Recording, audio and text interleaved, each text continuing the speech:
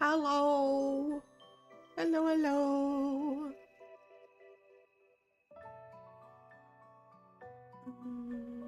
Mwah. Hello. Let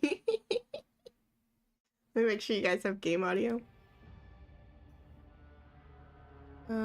Tell me as always if it's too loud. I think last time the game audio for this was like really low. So I want to make sure you guys can hear it.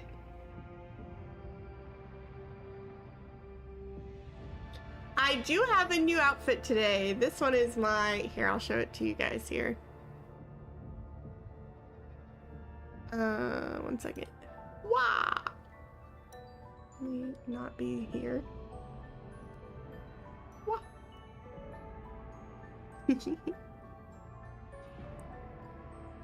Make sure it's not showing you. I hate whatever OBS did that's like making all my audios be on every freaking page. It's driving me crazy. But this is my newest new outfit. This is the techwear outfit. It's one of the new ones that the Prism model got.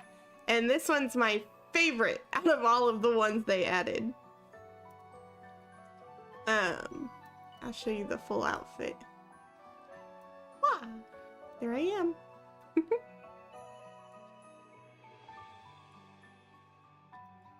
But this one is like, I had so much fun designing this one and like choosing how I wanted it to be.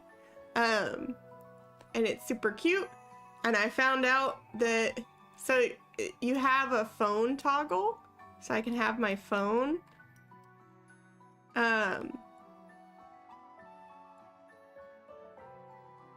And that's really cool, but if you accidentally toggle it and your microphone at the same time, one second, I'll show you. Oh god, wait, I might have broken it. No? Okay. If you toggle the phone and the microphone, it breaks it breaks your arm. So there's some fun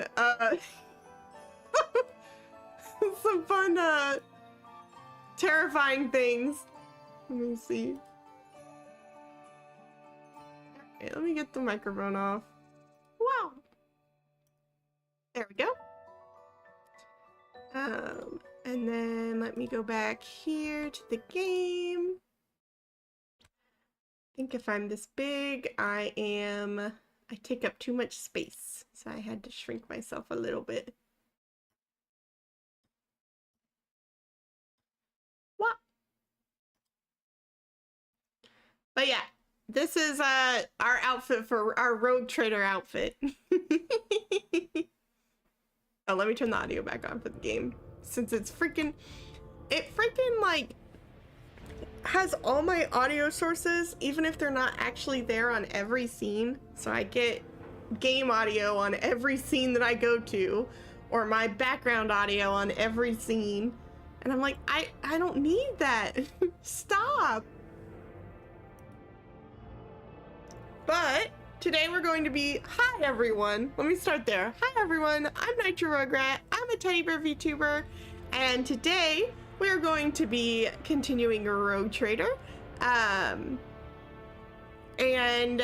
this is only our second stream of Rogue Trader. So the first stream we did kind of the like, what's the word for it? The prologue. It kind of introduces you to how fighting works and interacting with people and doing skill tests and all that sort of stuff. And kind of gives you a brief overview of like what a Rogue Trader is, a little bit. We're gonna keep learning as we go through it. And also what, let me touch my mic and make a bunch of mic sounds. It makes you kind of like, it like teaches you, it gives you an introduction. And so now we're going into, I think, officially Act 1. And this is going to be where we meet the rest of our crew. And get kind of an introduction of how to visit planets and what consequences to actions are and stuff like that. And hi Mira, and thank you I'm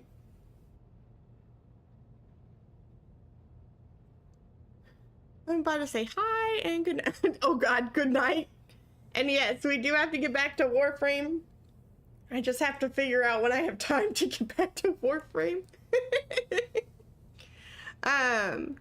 But let's get into it. So I think last we left off, I had met all of my remaining crew, and we had translated out of the warp, and they basically said, we need more people. We need a tech priest who can help fix the ship, and we need a navigator so that we can actually leave the warp. And until we find those three things, we can't leave. Plus, also, the whole reason we're in this system at all is because our previous rogue trader and the captain of the ship, Theodora von Valancius, she had been given a task by an inquisitor to come here and assist that inquisitor's agent. So it's fun. Oh, I see. Okay, I'll reach out to you. Go to bed, silly.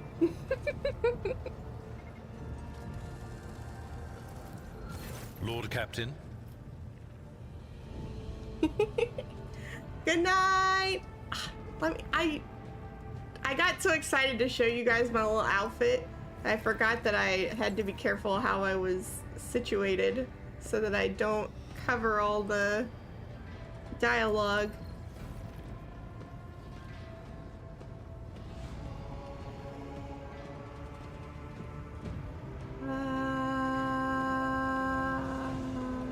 I'll put myself here. Okay. Upload greets you with customary courtesy, but make sure to scan you from head to toe with his scrutinizing gaze. Let's talk about things that may be useful to me as a rogue trader. A noble aspiration, Lord Captain. I am ready to acquaint you with all the particulars that interest you. So, outline the situation in the Coronis Expanse for me. What do I need to know and keep in mind? So this is like the corner of the galaxy that we're kind of operating in. It's called the Coronis Expanse. This is a topic for an official briefing, not a casual conversation. But I will try to answer succinctly. And if you permit, in my own words, the Coronis Expanse is considerably removed from the heart of the Imperium. This means that local warp routes become useless within months.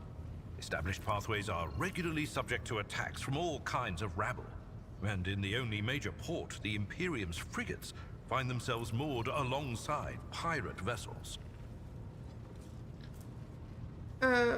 So when we played the Inquisition game, it talked about all these like warp storms and things that they were worried about and trying to fix.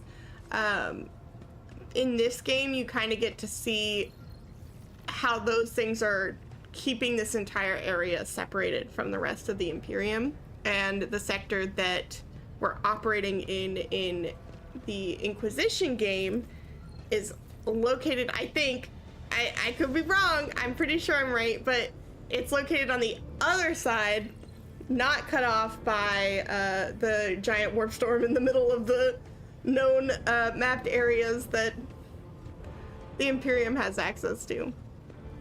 I could be wrong, but I think I'm right. But Until eventually, recently, the Coronis Expanse could hardly have been called a region of the Imperium. The situation has changed with the arrival of the Lord Inquisitor, but not by much. This place operates under its own rules, you see. More radical, so to speak. But ones that allow for a non-standard approach where there is a promise of victory. The Coronis Expanse is considered rogue trader territory for a reason.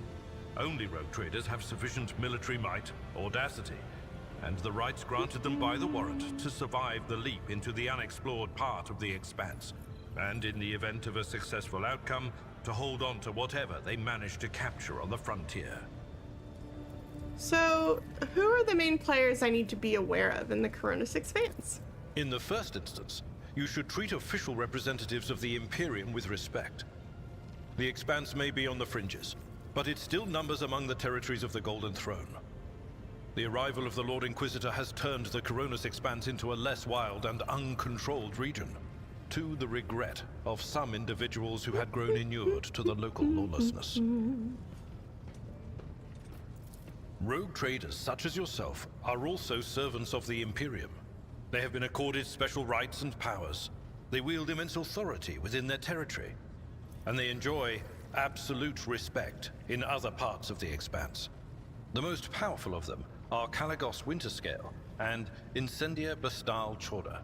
Tread carefully when dealing with either of them. If we are to speak of unclaimed territory, which is what Footfall is, among the scum that dwells on that handful of asteroids, there are 3 factions that wield considerable influence in the sector. The first is the Kazbalaka Mission, organized crime in its most primitive form. It holds sway over the Liege of Footfall and has links to rogue trader Winterscale.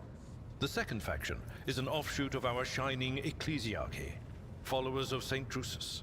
They are actively building their forces and hold influence over rogue trader Chorda. And finally, the third faction, the Explorators, a wing of the Adeptus Mechanicus. They are willing to die and kill for the secrets of the ancient technological heresies that are hidden among the stars of the Coronis Expanse. Bum, bum. So we're gonna do something I've never done before, so you gotta give me a second to figure out how to do it. I'm going to actually, while we're still learning about stuff, I'm gonna set up a poll that shows us how, not shows us, but allows you guys to choose which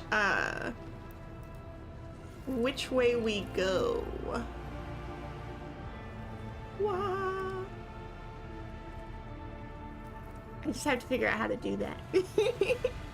So this way you'll be able to choose which planet we go to first. And the way that this works is we have 3 planets that we can choose from, 3 places that we can go. And we're about to be able to see them, but I'm gonna make the poll first.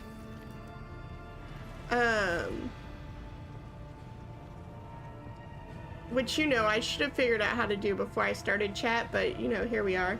I think it's here. Manage poll. Create a new poll. Where are we going first? So, depending on which planet we choose, different things will be locked off in the other areas, and it will kind of change how the story progresses.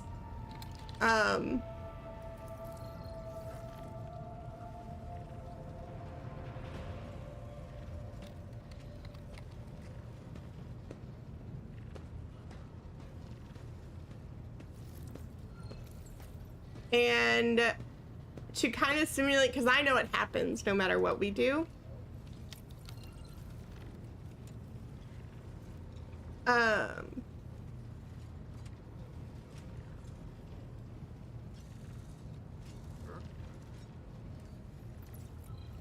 Okay, I think I did it. I think I did it.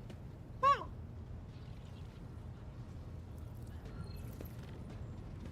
Okay, so now we have a poll up, and if this way you guys can choose which way we go. Assuming there's people here.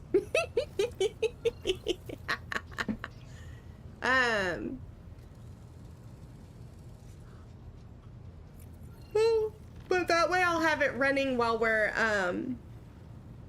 kind of learning the we're kind of still in that, like, this is what the area is and who all the people are phase. So Abelard has a lot to tell us about the area and, like, stuff we should know. So while that's happening, I'll have the poll up so that we're not waiting once we're actually at the choosing point, so to speak. Kunrad, our previous master of whispers, what can you tell me about his betrayal? And what do you think he'll do next?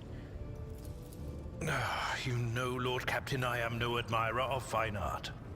But when we next find ourselves in a civilized port, with time to spare, I will promptly find an artist and commission a portrait of the individual to whom you refer, with a hole between the eyes. Conrad Voigtveer. That he committed his treachery and escaped with his life was an unforgivable oversight. Yeah, and that's your fault.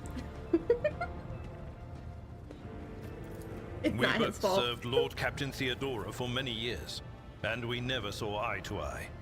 He was brash. He was never afraid of assuming responsibility, and he willingly took on difficult tasks. I am loath to admit it, but the von Valacius Protectorate continues to reap the fruits of his labors to this day. His service always garnered my respect. But everything else about him made me want to wring the neck of that two-faced snake. If you are taking comfort in the thought that we will hear no more of Conrad, prepare to be disappointed. You thwarted his plans, his meticulously plotted and nurtured treachery. He is sure to attempt to strike at you, and he will use his contacts and knowledge of the Protectorate to do so. The only question, Lord Captain, is whether you will be able to anticipate his next steps. Abelard. I'm thinking about it. I'm gonna make myself a little bit bigger because I'm gonna read every option I choose on here anyways to you guys. So I think I can afford to be a bit bigger here. Because I'm gonna tell you all my options and which one I choose no matter what I do. So this way you'll kind of get, you'll get both. Sparky! Hi! Hi, hi. Hello.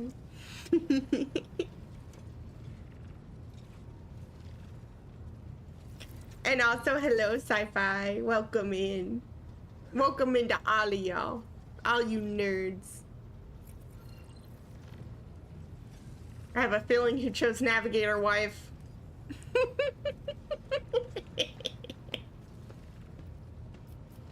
This is all for now. As you wish, Lord Captain. So I'd like to know more about my Seneschal.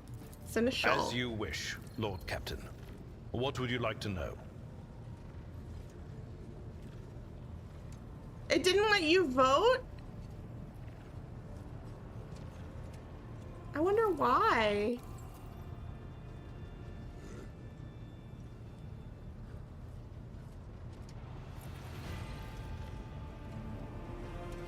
Oh.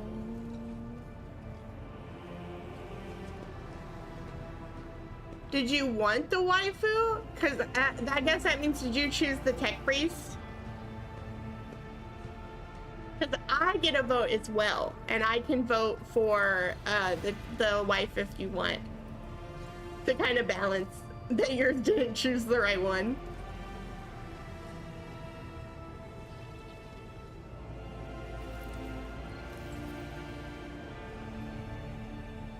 Yeah, that's fine.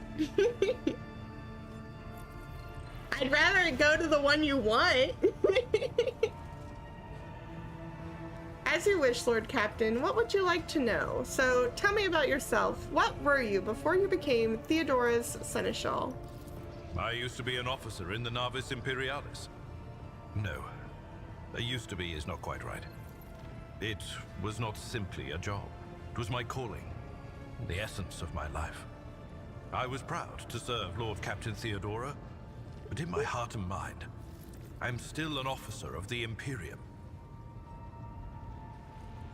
This is our old man. We love Abelard in this house.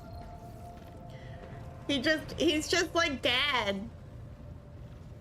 He's just the dad character. I love him. I met Lord Captain Theodora on a mission where the Imperial Navy was providing reinforcement to the rogue traders' army on one of the frontier worlds. Our acquaintance was not easy. Working with people outside the Navy hierarchy has never been my strong suit. It was to my great surprise then, that after the mission's completion, I received a referral to leave my service in the Navy and join the rogue trader's personal council. What? It was a difficult choice for me. But I saw in the offer a chance to serve the interests of humanity even more effectively than in the Navis Imperialis. You do not need me to tell you just how remarkable a person Lord Captain Theodora was. I recognized her at once as a true leader and formidable creative force. One who had built a protectorate amidst the dangers and wildness of the Expanse.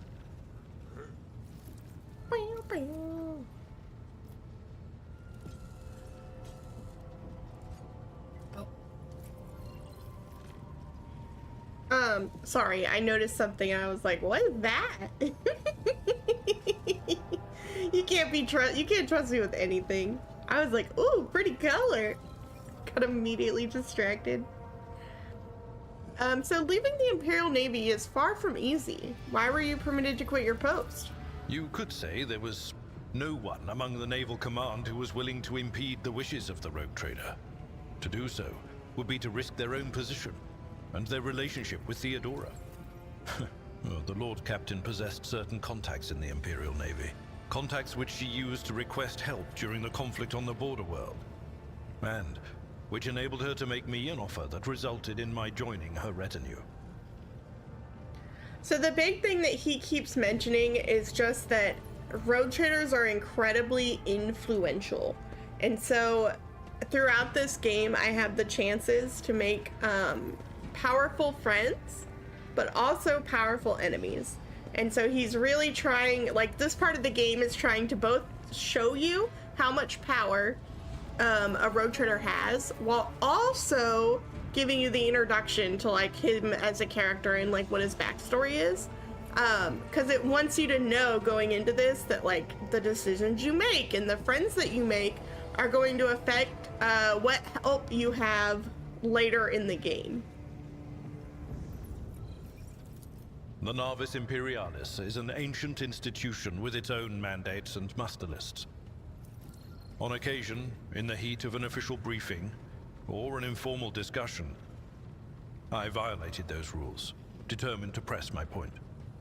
It is challenging to choose the words to accurately express my opinion on a situation or the actions of others that do not sound overly scathing or confrontational. Many in command were inclined to view my manner of speaking as unbefitting a person of my rank. So I can ask, the way you talk about Theodora, I'm beginning to think you were in love with her. I know the answer to this, but I'm gonna let you guys see what he says. I'm only gonna... What? Lord Captain, feel a any little allegations bad. of improper feelings or unsanctioned relations are utterly baseless and bordering on the insulting. Utterly baseless. I feel bad asking it, and you'll see why later. So do you have a family? Hey man, you got kids? I am a widower. I am a father of 4, and if my information is not outdated, a grandfather of 11. My family lives on Dargonus. None of my children express any eagerness or aptitude for serving aboard ship, and I would hardly have insisted that they follow in my footsteps. So this is why I was really nervous to choose the previous question to insinuate that he might have been in love with the Lord Captain, because he's a widower with kids and grandchildren, and I'm literally like, hey, so were you into the previous Lord Captain? And it's like, no, his previous wife died. Thank you. I have no more questions. Of course. Okay, so the poll has ended, and we're gonna go see our navigator wife first, and then I'll use this works out, so words, English, come on, Nitro. We'll go see the navigator wife first, then we'll go see our tech bro, and then we will go to, prison. First we'll meet our wife, and then our tech bro, and then prison. My favorite. And that's an order I've never done before, so it'll be fun. Of course. You may call me by my first name if you wish. I thank you for the honor, but I must decline. As a former military officer, I believe in the importance of order in all things, including the chain of command. You are the Lord Captain, my direct superior. I am not prepared to address you in any way other than as regulation dictates. Okay. Okay, fine. I must take my leave until next time, Seneschal. Okay, so that's Abelard. The other person that we can talk to is, I believe she is actually over here. We can talk to Idira, who was the psyker, who was just a little crazy. So the tall, middle-aged woman stares straight ahead, her eyes vacant as she rubs the implant at her temple. Her collar is undone, and one of the clasps is on the verge of falling off. Sensing your presence, Idira turns her head towards you and offers you a crooked smile, even as her eyes look right through you. Idira, about your abilities. What are you talking about, Lord Captain? Idira says this with noticeable effort. She focuses her eyes on you and had let out a nervous laugh. So you're a psyker. Psykers are only granted the right to live with the Emperor's blessing. Have you been to Terra? So this question, well, let's see what she says, and then I'll explain why I asked this question. Look, Lady Theodora couldn't care less if some eggheads measured my brains or not. It's not about the seal on your forehead, get it? It's about what's in your gut, if it's rotten or not. My gut's stronger than the adamantine on this here ship, and my implants are better than the ones they put in you on your Terra. If they weren't, I wouldn't have lived as long as I have. So basically, the way that psychers work is they send out, you have to go to Terra to be sanctioned. And if you don't go to Terra to be sanctioned, basically where they decide whether you're like good enough or not to be,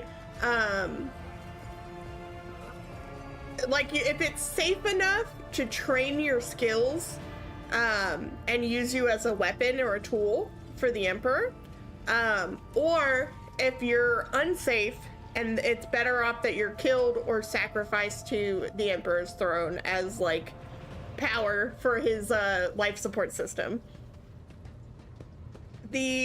What Idira is saying here, so basically what I asked Idira is, have you been to Terra to be sanctioned? And her response was no. I didn't need all that. I'm good without, thanks. And Theodora didn't care. And so if I was really dogmatic, like a true emperor ass kisser, that would be heresy. And I could rightfully say,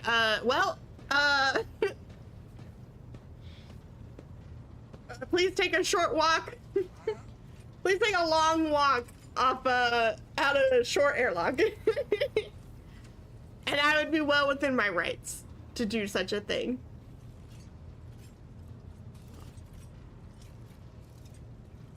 So where do you come from? Lyra, an outlying world in the Heathen Stars region. In the Coronis Expanse, the deeper you go, the less visible the Astronomicon gets, and the less people know about the Imperium. The arrival of a rogue trader is the best thing that can happen to a world like that. The very best.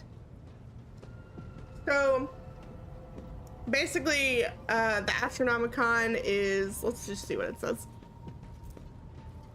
So this is what the navigators use to align themselves. It's like the Northern Star. But it's a beacon over Terra that the Emperor keeps lit, and this is how navigators are able to navigate through the warp and get ships safely through certain areas, along with like star charts and routes and stuff that they know.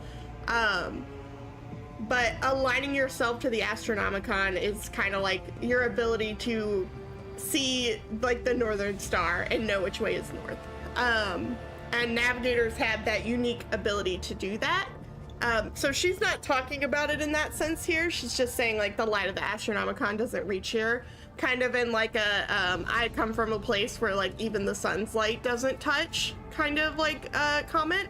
But this would be a in this lore, that's how you would say that.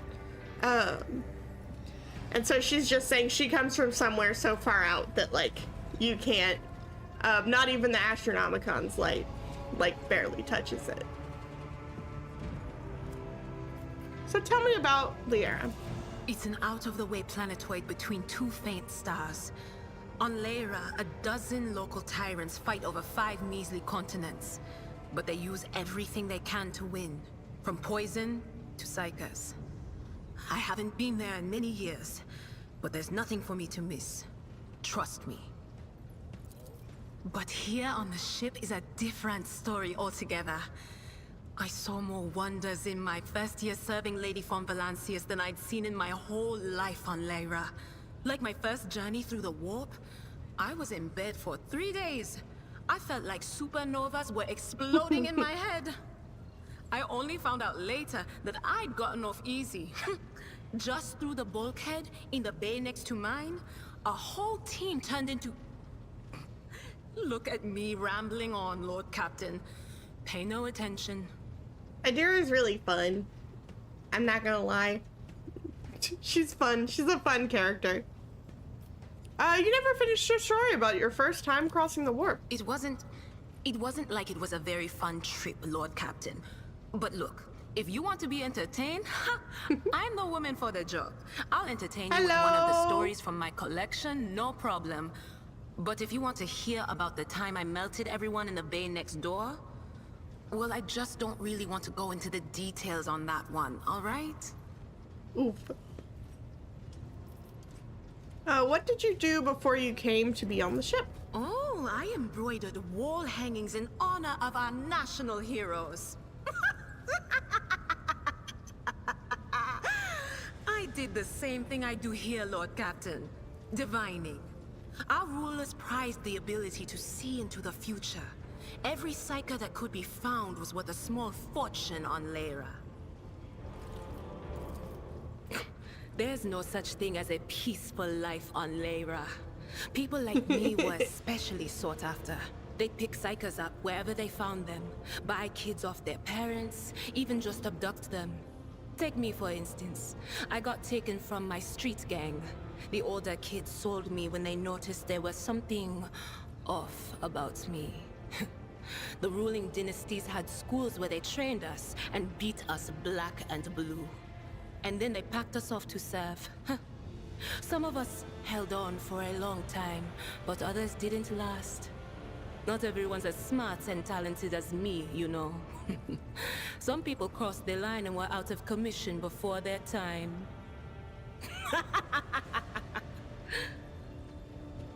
Yeah, going live tweets are becoming harder and harder to get on people's timelines, because Twitter has updated so much of their like algorithm to be just like abysmal. Like, if you mention anything that's like convincing the algorithm you're trying to get people to leave the website, it's over for you. And so sometimes I'll put like links, and sometimes I'll say directly Twitch or YouTube, and those tweets are like gone. And sometimes I do the one like I did today where I was just like, I'll be playing game. And that's it.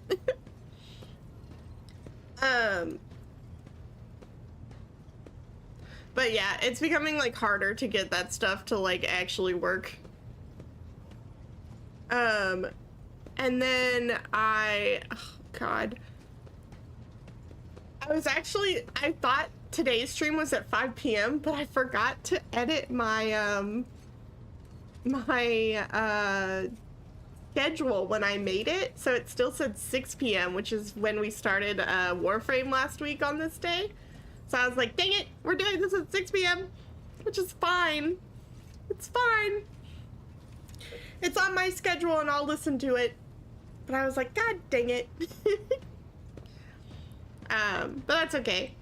I don't sleep anyways.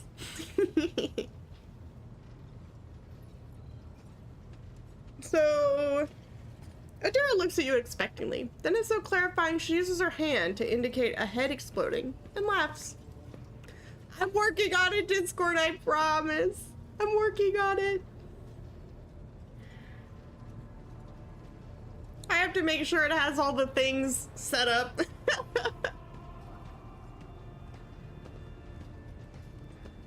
But I've also, oh God, I'm doing, I've signed myself up to lead the birthday project for my Oshi this year.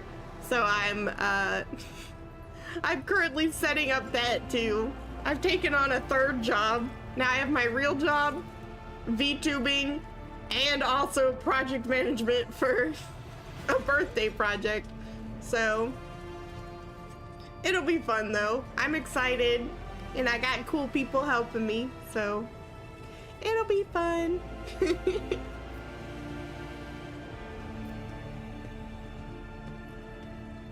I'll never take a break. Hopefully I get this to work out and then I can quit one of my jobs.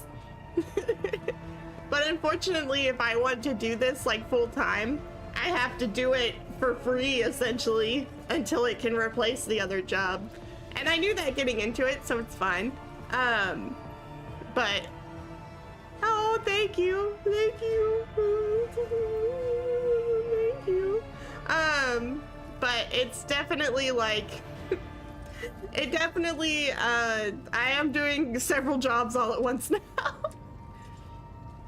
It gives me no downtime, I think, which should be a bad thing, but is hopefully going to be fun. So but this month is gonna be crazy as I set everything up. So but I'm gonna make a Discord, I promise. I'll make a Discord and it'll have going live notifications. I promise, I promise.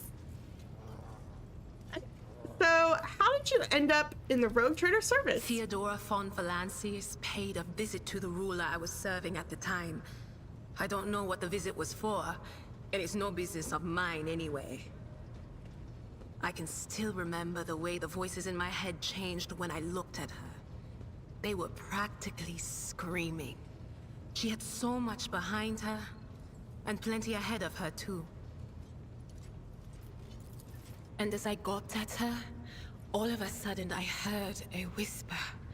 A hint, a suggestion, nothing more. But I know the difference between idle chatter and a real threat. I seized my chance and approached Theodora. I managed to whisper a couple of words in her ear before the wardens dragged me away. They beat me and locked me up. No wonder. It wasn't my place to converse with outsiders. And then, Theodora's people came for me. They broke down the wall, butchered the guards. Also, I could tell them my warning in full. So, I said the rest, but I didn't want to go back to my old life. And so, I entered the service of the von Valancius dynasty. Adira is like, Adira's Oshi is Theodora von Valancius. She fucking loved that lady. Have you ever been off the ship? A few times. Not many. And if I think about it, why would I want to? I've got everything I need here. All the whispers I hear are familiar ones. They almost feel like family. And if I want to hear about the nightmares off the ship, I can, after some Amisec. But don't go getting the wrong idea. If I have to, I'll follow you to the edge of the galaxy. These games are very wordy. It's like really fun from like a lore standpoint, but I will say everyone's going to notice really quickly how yappy everyone is and how much they have to say. This is like a visual novel on steroids.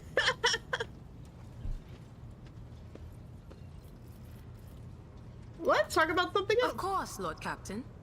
They do until they don't. Like, I don't remember when, like, last time, but they were talking, like, constantly.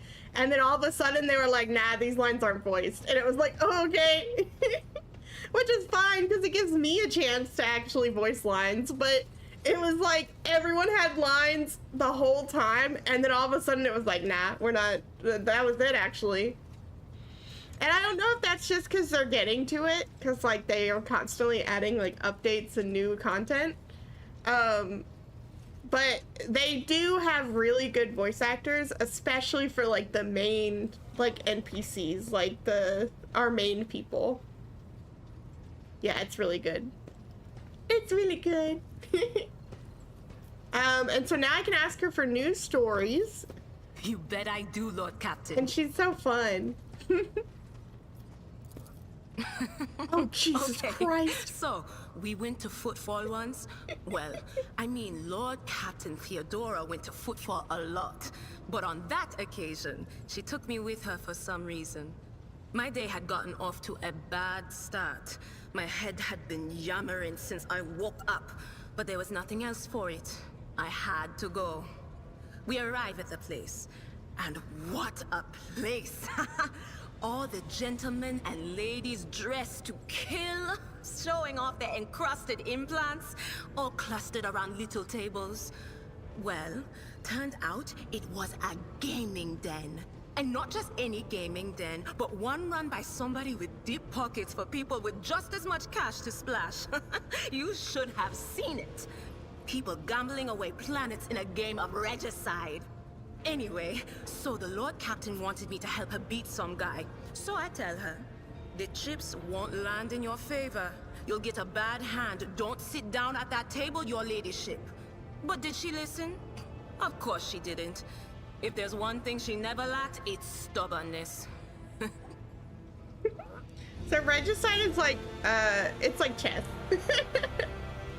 And yeah, when I played through this game by myself, I definitely did lots of skimming. There were some times where I was like, I'm not reading all that. And like you said, I'm glad there's like voice lines, so I can like, oh, okay, you're gonna tell this to me, and I can zone out a little bit. That's my job. I'm reading all the things that don't have voice lines, so you guys don't have to read. So they sat down and the cards were dealt. I'm hovering around like I'm not involved, but I'm keeping my eye on things. And everything in my head keeps getting louder and louder. Anyway, it's a good thing I realized in time that my mind wasn't going haywire over a losing hand, but something else. I made some excuse to drag the Lord Captain up from the table and took her away from that place. And a few minutes later, the room where we'd been... It turned out some wise guy had the same bright idea to bring a pet psyker along with him. One of those ones who just scuttle around in Footfall's underbelly. And the psyker just freaked out, I guess. After all the commotion, people went to see what happened in the room. And they'd all gone for each other's throats. Literally. With teeth. And I think they completely detached that asteroid from Footfall and pushed it off into open space so it would head off toward the local star.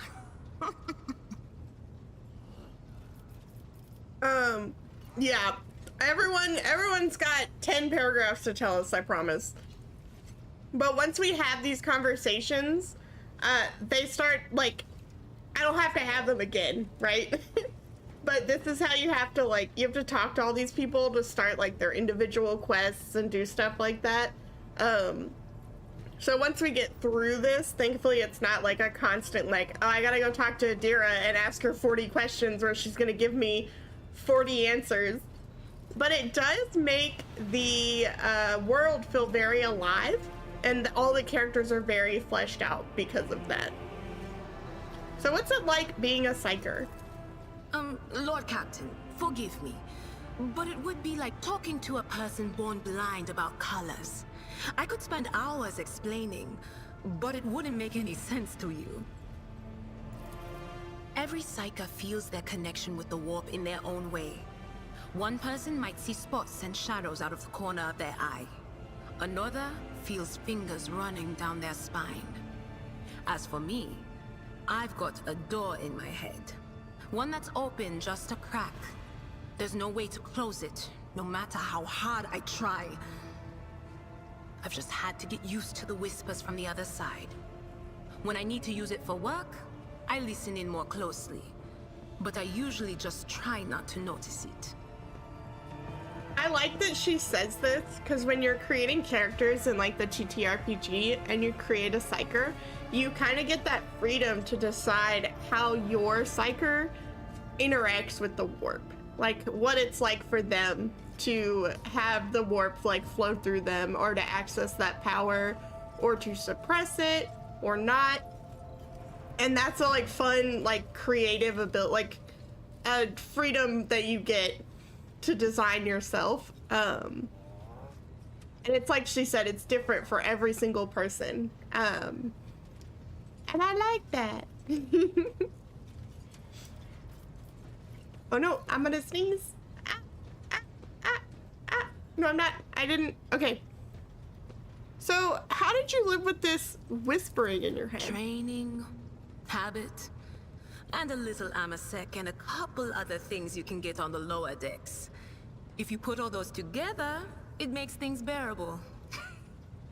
Sometimes I even wonder if I'm imagining half the voices I hear. You know, when life on board gets a little boring. Better than listening to the living, anyhow. So what would happen if your door burst open? Well, if the door opens, that means somebody's planning to come in, right? But screw them. They're not coming through. Trust me. I know how to keep my valuable head locked up tight. Aren't you afraid of losing control? Only losers who are afraid of their own gift lose control. Or idiots who never figure out what they are before it's too late. Or little kids who want to play around with their shiny new toy. If you don't know the limits of your abilities, or you're always bouncing around in your own head, that's a recipe for disaster. Can you see my future? All right. That's what I'm here for, after all. So, I'm just going to lean on that door in my head a little more, prick up my ears, and listen to what the warp's got to say about you. If you'll allow it, I can listen right now. I like how I'm just like, sure! Sure! Exclamation point. Dude, listen right on into my future. All right, let's hear what they're whispering about you. Adira laughs, rubs her hands together, and suddenly freezes with a vacant smile on her face. Her head slightly tilted. You feel goosebumps appear on your skin, and your collar begins to waver ever so slightly, as if moved by a breeze from a half-open door. Seek not on firm ground, but in a golden hall suspended in the void. There waits a child without kin, but with a name blind to truth. She draws the brush across the canvas and does not notice that her palette is full not of paint, but of blood. And with each smear, this well does not deplete, but fills and fills up to the brim. One thing is clear. When this vessel overflows, none will remain unstained. Among the blind men and false prophets, a red-robed sage seeks the answer to a question. He does not know that it is not the answer he must seek, but the question that will draw everything into focus. Will you help him, rogue trader? But mark that sometimes ignorance is sweeter than oblivion.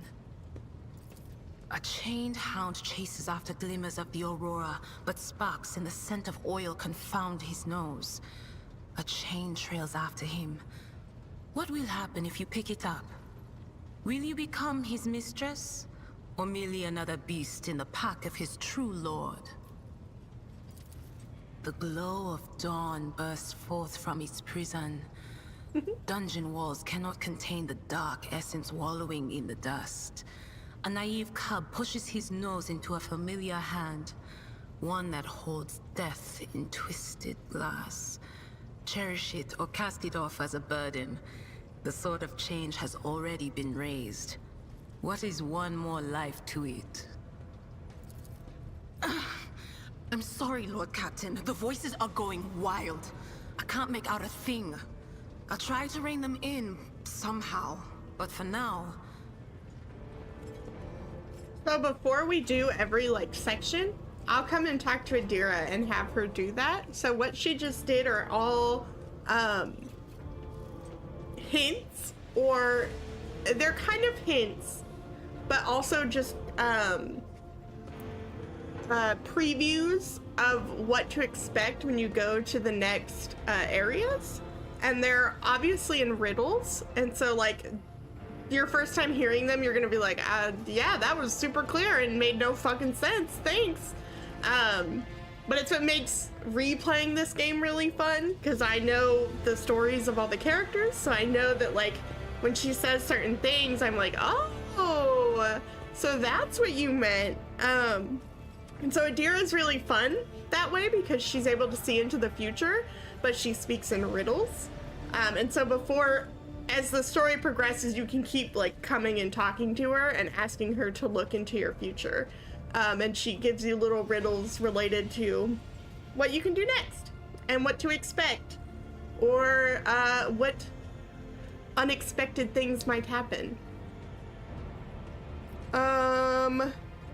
I think this is the same, but let's see. All right, let's hear what they're whispering about you. Adira laughs, rubs her. Oh, this is, yeah, I think this is the same. Yeah, she can't tell me anything different. The voices are going wild. I can't make out a thing. I'll try to rein them in, somehow. But for now... So, did you know Theodora von Valencia as well? None of the officers knew the Lord Captain well. Not even Abelard, and she was always closer to him than anyone else. She told me from the off if I ever listened to anything in the warp about her without her permission, I'd be going out through the airlock. I'm not an idiot, so I never stuck my nose where it didn't belong. Only when I was asked. It's hard to wrap my head around the fact that she's gone. Lady von Valancius gave me everything I have. She opened the stars to me and the paths between them. I still think I can hear her voice. That's an important tool for later. Things are strained between you and Argenta, isn't that right? The little sister is afflicted with her own set of voices. Ones that whisper to her about corruption and heresy. The silly girl doesn't realize that if she wants to find the source, she needs to start by looking in her own head. So Argenta was our sister of battle.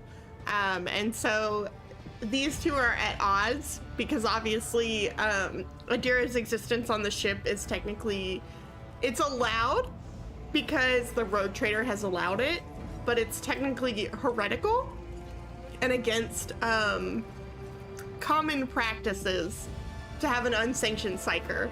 And so Argenta and Adira clash because of this.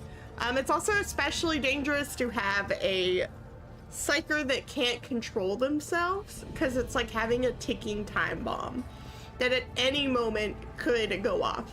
And she talked about the door in her head where something could possibly go through, and she's like, well, I would never let that happen. But the reality is, if that happened, something could come through like a demon and take over her body and cause a lot of damage. So I must take my leave. Of course. Thanks, bye. Always at your service, whenever you need me.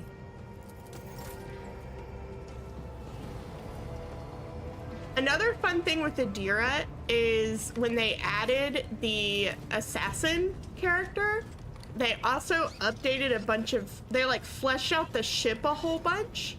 and added a bunch of like ship NPCs to like make your ship seem more like its own like character in a way.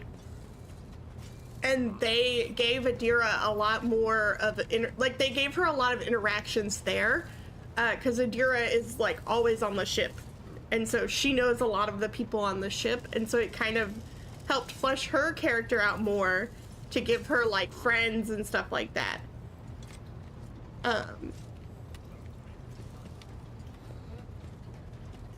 It just means every time they add a new character, you have to replay this whole freaking game to see how they all interact with each other, though. And last, we'll talk to Argenta, and then we'll move on. Trader. Sister Argenta looks tired. There are dark circles under her eyes. Her hair is somewhat disheveled. She moves like she's a little on edge. You said you had a personal request for me? I indeed have a request, Rogue Trader. The accursed servants of Chaos who assaulted this ship took the lives of your loyal crew members, and they orphaned many children, including the progeny of the brave officers who defended their posts until the bitter end. I don't know what customary practices there are for cases like this in Von Valancia's territory, but in the world I'm familiar with, the children of such brave souls could expect to receive some special consideration. Perhaps the Rogue Trader could meet with the orphans? I'm meeting orphans! So I can say, what good would meeting them do? Fuck the orphans. I can say, make arrangements for a meeting worthy of a Rogue Trader. I will address the orphans with a speech. I will meet with them. No formalities needed. These are the children of people who gave their lives for the Von Valancia's dynasty. My considerations is the least that they deserve.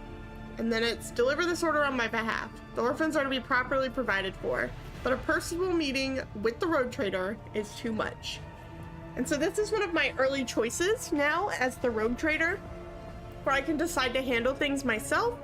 I can decide how I handle them, whether I'm kind of like an asshole or like super like dogmatic or like very strict or high and mighty rich person nobility type. I believe the nitro we made was a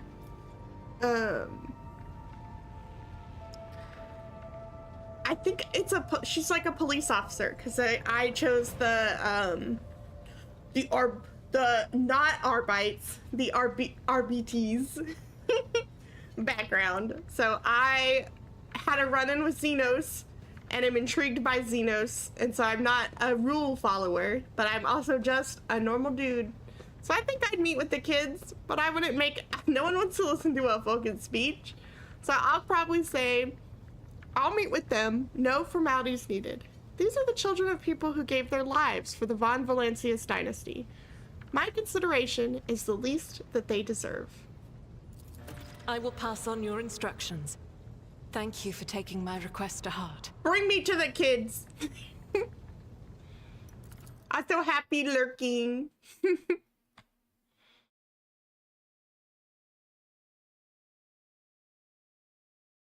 Bow, bow, bow.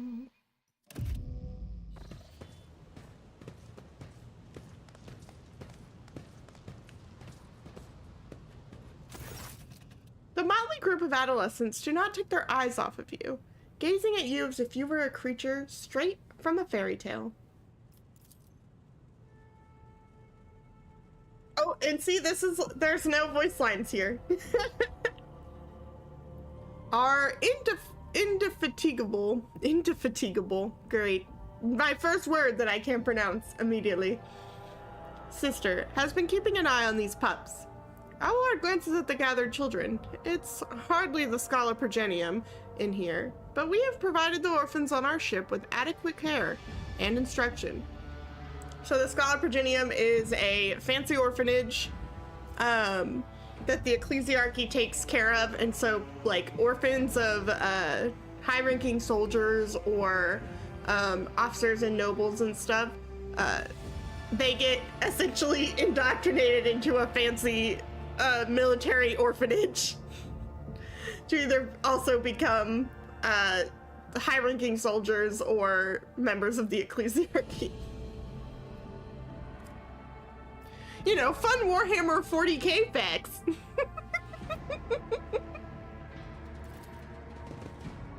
Argenta is standing to the side of the group. At your approach, she perks up and announces, her voice ringing.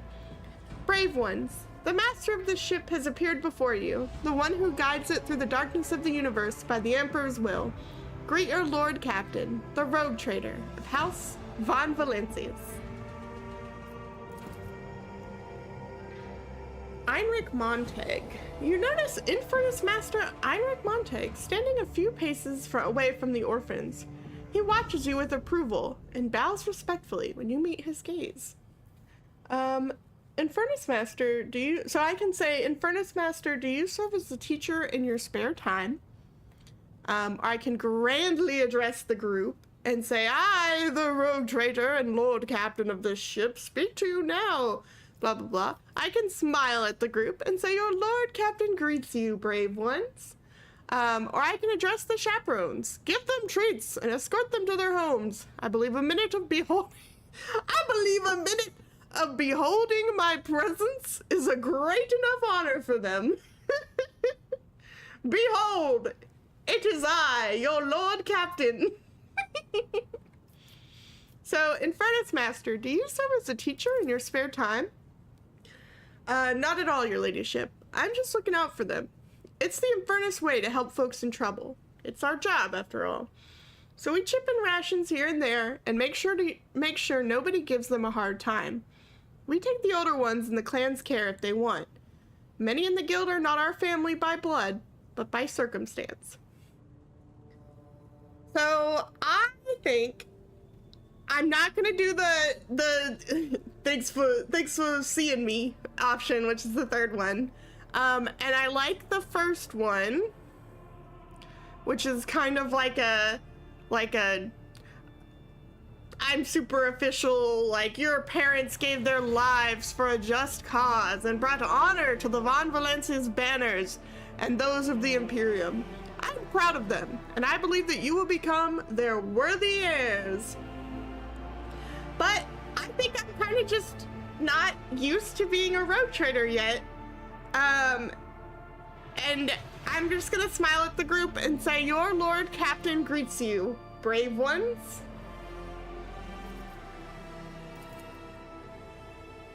The teenagers keep staring at you. A girl who has remained close to Argenta smiles uncertainly. A skinny pale lad tries to throw his shoulders back and stand at attention like a soldier. Only a few teenagers at the far end of the row seem sullen and not particularly impressed. One of the scowling visitors, with a thin scar across his face, tosses his head back and says bitterly, "So what? Why should we care? Our friends and parents died in their dozens for you noble lot, and you just give us speeches." Argenta quickly turns to the boy. A flurry of emotions flashes in her dark eyes, like she wants both to calm him and scold him for his impudence. So I can either say, hey, these kids, they fucking suck. Their comportment leaves much to be desired. I hope they will be molded into worthy servants of the House Von Valencians. This audience is over. Oh, excuse me. Oh my goodness. Jesus Christ. Sorry. Address the chaperones. I can punish the troublemaker and put the rest back in their base. This audience is over. So I can essentially have like a what the fuck reaction and be like cruel to these kids, which is within my right as a rogue trader. I can say you offended me, fuck off. I can address the Infernus Master and say, since you are so concerned about the orphans, they are henceforth your clan. It falls to you to teach them the meaning of what their parents fought and died for. Or I can address the group and say, if you have anything to say them without fear. I will listen. Or I can ignore the interruption and say, rest assured, you won't be abandoned. You will be taken care of. I'm gonna address the group And I'm gonna say, if you have anything to say them without fear. I will listen. For 2 reasons.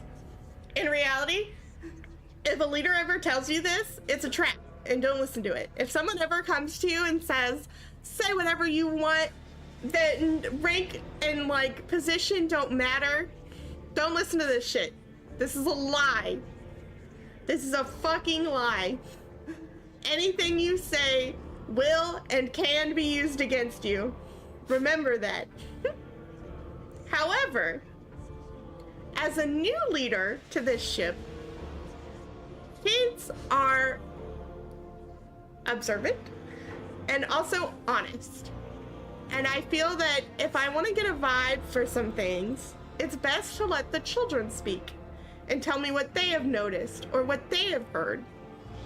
And that's why I'm choosing this one. Because it is a trap. It's a trap. I want to hear what they have to say. I also care, I care that they're sad that their parents died or whatever, but I am also trying to trap them into telling me things. I'm not going to punish them for it, but that is why I'm choosing that option. So I'm going to say, if you have anything to say them without fear, and I will listen. The boy smiles grimly. It doesn't matter what we say. It won't bring our parents back. And it won't change our fates either. We'll keep slaving away on this ship until we drop and die like our folks. Or worse. So I can say I understand your grief and dismay. Your parents died. It's not an easy thing to go through. But they gave their lives for the truth. For the good of the whole ship. For the Imperium. Do not speak of their honorable fate with anger and disdain. And then, when the heretics who killed your parents, these are all my options. When the heretics who killed your parents attacked the ship, I was there.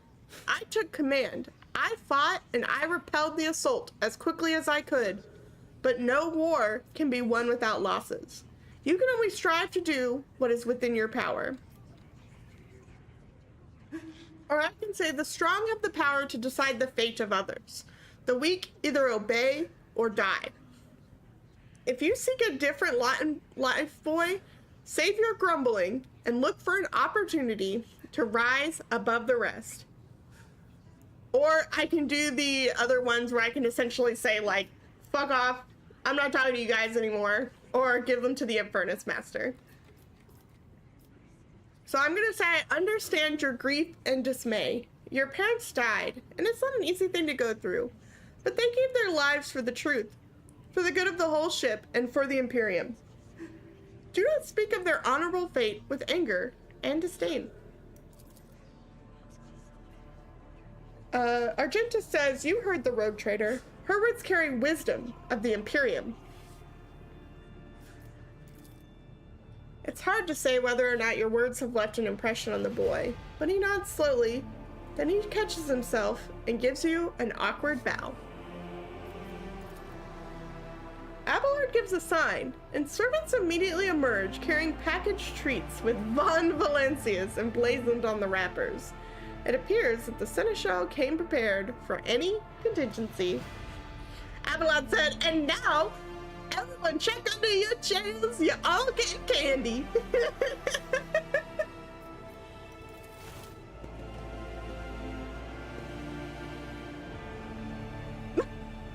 Love the animation of them throwing candy out to the kids. Please, children, do not cry for your parents' death. I come bearing candy.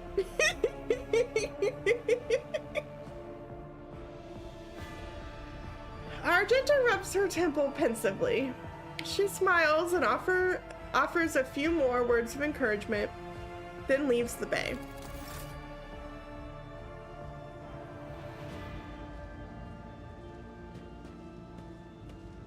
Okay, bye. Argenta will remember that. Ding.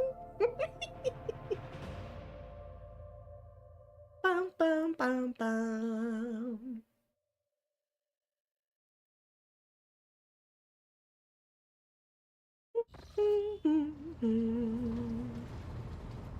All right, let's go talk to Argenta and finish our conversation. And then, Jesus Christ, over an hour later, we'll Greetings. finally actually get into it. But this is what I mean, where there's parts of this game that take a hot minute. And obviously, like, if you were playing by yourself and didn't have, like, me going off on a tangent here and there about something else, or talking to you like I am now, you could get through this game a lot faster than we will together. But I'm also making sure that, like, we look at everything. I want to show you everything. I want to explain, like, lore stuff to you. Because I want people to be as excited about Warhammer as I am. And realize that it's not all Space Marine minis and war campaigns. I promise, it's not all painting minis. Even in stillness, Sister Argenta radiates energy. With her dark eyes shining and a slight blush to her cheeks, she is reciting a prayer, and she looks at you only once. She has spoken the final line. Nitro. Greetings. So tell me about the Adepta Sororitas. Gladly. There are none more faithful to the God Emperor than my sisters. We fight against his enemies by the will of the Holy Ecclesiarchy. I beg your pardon, Rogue Trader. Here I am talking about what every lesser noble in the Imperium knows. So what exactly are you interested in hearing about? So they say the Adepta Sororitas are the fiercest in their faith among the warriors of the Imperium. Is it true? It is. The Sisters of Battle are a fire lit by the God Emperor. They are the echo of his voice that travels through the dark expanses of the universe. We bring his wrath to heretics, mutants, and other enemies of humanity. We protect the faithful from the unholy and unhallowed. Sometimes with words, more often than not with a bolter. So are all sisters truly as faultless as you say? Even the novices of the Adepta Sororitas are drawn from among the most worthy. Those who have taken the vows and become a full-fledged sister are the best of the best, tested by trials of body and spirit. Yes, there have been cases when a sister stumbled or showed weakness, but do not expect to hear a story of depravity or downfall from me. Not the stumbling. There's your religious term of the day. Sometimes they might stumble in their faith. Each such occurrence is a great tragedy for us all. Light cannot bear the smallest speck of darkness within. And thus those who have trespassed or shown weakness of spirit are given a chance at redemption. They are called Sisters Repentia, and may the enemy tremble before her, for nothing can stop a Sister of Battle who yearns to be cleansed of fault and weakness. We would like to see, so the Sisters of Battle are obviously our, like, hot nun warrior ladies. The Sister Repentia are the least clothed. The way that they repent is by being almost naked. So Google search that at your own risk. How can you repent but with no clothes on? Duh.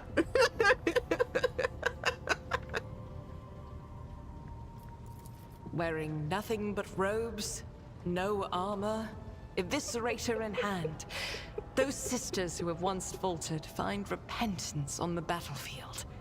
Their lives are seldom long, but a death in the name of purgation is a better fate than to live with a shadow in one's soul. They said, without armor and just with robes. They're just trying to redeem themselves and also show some leg. What order are you from? Once I had completed my novitiate, I was sent to the Calixian branch of the Order of Our Martyred Lady, assigned to the Order's Pronatus. The Order's mission is vital and noble. The Sisters Pronatus protect great relics of the Imperium. We guard them, preserve them, escort them when they are brought onto the battlefield or presented for pilgrims to venerate. And we seek out the relics that have been lost. Neither a coven of heretics nor the most wicked death world can deter Sisters Pronatus when their goal is to return a piece of the great legacy of the Imperium into the hands of the faithful.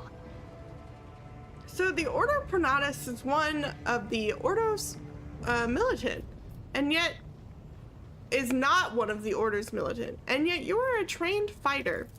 Don't let the name deceive you. The Order's Militant trains sisters to march onto the battlefield as an army. That does not make sisters who belong to the non-militant orders timid and helpless. Yeah, tell that to my freaking Sister of Battle character. She's helpless. She's not a real Sister of Battle, she's just in the, like, Ordos.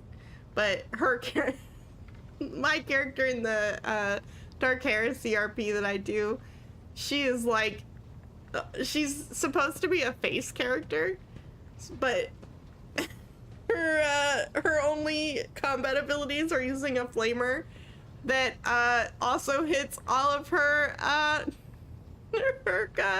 comrades.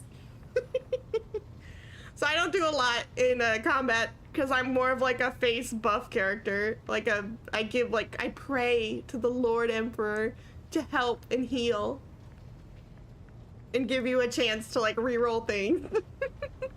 But she's so bad at combat. And boy, do I get in a lot of combat with her. Both the solace-bringing Sisters Hospitaller and the enlightened Sisters Dialogus know how to greet enemies of humanity. Their dialogue with heretics is usually quite short, with the last word being a bolter discharge. And my order has all the more reason to be known for the martial prowess of its sisters. We are the keepers of the Imperium's relics.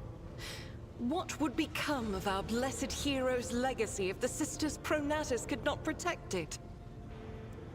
You said you belonged to the Calixan branch of your order. What brought you to the Coronis Expanse? The Order sent me to Footfall. My undertaking was to assist the local priesthood of Drusians in caring for a sacred reliquary that had been there since the time of Parsimus Duane, the station's founder. Are there any other Adeptus Sororitas in the Coronis Expanse? None that I'm aware of, but the Sisterhood's orders are many, and can operate independently of one another, sending their sisters wherever their presence is needed as deemed by the Ecclesiarchy.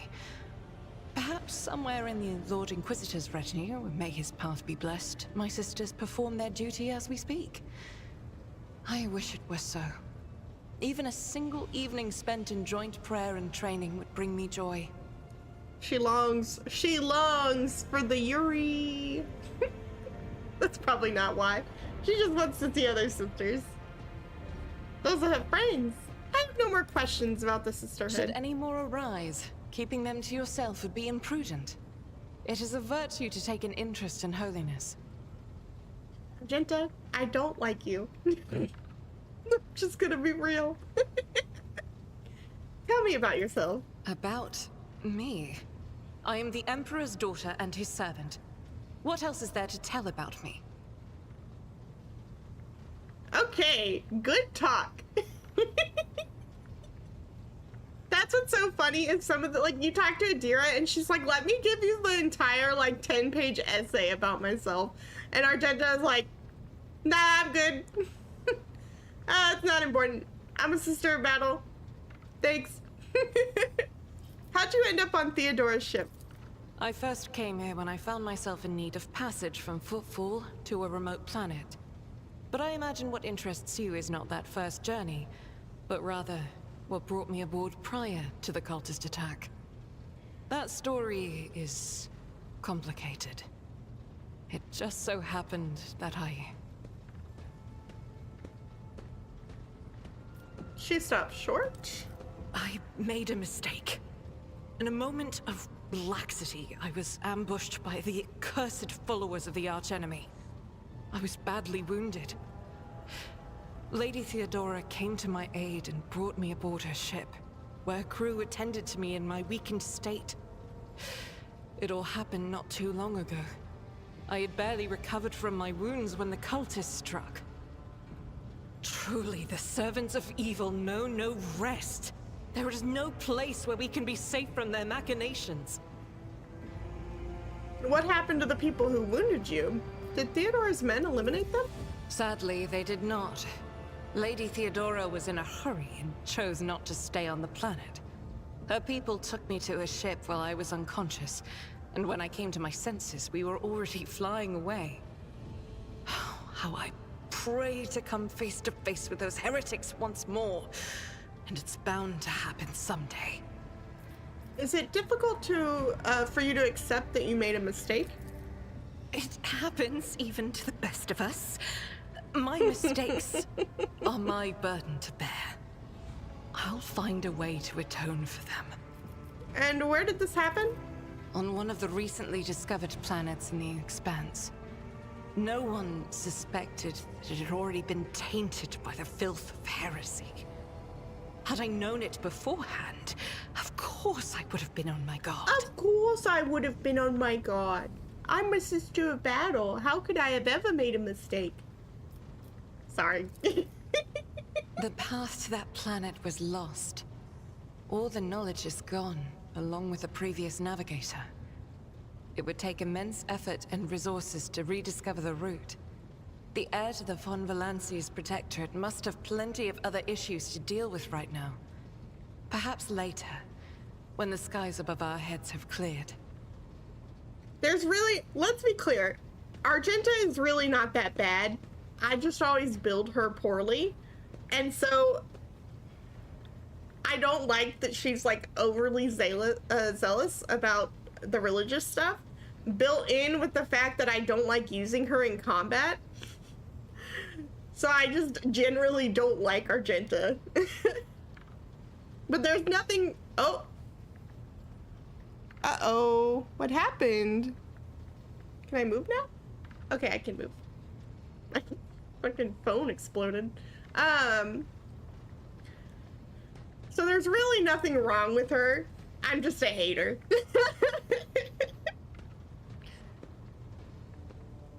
What was it like traveling on Theodora's ship? I hadn't been here that long. Just one journey from Footfall, and the other journey, the majority of which I spent in the confines of the medbay. I can't tell you much about the first voyage. I was more focused on prayers and ruminations than on the people around me, or the journey itself.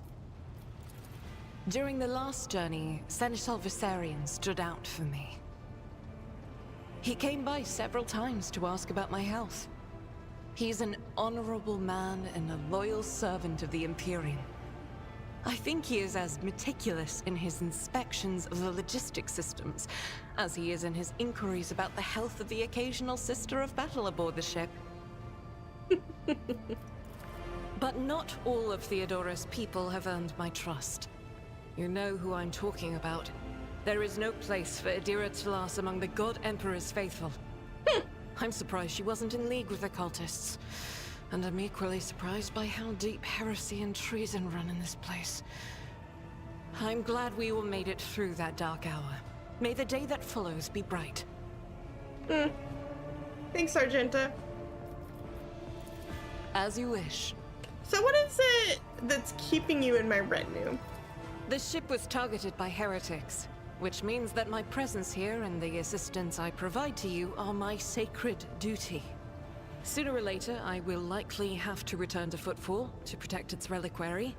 But for now, I wish to remain a part of the Rogue Trader's crew.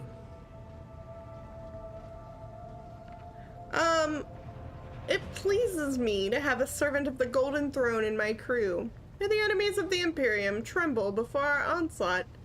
Or, I enjoy your company, Argenta. I hope that you remain in the crew and that the ship becomes your home. And I think the other two would probably be like, fuck off. So you might be of use to me, and so I have no problem with your presence. Or, I see no place for you on my ship. We will take you to Football, and that will be all. There's so many options all the time where it's just like, and anyways, bye. Goodbye, bye. Bye now. I don't want you here, bye. And some of them aren't just like, oh, I'll drop you off. Some of them are like, and then you die. And then I turn you over for death. Hope you like that.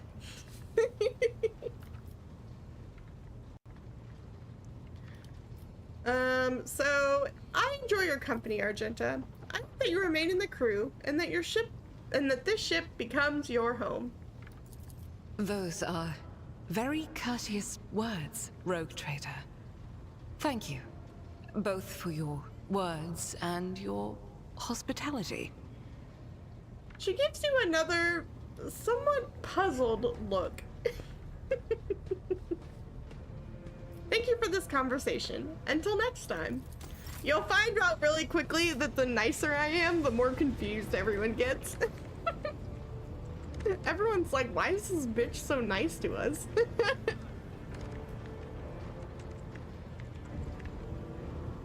Okay. Let's actually go meet our wife. The navigator wife. And I can do that by going here.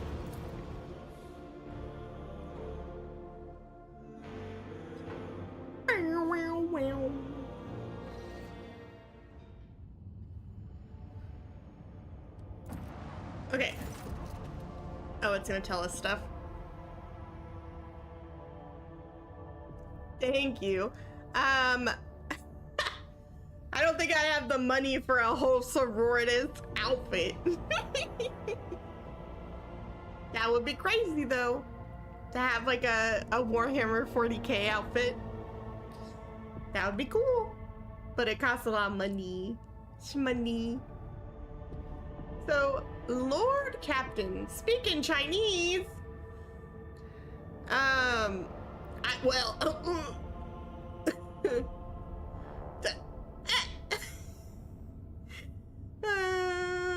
为什么你不喜欢我？我不知道怎么说。Rogue Trader the.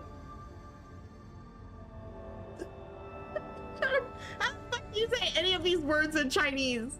Are you kidding me?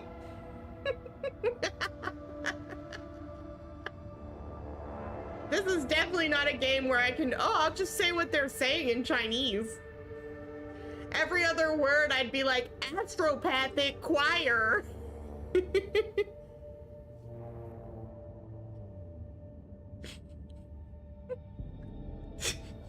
Fucking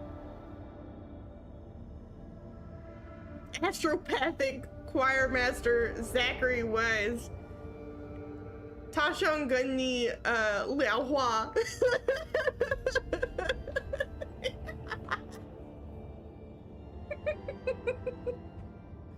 Oh, that'd be crazy. So Zachary Wise is asking to speak to you via a private channel. Continue. Greetings, your ladyship. I can report that the choir is listening tirelessly to the Immaterium in the hopes of picking up voices from the dynasty's ships or worlds. However, we have heard something horrifying instead. Amid the Immaterium's tumult, something is screaming. This scream is driving your choir mad. Until it stops, we have no hope of contacting any of the dynasty's worlds. It is coming from the Reichard system's astropathic station. I do not think we've been introduced.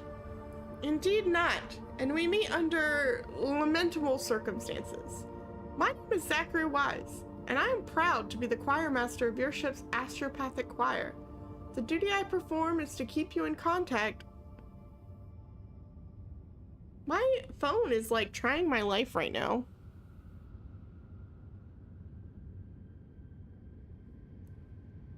I use my old iPhone to do like VTube Studio, and it's like trying to activate itself and like connect to the Wi-Fi, and I'm like, you don't need to do any of that.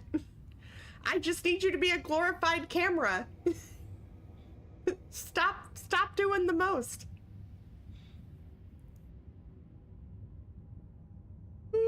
big yawn. Okay.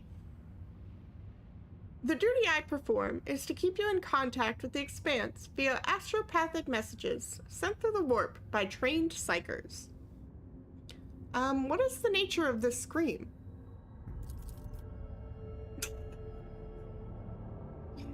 Goodbye, silly.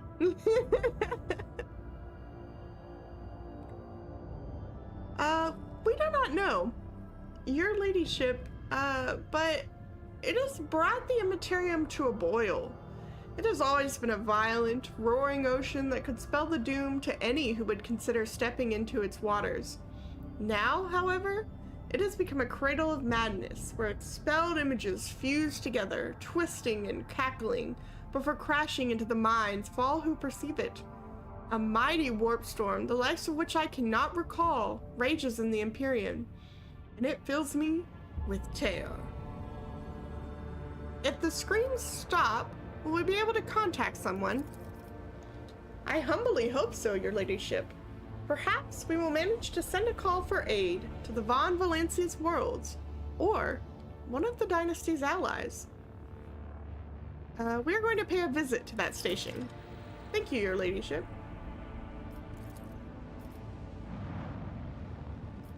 So, before I have us go meet the, go to the navigator station, we are going to go to this astropathic station. I don't believe it's a real place that we actually get off the ship and go to. And this was added. So when I made the freaking thing, I never considered there was gonna be another option. But I think this one, some of the planets you visit, you can get off the ship and like explore. Some of them, it's just talking points and like decision-making kind of things, where they're gonna have you like roll against stuff and make choices on how you want to proceed, etc., etc. And this is all new stuff that I haven't seen before. The astropathic station is dead ahead of the void ship. It is motionless. There is lifeless silence across its Vox frequencies. Its lights are out. Even those who have no warp sensitivity can feel the presence of death. It is here, lurking in the shadows. All of this. It is here, lurking in the shadows. Oh, it's just a sentence, okay. All of this makes reading the reports of the ship's astropaths, who claim to be hearing an incessant, ghostly howl emanating from the station, all the more disturbing. Contact the station by Vox. The station is not responding. Perhaps there is no one left who could respond. Deploy a scouting team. The enforcers offered their prayers and proceeded to enter the uncanny station. What they saw inside was monstrous. Astropaths upon their thrones, not quite here, not quite now, smudged, as it were, across time. Servants reliving their horrible deaths again and again, only to be reborn out of ashes and blood into more agony a moment later. The warp manifested itself here, twisting the very nature of existence. The main hall was covered in a crust of psychic ice. A green-robed, blind old man sat motionless upon a tall throne. He was quite literally embedded in the ice, yet he was still alive and screaming.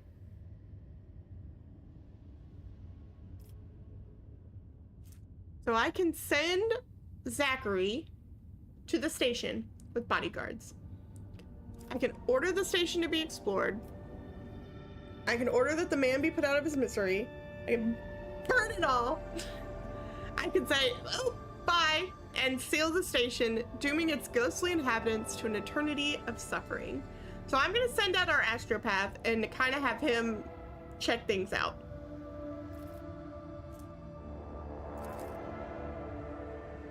Choir Master Wise boarded the station in person and proceeded to the choir's hall. He stood silently for hours in front of a man frozen in ice and held a telepathic conversation with him. Master Wise offered a prayer to the God Emperor, and the unfortunate man passed away. Upon returning to the ship, Wise reverently presented the Lord Captain with a grim trophy, the late choir master's amulet, taken from his frozen body after his death.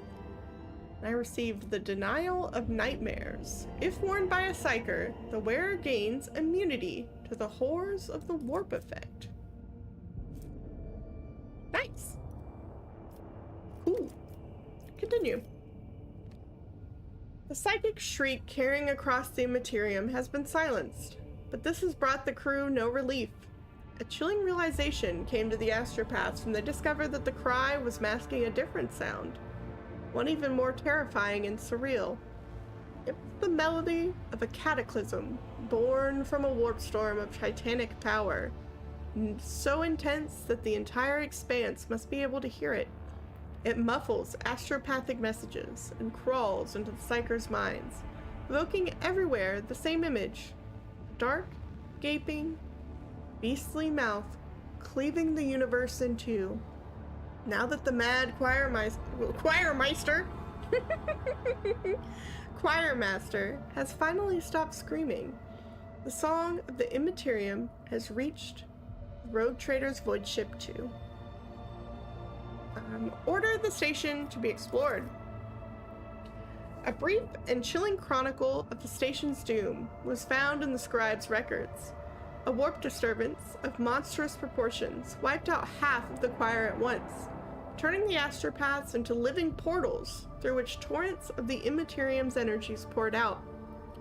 Those who lasted longer bellowed and howled about a black rift that had split the universe into before and after,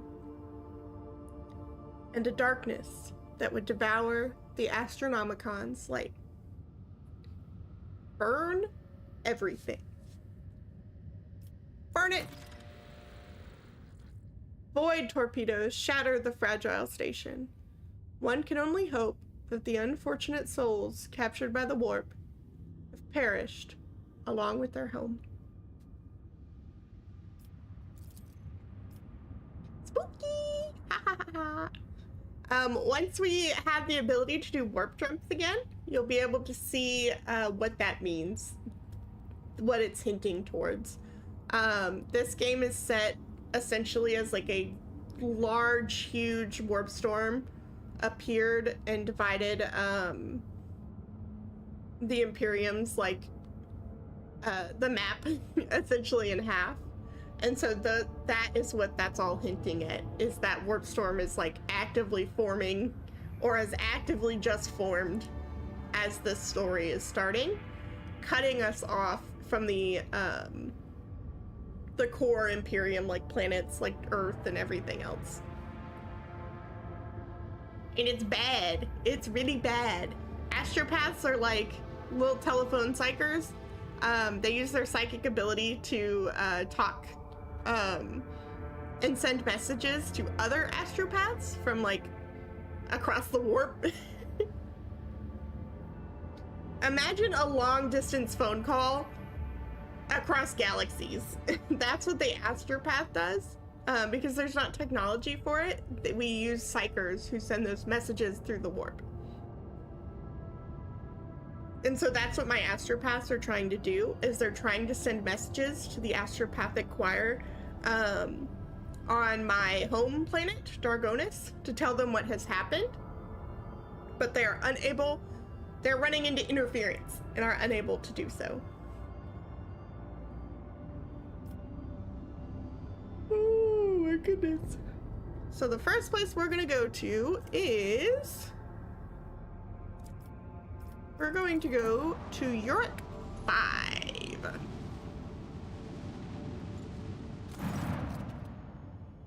Lord Captain, reporting the heralds of the Navis Nobilite continue to reporting. Sorry. Ugh. The heralds of the Navis Nobilite continue to maintain Vox silence, perhaps due to Uric 5 being off limits to visitors. We intercepted signals from the beacons drifting in the station's orbit. The demands are clear. We are told to turn the ship around immediately. No! We have also detected an accumulation of space debris near the station's docks.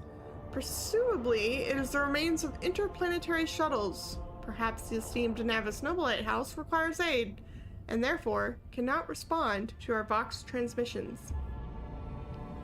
Contact the station again. I will negotiate personally. The Vox relays the cadent sound of grinding gears and clicking tumblers. I'm sorry, Lord Captain. The station does not reply, even after an official greeting by a rogue trader and the declaration of your intent to negotiate in person. Order the Augur crew to scan the station. Yes, Captain. The Vox remains silent for a while, but then you hear static and Victus's measured voice. The officers from the Augur crew performed a full scan of the station, but the information is imprecise.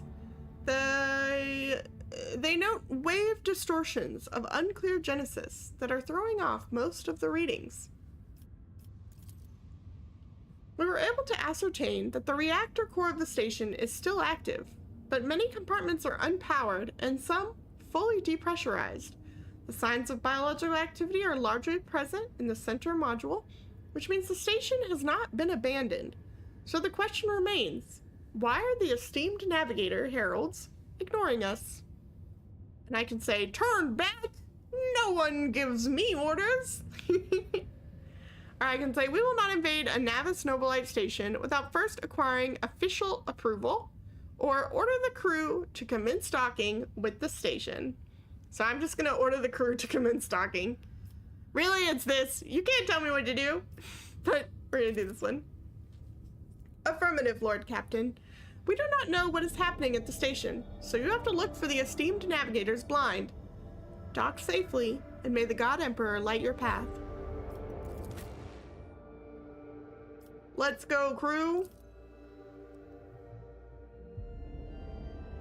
Let's go. Bow, bow.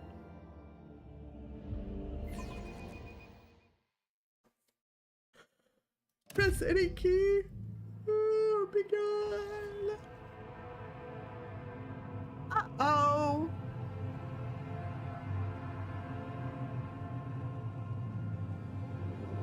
Pathetic worm. You dare to argue with your master? It was not you whom I swore to serve within these walls. My lips are sealed. Confess.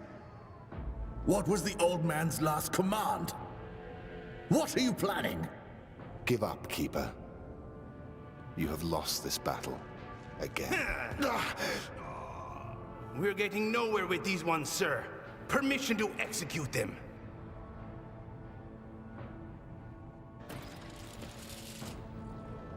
Wretches, you will be consigned to oblivion for your transgressions against House Orstilius. Immortal Emperor, deliver your servants. Yeah, I'm not reading all this. Prayers will not help you, servant of the damned. In the name of House Orsilio, I command you to execute these infidels. Pew, pew, pew, pew. Pew, pew, pew. Not a step farther. Master, we have some strange guests on the station. I loved that he just turned around like that. I feel like Orsilio.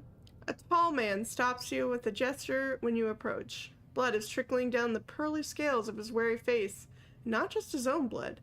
Two jet black, unblinking eyes are watching your every move. And the third one, the mark of a navigator's fate, is menacingly pulsing behind the lowered lid in the middle of his forehead. Step back, or I will unleash all the horrors of the Sea of Souls upon you. Emperor, be my witness. One day I'll learn how to pronounce the word horror. Horror. Jesus Christ. Abelard, if you would be so kind. Or desist, brother. It was the Emperor's will that brought me to this abode. Or keep talking to this way, and I will make you swallow your own tongue. So I'll say desist, brother. It was the Emperor's will that brought me to this abode. The navigator frowns. No one has the right to interpret his will so freely, sister. But wait, I recognize your coat of arms. You must be a lady of the Von Valancius dynasty. Yes, I am absolutely positive, in fact. And since fate has brought such an important person into my abode, allow me to introduce yourself. Allow me to introduce yourself.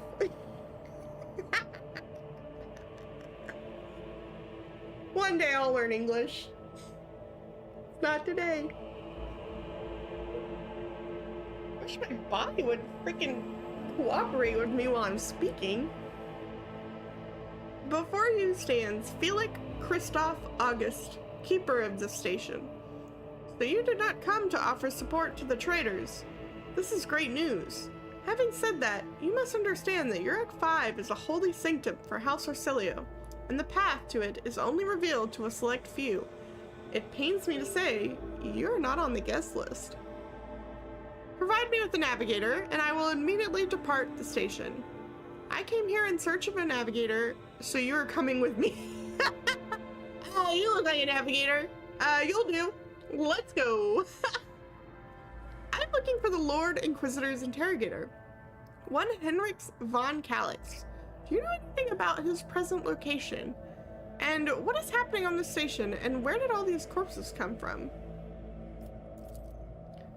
And that's what I chose. What is happening on the station, and hey man, what the fuck is going on here? Betrayal. A most banal thing in the life of the Nobilite. Don't you think? I was stabbed in the back by my closest friend, Theobald Orsilio, the second keeper of Uric 5, and my mentor. On his instructions, my own people sabotaged the on his instructions, my own people sabotaged the generators, blew up the shuttles, and brutally massacred the loyal servants of my mistress. Most unforgivably, they dared to take her prisoner. Greedy scum.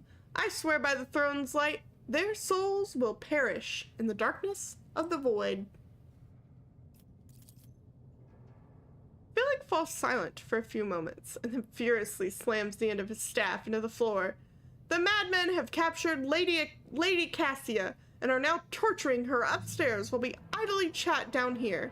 Help me rescue her, or be gone, but waste no more of my precious time. Take it by force. I don't care about your mistress. I'm looking for a navigator, and you will do, or I can attack. Your words are rife with disrespect, and I will not tolerate it. Or I can say, I still have questions concerning the situation on the station, and what kind of help are you talking about? So I'm going to say I still have questions concerning the situation on the station. Our idle chatter will not save Lady Cassia, but if you need to be sure of something before you can help, so be it. Tell me about your mistress. Tell me about your mistress. Regretfully, I am not allowed to discuss my mistress. Whether with her retinue or the outsiders, she will tell you about herself personally if she feels like it. And that is assuming she survives. I'm begging you not to waste any more of our precious time, for it is running out. What makes you think your mistress is still alive?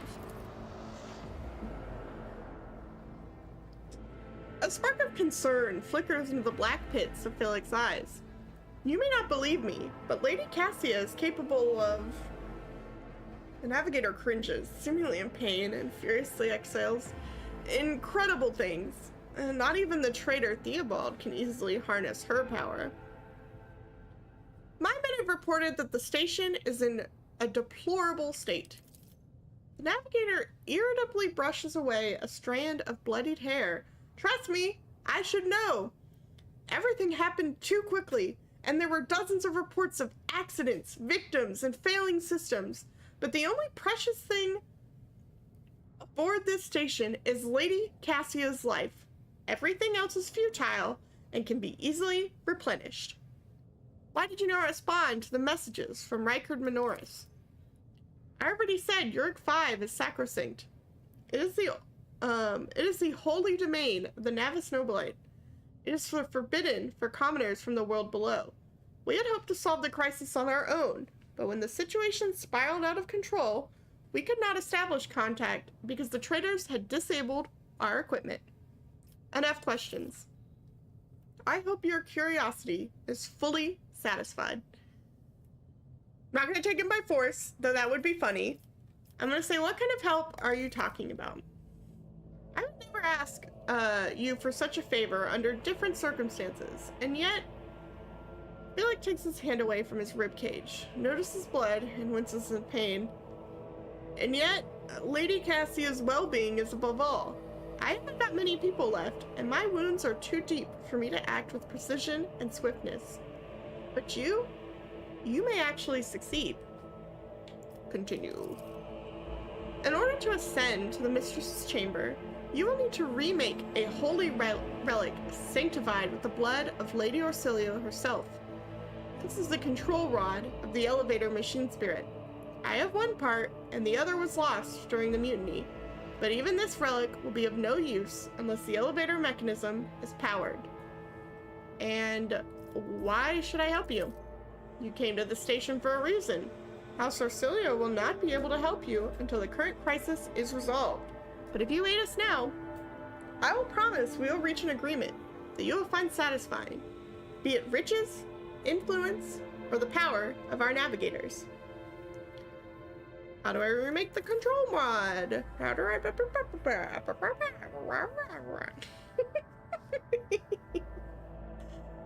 I have a phylactery containing the mistress's blood. It needs to be taken to... Can you just say, like, a vial?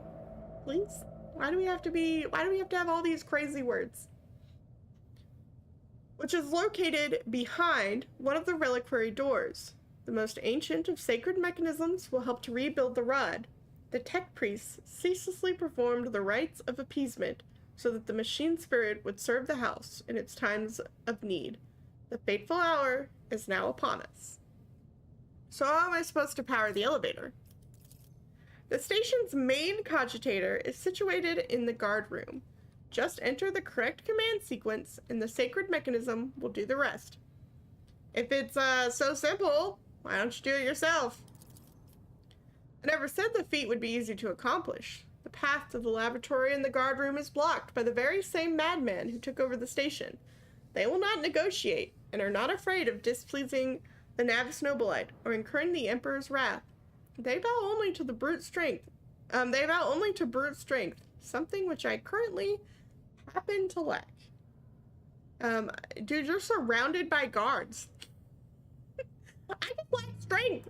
Is a navigator full of magical powers and surrounded by guards with guns who just executed some dudes. I'm just so weak and powerless right now. I guess that makes sense. So, what have you decided, descendant of the Von Valancius line? The woes of your house upset the balance of power in this part of the galaxy. I will help you, if not for the sake of profit, but for the good of the Imperium. It would be an honor to save the Lady Navigator from her woes. The Rogue Trader's egg will cost House Orsilio will cost House Orsilio, but you should rejoice, for your mistress will live. I will rescue your mistress, but in return, I require that House Orsilio sign a contract with my protectorate, or I just can take him. I'm gonna say, I'll rescue your mistress, but in return I require that House Orsilio sign a contract with my protectorate, because I do still need a navigator. Felix's reply sounds curt and tired. So be it. Hurry. The mistress's safety is all that matters. But should you fail, our arrangement is finished. And I got a vial of blood that he just had on him.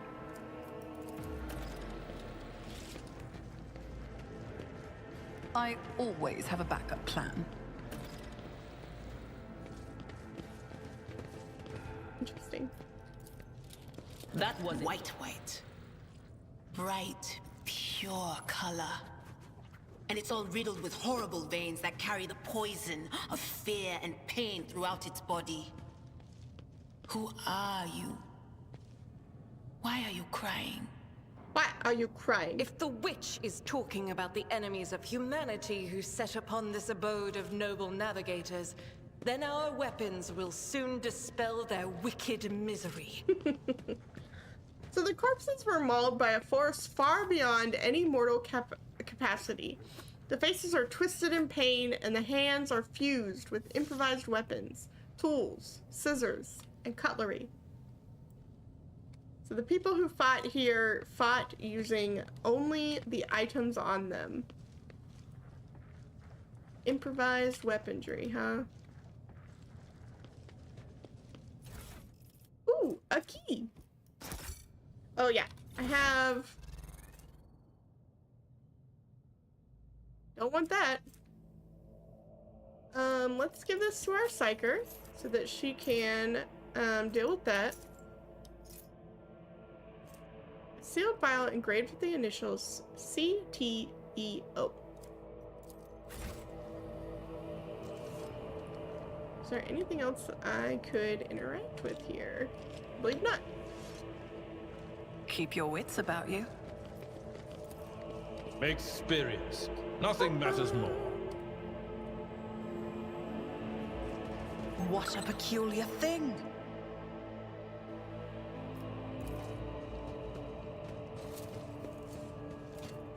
Never doubt me. It says, at the ready, the conspirators are trying to break through the guard rooms. Conspirators.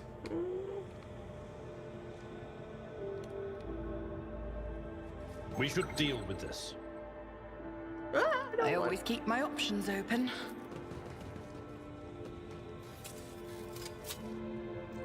Duty prevails. Alright, let's continue on our way here.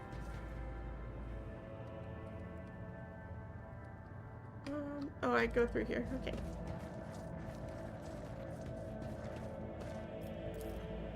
Success is the only outcome I accept. So most of these unfortunate souls took their own lives by slicing their guts wide open. Horrible.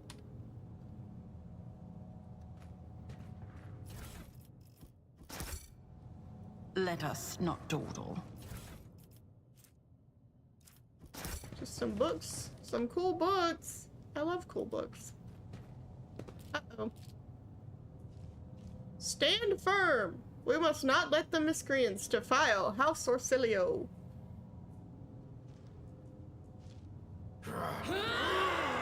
Fire at will for House Orsilio. Your arrogance will be your downfall. Oh, that sucks that I'm all the way over here. Nope, I don't care.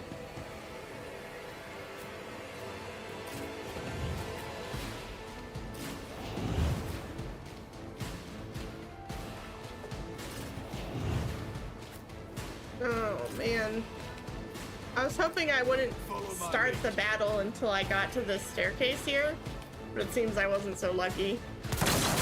Pain and duty go hand in hand.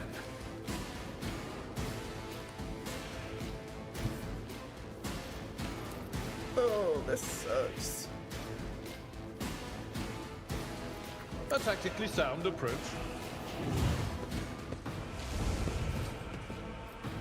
Oh, giving him the ability to do that increased range charge was pretty good, because it makes him very movable. Sucks that he still is really bad at shooting though.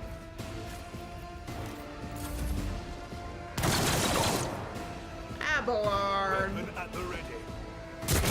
What is the ringing?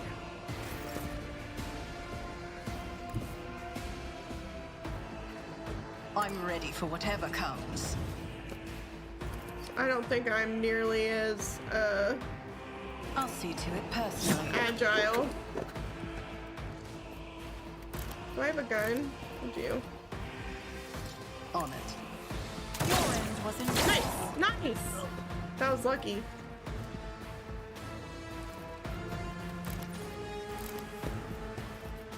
And because I killed someone, I get death from above back. I might even get another use of it. I do.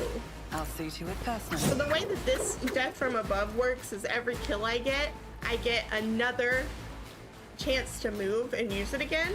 So if using this skill or one of my other skills or my attack kills someone, that gives me another charge of this attack.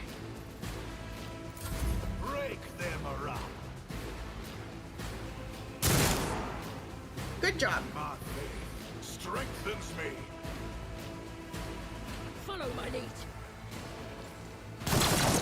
Ouch. Brush this off.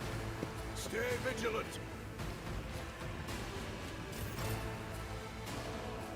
God, this sucks. Because I started so far away. God Emperor, move through me. Be the fire in my heart. Yeah, I figured that might happen. I'll do it.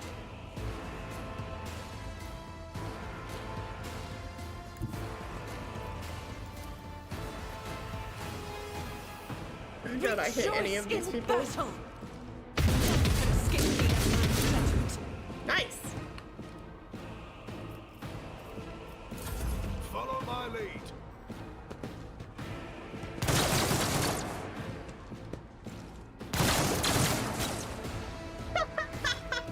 Follow my lead. I love when they kill each other. Saves me time.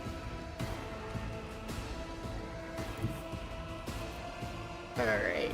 I don't think... Can I hit him? Oh, I There can. is movement in the Empyrean.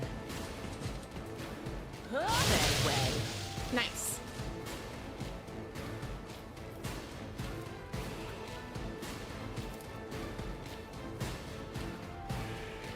I might give this to me so that I get a bit more dodging.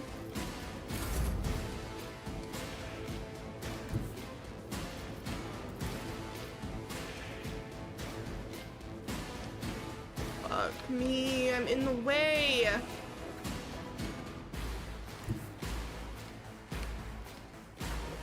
There's no easy way to get to him either.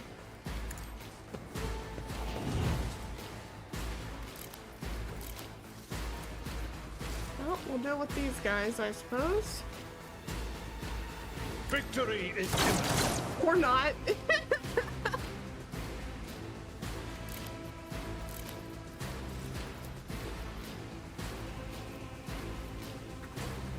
Oh, I didn't realize I could go here. I thought I was completely blocked. Oh, that sucks.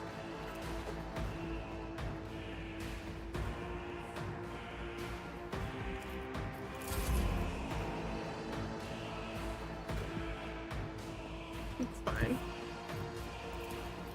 Don't let your guard down. Another enemy down.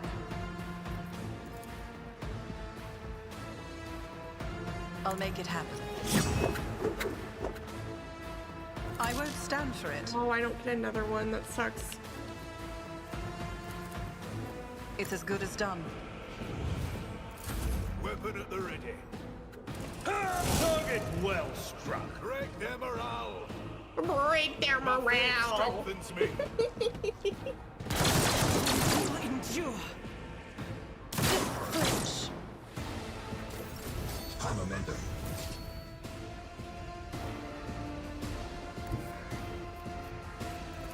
I don't think she can actually get to them. Doubt It's is for worth the a weak. try. Nice! That was lucky. I talked so much shit about Argenta that now she's actually gonna be useless. Or useful.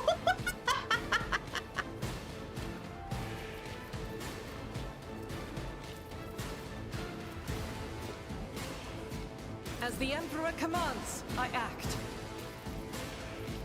I'll do it.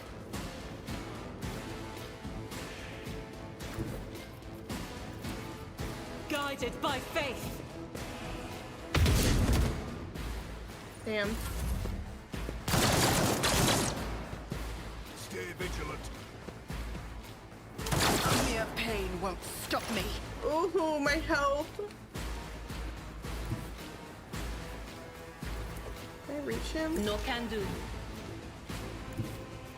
he still too far? What is this not. foreboding? What an unfortunate turn of fate.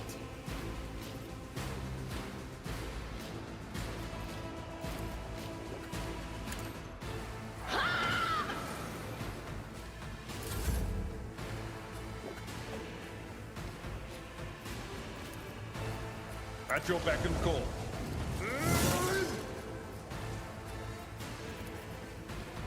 It will be done. I took care of this one. Ta-da!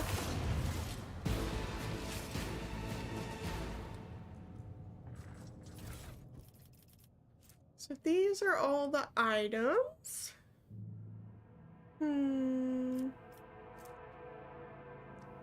Las gun. I don't really need las pistols. And I don't really need flak armor either.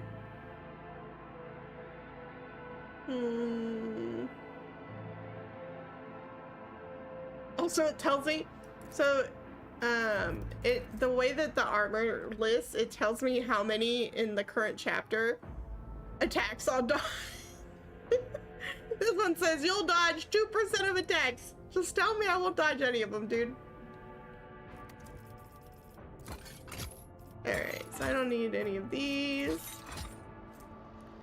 I'll take the las gun. I don't need the sword either.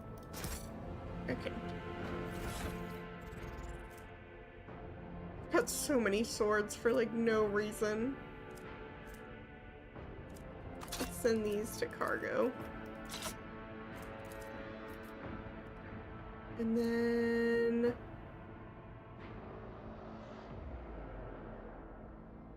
this just has more range and a different mode of attack.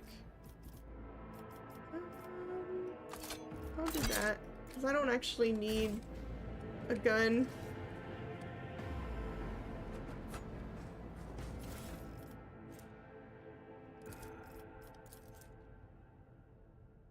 Intercepted conversation between security officers. Tremendous honor. Yes, but this promotion will transfer the entire squad to the child's personal guard. For the God Emperor, well, you're a strapping lad. You'll probably make it for a cycle or 3. It has worn down better men than me. What even is the point if your brains turn to mush? Or I may rip out my eyes like Amos did. At best, I'll just go bonkers like the little shit stain that keeps stealing our low. Oh, what happened to that one? Threw himself out of a depressurized chamber because some voices told him to. Calm down. Keeper Felix of the squad will not have to serve the child for long. He even gave us a little leeway. Unlike that fish-eyed... Be quiet! He might hear you. Well, you know what I mean. He almost busted our heads because someone forgot to check the catering unit. We haven't let a single outsider in over 10 years, but Keeper Theobald keeps finding these things to fret over. Imagine the shrieking if he finds out Keeper Felix didn't make us inspect the hangar after Lord Winterscale's most recent visit. Throne forbid! I try to steer clear of the squabbles among the highborn. Some of Keeper Felix's orders make little sense. Like the last time he commanded that we cut off communications with Rykard Minoris for a while? Why would he do that? It looks like he grew tired of the Winterscaled Scion's visits. Well, it's always a pleasure to aid Keeper Felix. That's right. If the Highborn have grown tired of each other, let them deal with it. Interesting. So what we learned from that is that Keeper Felix had cut off communication to Rykard Minoris already, before all of this happened. But he told us when we talked to him that it was something that was due to the chaos.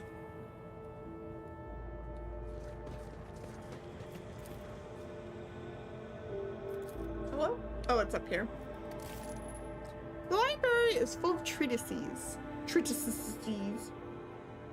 by the most distinguished scholars of the Imperium, from Astra Militarum tacticians to Adeptus Mechanicus genitors. I look. The Lady Navigator statue looks pristine and new.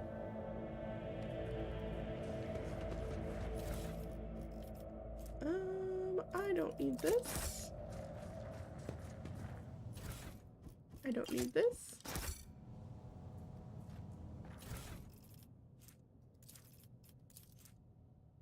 Pontius Cyphus Gelatius. Gelatius. On the training of worthy servants at the court of the Nab Snowblight. A good major domo attempts to nurture only the finest of flowers in the garden that is their master's life. Therefore, new seeds for the garden must be weeded out with the utmost care, so that the garden's trees may yield the sweetest fruit. The lessons below will help you separate the precious seeds from the vile thorns to cultivate the perfect garden for any lady navigator. Lesson 1.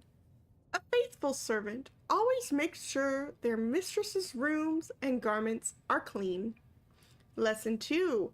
A faithful servant will never offer their mistress the same dress presented earlier in the cycle. Lesson 3. A faithful servant offers their mistress a glass of fresh water upon waking. Lesson 4.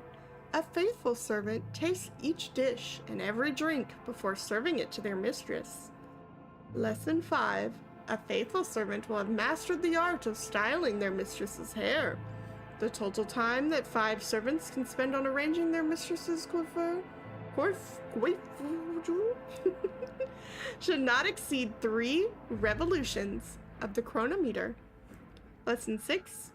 A faithful servant lives for their mistress and gladly gives their life to her as well.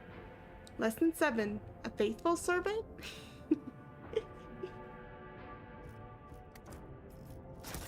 fun.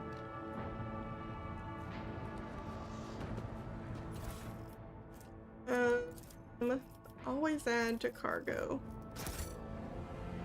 Always keep your eye on the prize. A book! The data crypt carries an inscription on its fused casing. WH40K.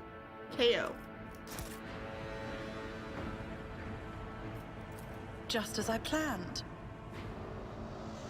A statue by the famous Calixian sculptor and chronicler, Zacharias Vernon the Magnificent. The 23rd year of his millennium. Original. Neat.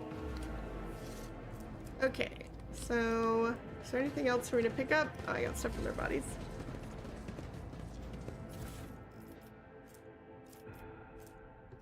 I don't want these auto pistols, and I don't want these guns anymore. And I want those, yeah, okay. I always have a backup plan. There should be something over here, yeah, to get. A mutated flesh sample? A flesh sample with numerous outgrowths covered in a mesh of mutated veins. Blech. Okay, let's see. There's something right here. Well, what do we have here? A meteorite chunk. A shred of fused meteorite, still cold with icy breath of the void.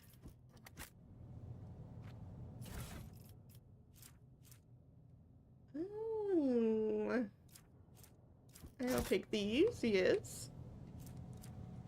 So what I'm doing is I keep using tab to just let me see what I can interact with. I'm just doing this to kind of move us along a little bit faster to make sure I pick up everything in each room. But you don't have to play using this feature. It's just an easy way for me to see everything I still need to interact with that I haven't yet. But also if you're lost and you maybe think you're missing something, it's a good way to click tab and see what can be interacted with.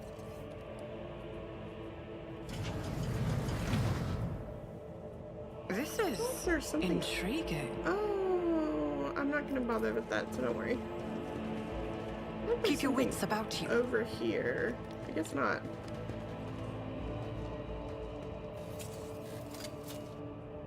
But there are some things that your characters have to basically, like, successfully, like, pass an awareness test on to be able to see them.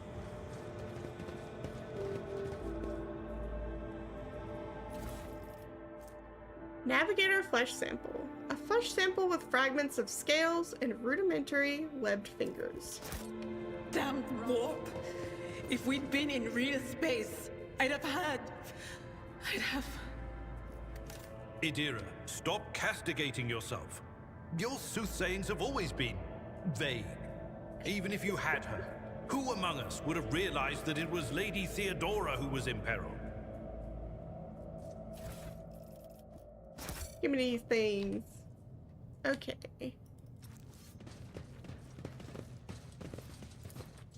Nothing's impossible for this old officer. What you got, dude? A cool sword. 8 to 13. And some cool gloves. Don't mind if I do.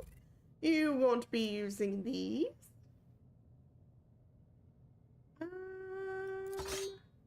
So this one is the one that 8 to 13.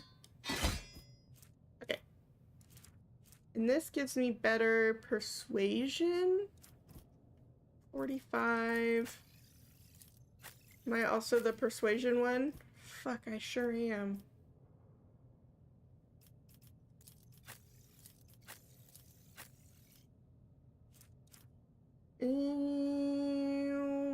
I think I keep my tech use bonus over the persuasion bonus right now. Just until we get our tech boy. I'm just the only person that can do tech use tests right now.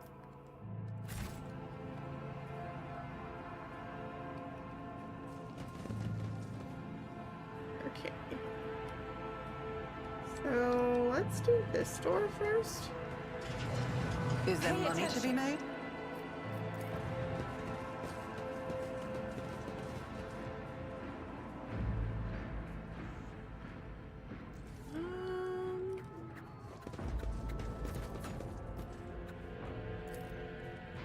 That's how it's done.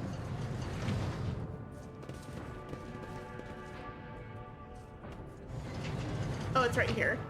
So some of them you can disarm them just at the trap, and some of them are powered by something, and you have to kind of follow the power thing and disarm it through that Never way. doubt me.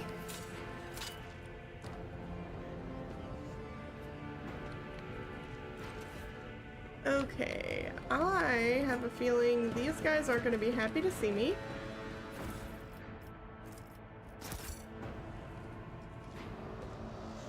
But there's something I can really do about that.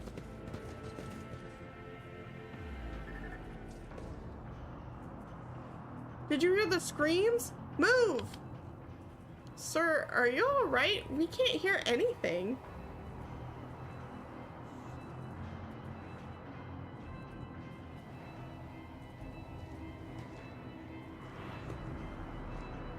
Now I see. You're in league with them. Is this an insurrection? Yes, indeed. Death to the traitors! Sir, what are you doing? Get a hold of yourself, sir! Sir, no! I know, you're all traitors. Traitors, all of you. They told me. They whispered. Hey, who are you?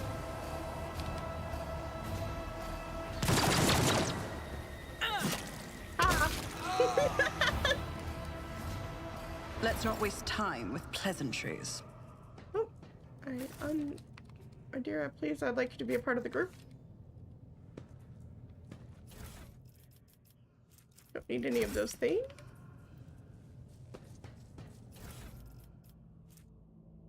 This is another data key. So, for those of you that watched me play the Dark Heresy Alpha, that one kind of had like you are collecting clues to then come to a conclusion, and it has like a whole system and UI for the investigation portion. This game also has similar, like you can collect clues and you're solving like a mystery, and you can make different choices depending on like how much information you learn or don't learn. But there's not like a real clue investigation, write your like report at the end feature like that. You just kind of have to remember yourself based off what information you got. And then also you like pick up items that are in your inventory that you can think it's here. That you can like read again and look at. Always keep your eye on the prize.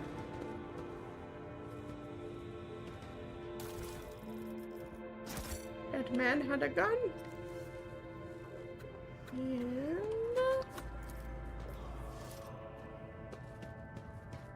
I always get the job done. Success is the only outcome I accept. now I'm just looting. Incendiary grenade, carapace chest plate.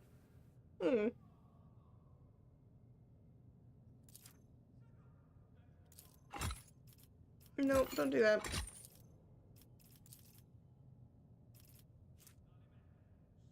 A long lance would be really good to have.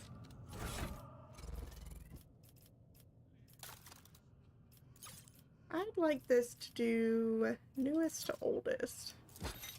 So this is definitely going to be better for me. And this is significantly an improvement. Now we'll give Abelard this las gun instead. And I will also give her a las gun. And I would like our sister to have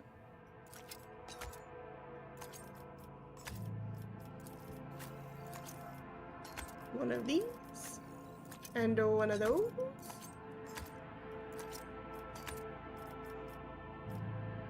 Okay.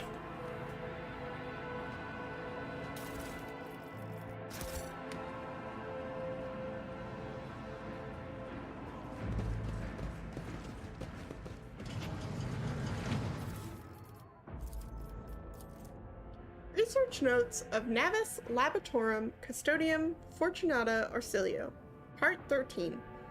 Keeper Theobald graciously agreed to provide samples of his skin growth so he could study the influence of the rebellious immaterium on the flesh of the Navis Nobilite. Just as we thought, navigators are positively resistant to the restless currents of the warp. The God Emperor truly does shield some people against the corruption and misery. But let us get back to the study of mortal flesh. Another servant will be carried in shortly. Must ready the organ extraction equipment. Adamantine dust in black water. This was the worst idea that could have entered my mind. God Emperor be praised, I am lucky to still have my head on my shoulders after this reckless experiment. Nevertheless, we did make an important discovery. So when I first played through this game, I didn't read any of this stuff. And it went really poorly for me. This was the worst idea that could have entered my mind. Oh, we already read this. The adamantine seems to protect the frail flesh of the lowborn to a degree. Having said that, not even the macerator can handle its temper, so we should probably introduce a more complex compound into the formula. All of the data related to the experiments were recorded to data crypt K040H, which is one of these.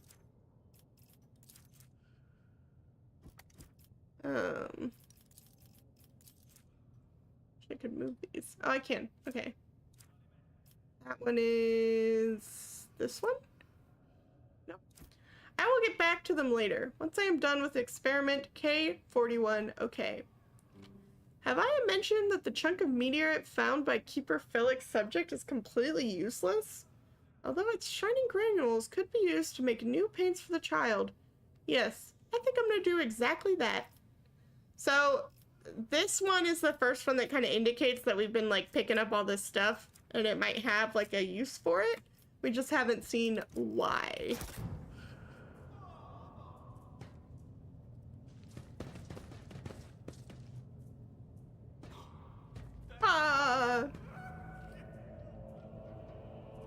So all these people are just screaming. For some reason, the archenemy's twisted influence has found its way into the station. You've got a name!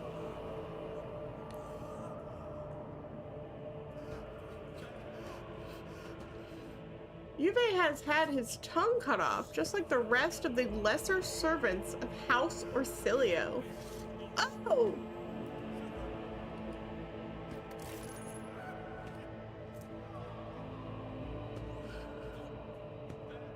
Oh, he gave me something. I didn't realize that.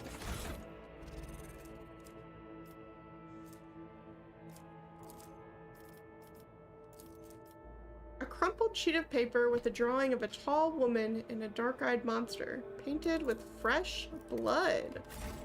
That's cool. Thanks, bud.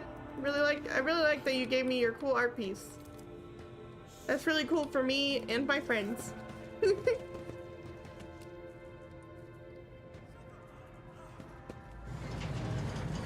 I always have a backup plan. Alright.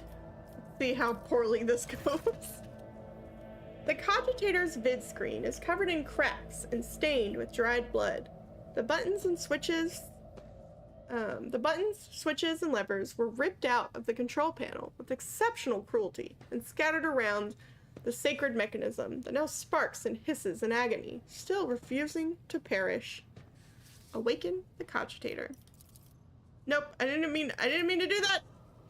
Did I just fuck it up? Okay. Accidentally steps away. It just locks myself out completely. Awaken the cogitator.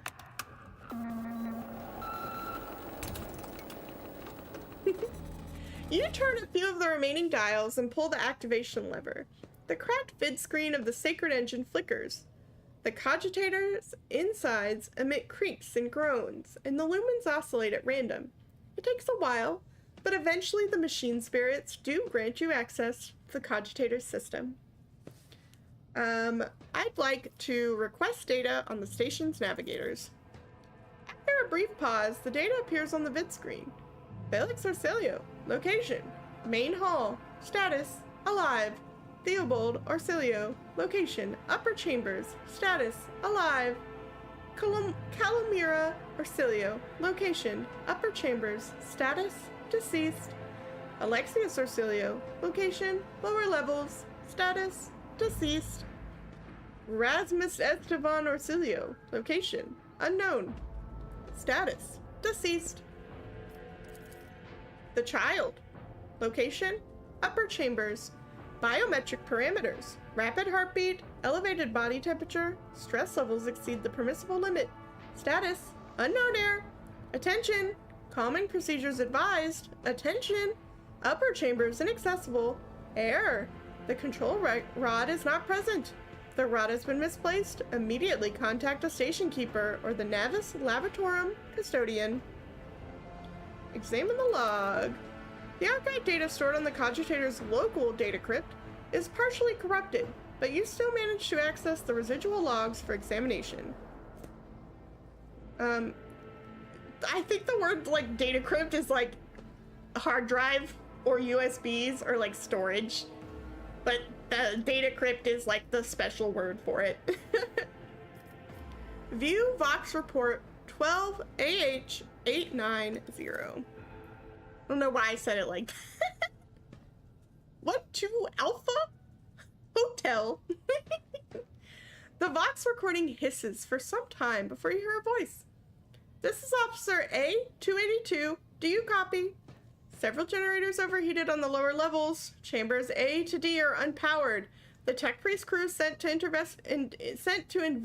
investigate. That's a new word. Investigate the problem is not responding. Requesting back. The officer's speech is interrupted by shouting, and the recording abruptly ends. Officer H123 speaking. 200 servants have perished due to the explosive decompression of the living quarters. We've located traces of mechanical interference. The preliminary causes is officer sabotage. Crews 5, 6, and 9 are cut off from the main compartment. We have enough oxygen for 20 minutes. May the Emperor save our souls. Senior station officers, this is the captain speaking. We attempted to contact the Winter Scale Scion for help, but something is jamming the signal. We never received a reply and cannot be sure it was even sent in the first place. A rescue team is not coming. We are on our own, so remain vigilant. Anyone could be a traitor, you hear me? Anyone. If you are in doubt, shoot to kill. The following Vox recordings are too badly distorted to make out even a single word. Examine the recent entries of the incident log. Report X880. Originator. Classified. Date. Classified. The servants close to the child have started butchering one another again. An order came from above to have their remains reprocessed. The negotiations with the Winter Scales were a success. A new batch of servants will arrive in 10 moons. Escort them to the laboratory at once. It is imperative that we increase the new retainer's resistance to the child's powers. Data expunged. Examine the station's docking log. The log is almost completely corrupted, but you managed to recover the latest entry. Identity confirmed. Regent, Aranto, Orsilio. Date of visit classified. Reason for visit classified. Date of departure classified. Examine the security and life support logs. The yellow light above the control panel flickers to life, and a singular repeating message streams down the vid screen. Warning! Damage in technical compartments A12, B3, D8, and H24 detected. Warning! Living quarters L10, L16, L28 depressurized. Warning! Unable to access the station's docking system. Warning! Energy regulation system unknown error. The system will transfer over to emergency power. Immediate evacuation of the facility is advised. Warning! View the encrypted data. Something buzzes in the cogitator's metallic gut. Several red lumens light up above the vid screen. Required access level, security captain or above. Current access level, senior security officer. Break through the machine guardian's defenses. Oh, let's see what happens. Oh, I succeeded. Okay. You easily bypass the restrictions imposed on the sacred machine. The cogitator's overloaded processes were unhappily. Most of the encrypted data has been wiped. You find traces of the purge protocol. Recovery is impossible, but a list of the most recent commands having been embedded in the machine spirit's consciousness now flits across the screen in a single creeping line. Child, delete, picked flow, disable access code, annul station controls, delete, activate shuttle, self-destruct, purge command log. Exploring the archives for a while longer yields a surviving expert from the guard captain's report, mentioning that the security system had recently been reconfigured without his knowledge. His comment reads, "Only the keepers of the station have access to the life support system, but Keeper Theobald has not left the child's side, and neither had I. Could it be that..." Return to the list of available commands. Call Rikard Minoris for help. Your system cannot carry out your command despite eager compliance of the machine spirits. One thing is certain, the problem does not lie in the cogitator's mechanisms. Switch to the main chamber controls. The cogs within the sacred mechanism slowly start turning, heavy grinding and clacking. The tired machine spirits grant you access to the station control, or at least its parts that will obey the cogitator. Open all doors on the level. The cogitator's vid screen goes dark, as if the machine spirit had fled their mechanical casket. But your assumption is incorrect. As it fills with static just a few moments later, you can barely make out an inscription amidst the flow of rapidly changing symbols. Warning! Data corrupted. Processing.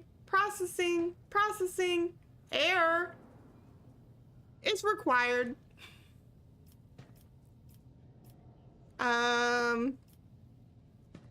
Heck.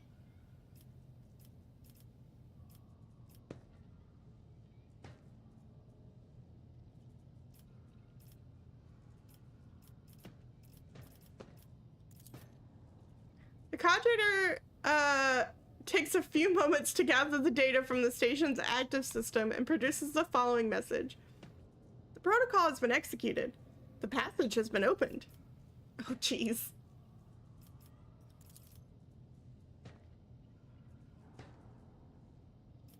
Okay. Main elevator controls. A few manipulations with the switches make you realize the elevator to the upper chamber is blocked. Activate the elevator. Processing query. Confirmed. The bit screen blinks and the mechanisms in the machine's core emit a quiet hum. So I think I opened the doors, but I'm not 100% sure. You thank the machine spirits and reset the operating protocol.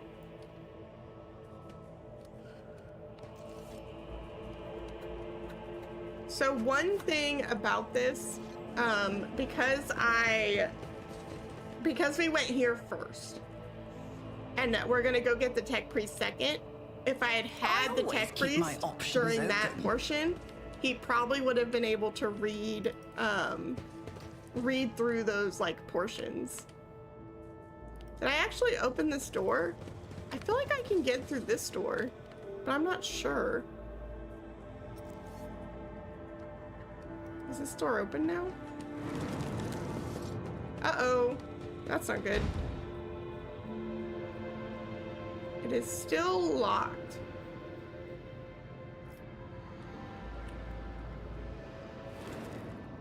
Rise to the top, or get left in the dust. So I didn't unlock it. We're going back to clicking ones and zeros.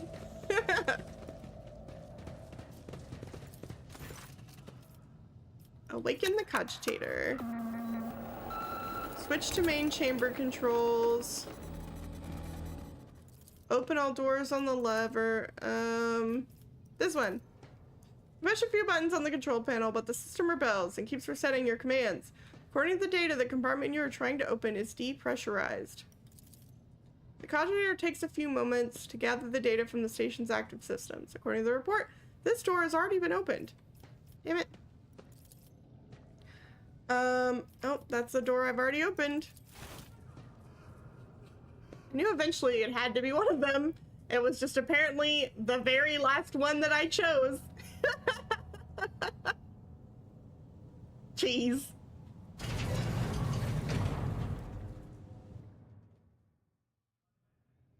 The protocol has been executed. The passage has been opened. Step away from the cogitator. I opened something that I hadn't opened before, Keep your wits about you. Because the very first one I chose was one I hadn't opened before. Wonder where. Oh, it might have been in here. Yeah, that's probably what happened, is I opened this door. Alright, lore warp. I'm gonna imagine you have the highest in that. Barely, actually. But here, have some cool goggles.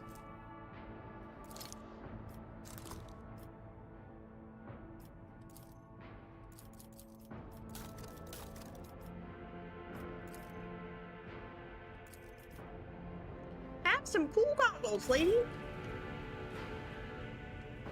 Yeah, I must have opened this door. Always keep your eye on the prize.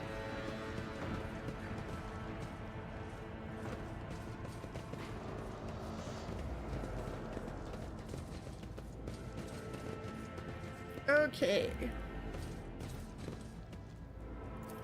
Just as I planned. So, synthetic amniotic fluid pools across the floor, barely discernible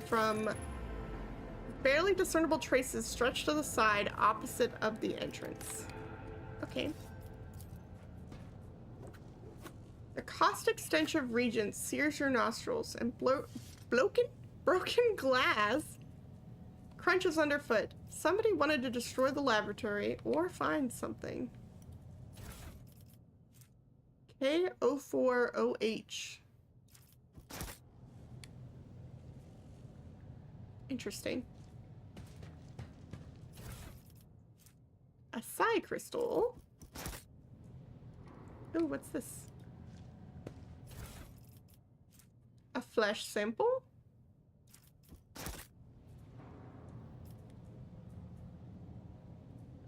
Attention to detail is the key to success. Biogel, black water, or an unidentified acid. There's something in here. All stuff that I don't need. Okay, I think that's everything. That's the glass one. Alright. Time to do the part that I royally fucked up my first time playing this game. They all just lost their minds. Please don't kill me.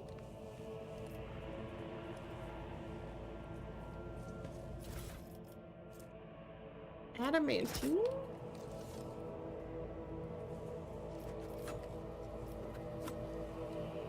Okay, transducer.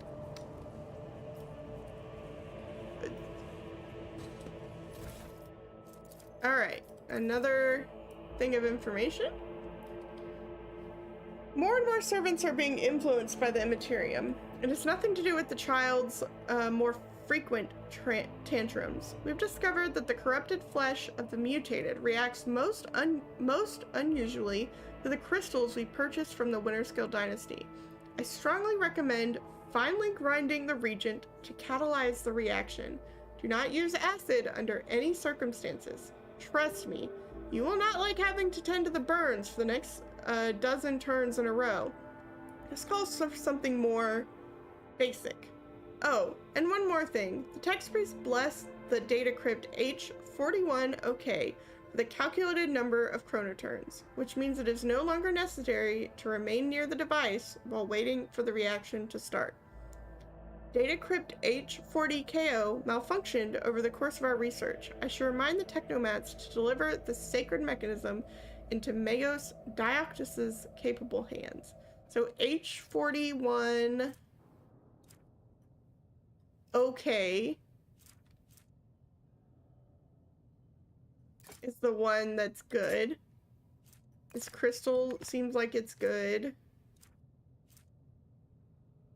The mutated, corrupted flesh of the mutated reacts most unusually to the crystals. So that one is good. Adamantine was bad, but it did say we could use it to make paint.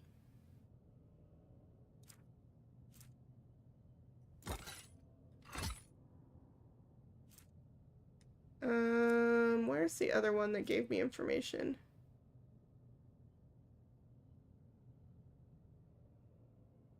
So, adamantine, bad.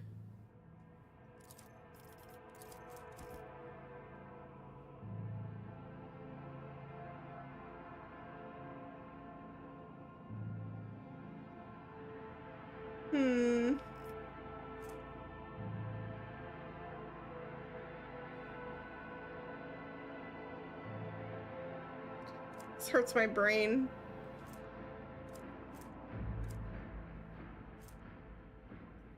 So the adamantine was the paint one. Oh, the meteorite was the paint one. So the black water and the paint, bad. Acid, bad. Biogel, probably good. Black water, bad. So these are probably the good ones. This is the blood. The meteorite was the one that they said I could use for... Okay.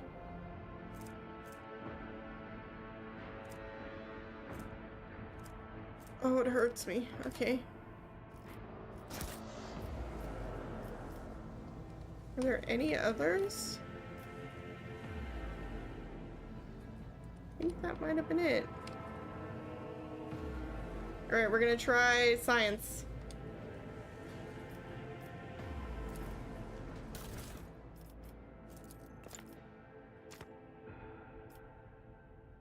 What a peculiar thing.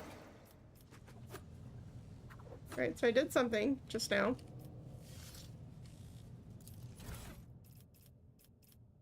Mutated flesh.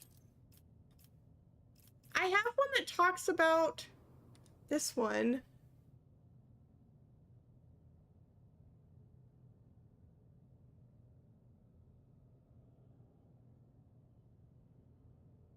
So I wonder if I did Navigator Flesh, if that would be better.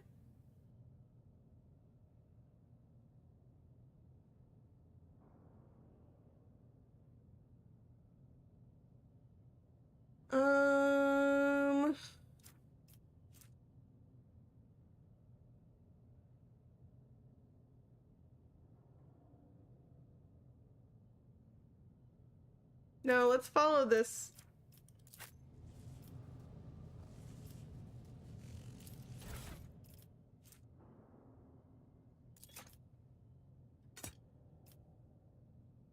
Right? 41OK.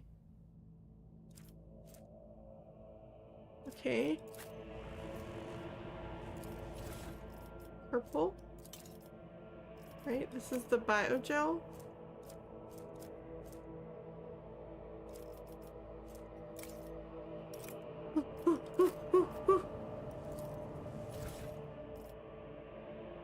A region? It didn't give me anything. I'll have to take it out from there. Okay, I see. Alright, let's see if science works out for me.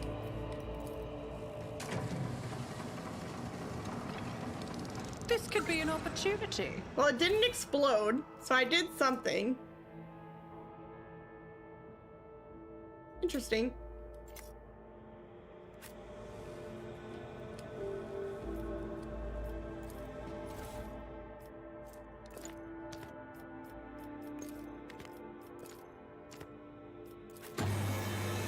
Meow.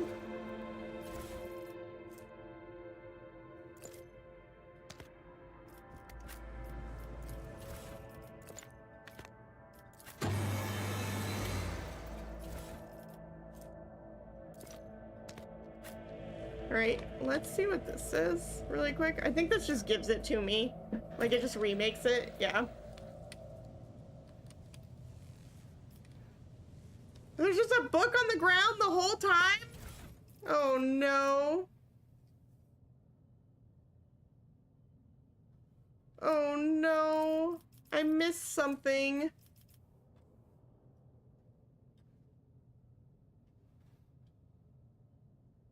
Test subject exhibits signs of acute stress. The majority perished of blood loss within a day of being placed in the laboratory chamber due to the inability to halt the discharge of ocular secretion, tears, and the body's subsequent replacement of these secretions with the connective tissue of its internal environment.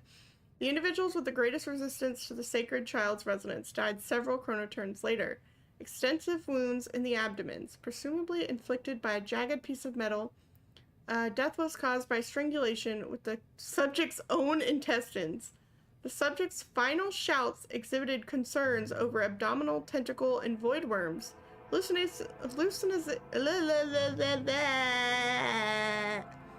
Hallucinations prescribed to their own internal organs. The test subject died within an hour of entering the laboratory adjacent to the child's chambers. Most had their tongues bitten off or their jaws badly dislocated. Some test subjects lacked the physical strength to separate it from the rest of their skull. Cause of death, severe head injuries caused by impacting the wall or the floor. Okay, so far, I think I haven't fucked up. The test subject noted a tingling sensation in the deteriorated tissue during Regent Arentio's Orsilio's visit to the child. The test subject smiled and started humming, most likely trying to carry some plebeian tune, and then attempted to address the servant who brought him food. A lengthy conversation was prohibitive due to the servant's lack of tongue. A defective offspring of Lord P. Orsilio, pronounced unfit for studying the high art of navigation owing to the mutation of tissues required for the installation of the obligatory augmentations that merge one's consciousness with the vessel. Additionally, they displayed overall feebleness of the mind. Female. The test subject mirrored the child's actions for 3 days. On the 4th day, the child became upset after hearing the news about the untimely demise of Amos Cantarelli, an officer of her personal guard. As a result, one of the test subjects peeled away several layers of the tissue from her face and died from the resulting massive heart attack. The last surviving test subject was executed for attempting to contact the child. Okay, so that didn't tell me anything crazy.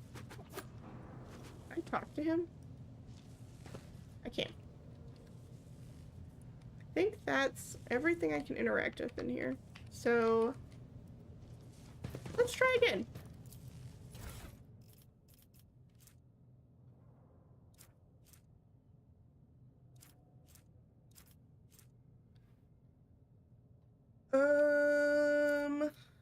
This one is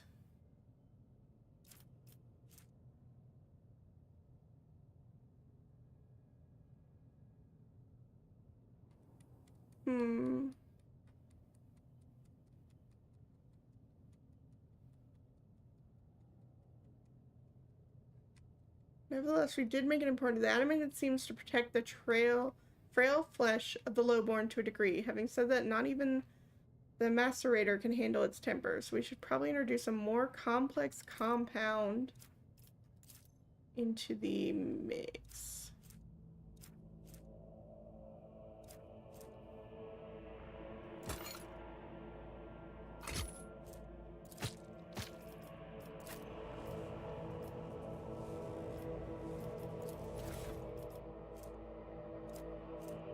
Fuck, I forgot which of these. I'm about to explode this fucking thing.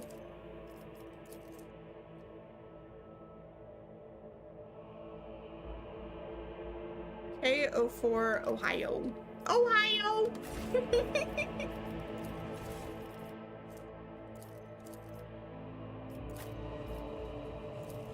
But it says they tried Blackwater, it didn't work.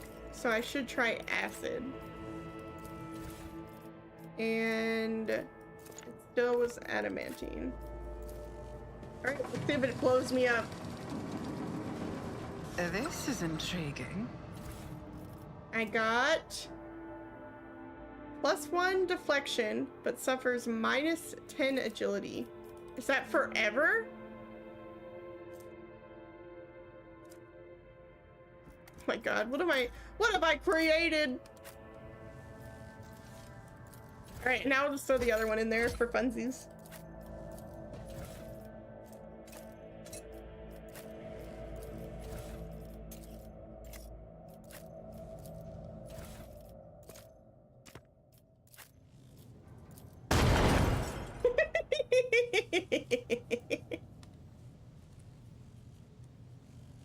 And I broke it! Ta-da!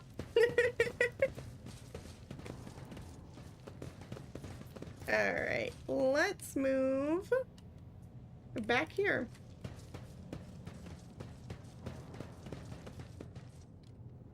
Let us not dawdle. Let us not dawdle. An expected result. Okay, so we're back here with your boy.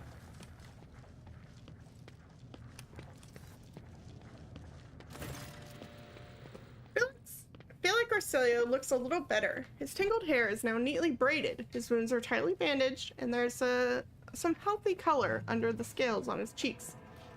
You dealt with the threat and powered the elevator. Well done. I trust you brought the activation rod as well. Remember, every second of hesitation may cost my mistress her life. Adira suddenly cocks her head and drives her nails deep into her shoulder. Then she starts mumbling. The crossroads! There are 2 paths, both stained with blood, both leading to the accursed eye. They all wear masks so poor and flimsy. They fall at the slightest touch. One hiding a blind man, another a traitor.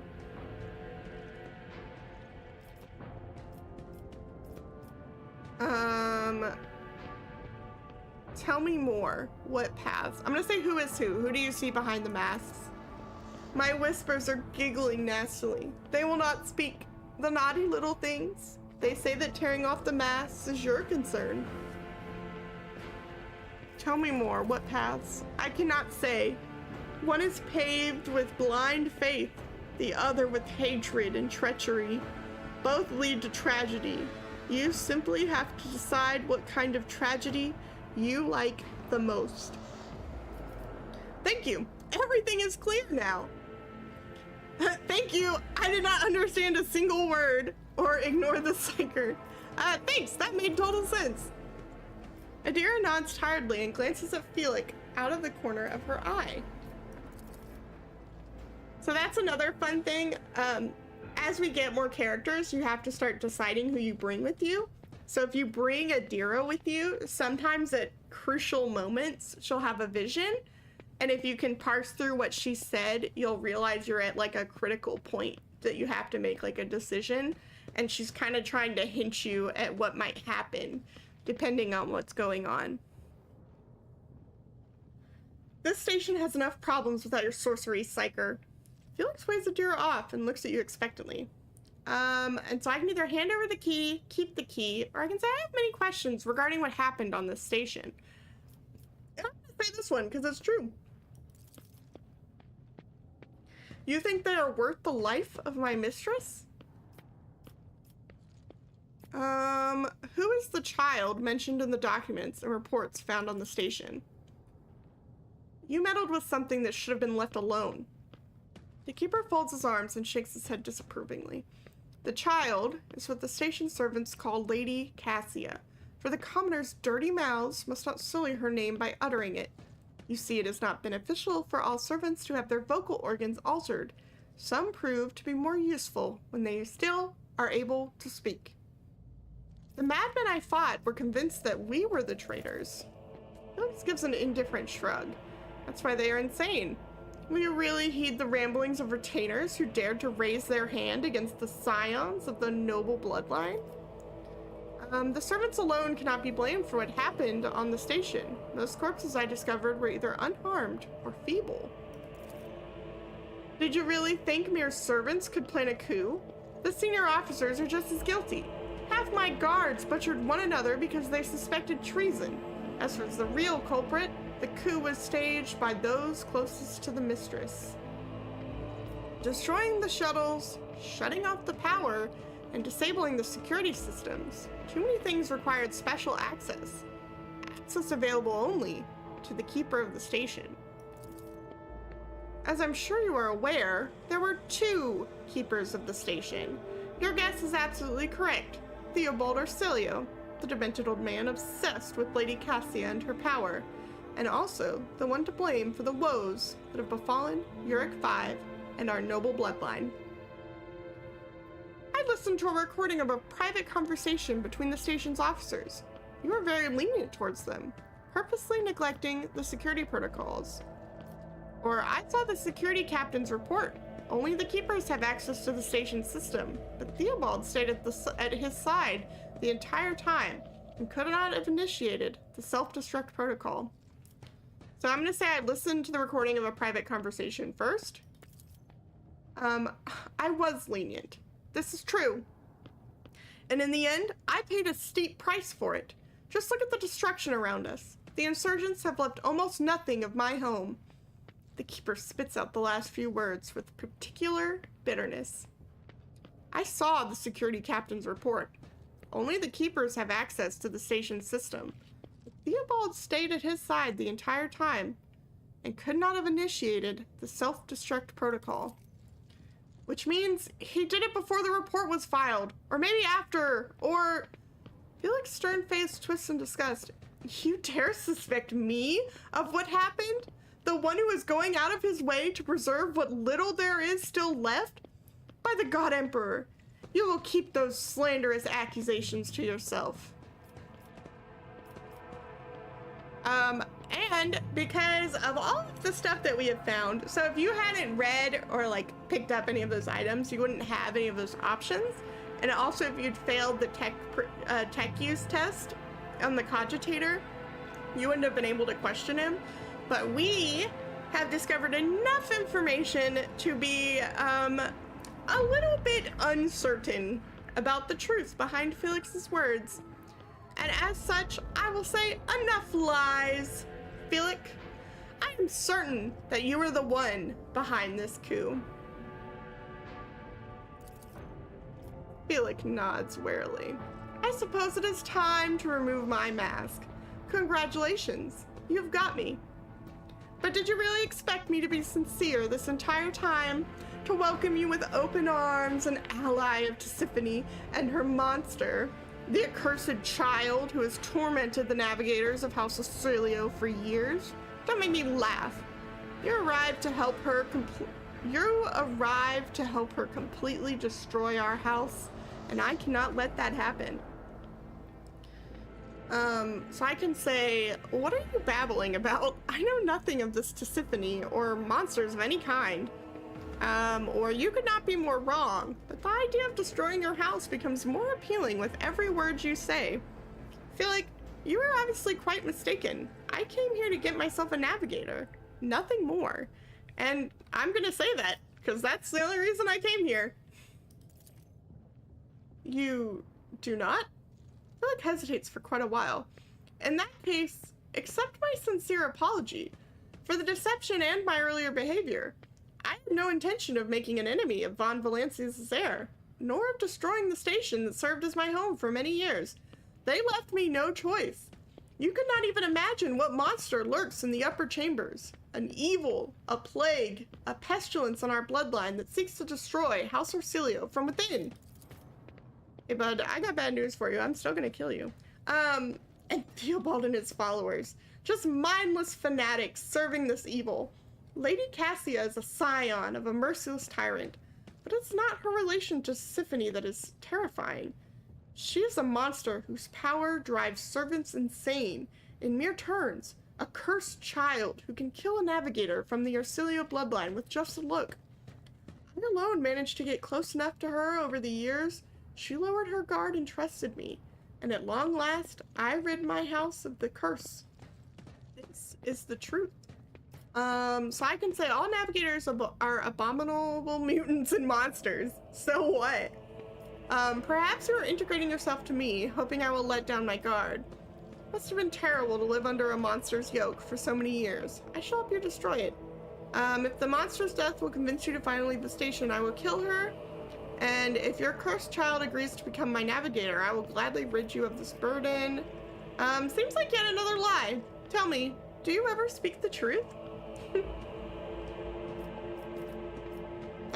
I'm gonna say, perhaps you are ingratiating yourself to me, hoping I will let down my guard. I cannot change the past, and dare not hope you will ever trust me again, but I swear my words and my apology are genuine. This seems like yet another lie. Tell me, do you ever speak the truth? Pity. Felix squares his shoulders and gestures to his guards. I was hoping to find an ally in you, but now you're merely delaying the sorrowful end of your story. Prepare to die. I'll make an example out of you. You dare cross the faithful!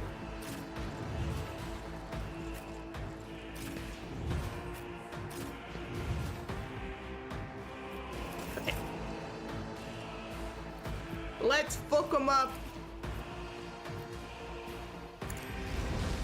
Gray hair, sure hand. I will do my duty.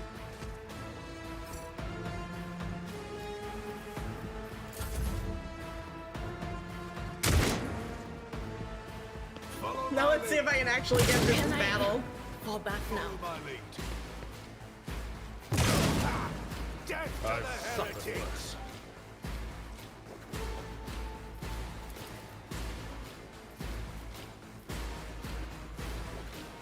Is there a better way to situate myself? To get two of them? It's not great. I will bathe this battlefield in righteous fury. This is why I was chosen. Well, that could have been worse. Faith without deeds is worthless.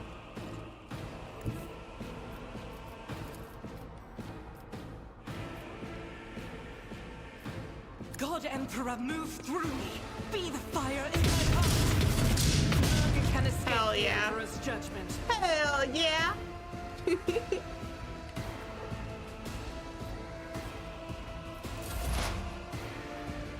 Alright, Adira. I need you to deal with this guy. possible, I'd actually like you to deal with this dude. Will do.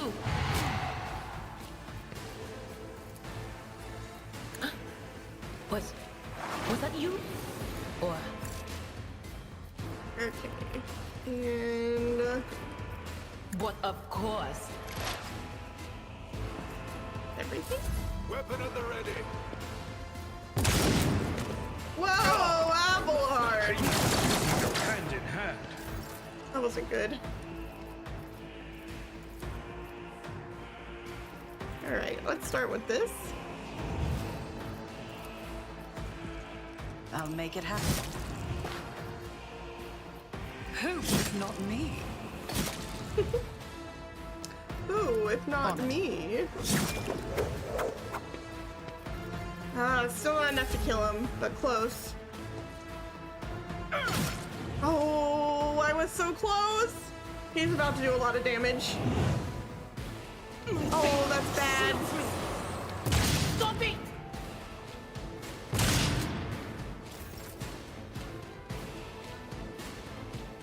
Alright, it's going okay. As the Emperor commands, I act. Could be going better.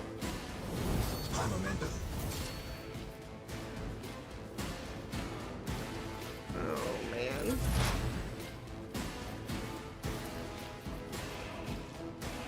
Anything else? Well.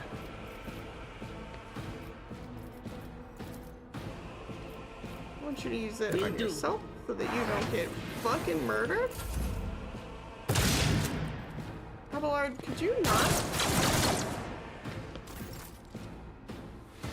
Oh, that warp curse thing sucks. It's one of my favorite things to use on the enemies, but when it's used against you, it sucks.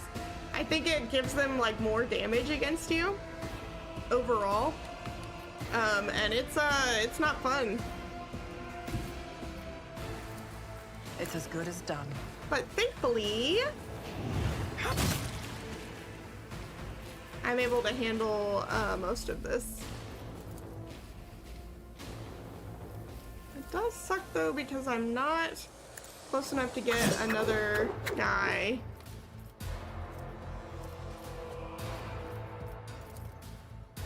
Yeah, I just can't get close enough. Actually, let's not do this. Let's have you charge him. Yeah, we'll have you charge him. Gray hair, sure hair. Victory is imminent. Forth on Valencius! Ooh, let's see if he can't It kill will be everyone done. with his, like, super thing. Indeed. Target well struck. At your beck and call. Ooh, might not be able Victory to is kill him. reduced to dust. Still one left. But I'll take it.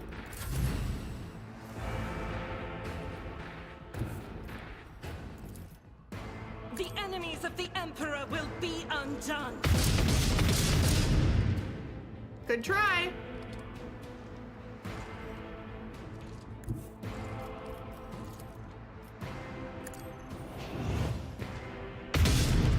You missed again. She's so funny.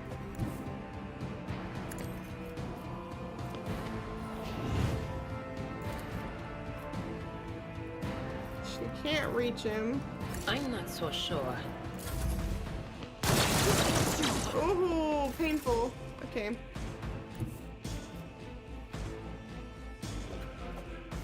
Taking calculated risk is my second nature. All right, let's do this instead. I'll see to it personally. This sucks. Oh, actually, it doesn't suck. This will doesn't be suck. done. It's going just as planned.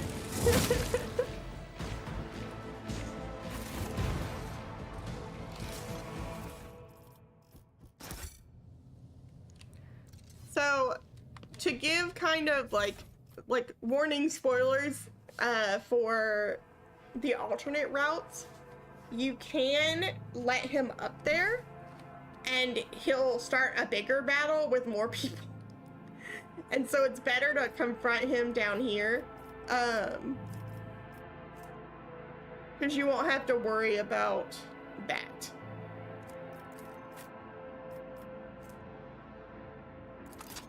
Let's put this into the cargo.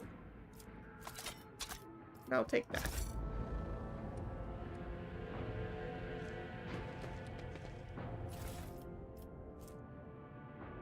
And obviously I did know that he was the bad guy, right? Because I played this before. But it's you can get all the hints that I did, the same ones, and come to that same conclusion.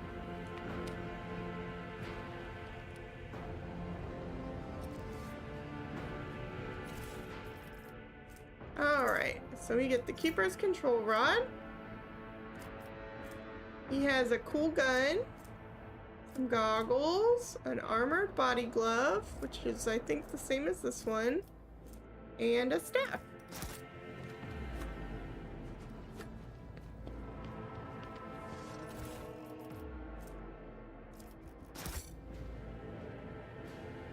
Actually, don't need 3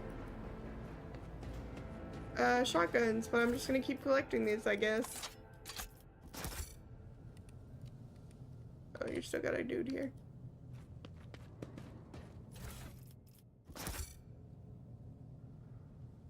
Alright, that should be everyone.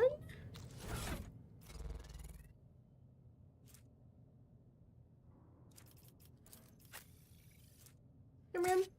I'll get you a better gun. 5% hit chance, 3% critical hit chance. How about I give this to you, since you like to miss every fucking shot possible?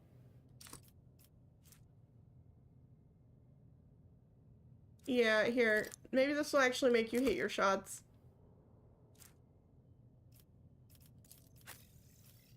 And... where's the shotgun? Can I use this in, this is knockback. That's pretty cool. I'll give you a shotgun, Adira, in case you ever have a chance to use it. Is there money to be made? So let's save. Because it's been a hot minute since I saved.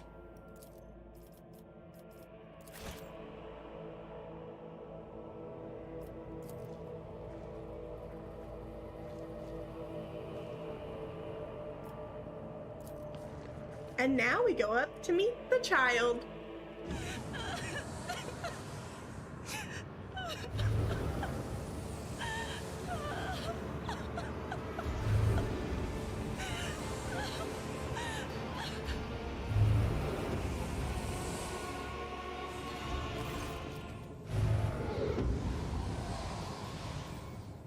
The pale figure with unnaturally long limbs covers her face with her hands, which are deformed with talon-like nails.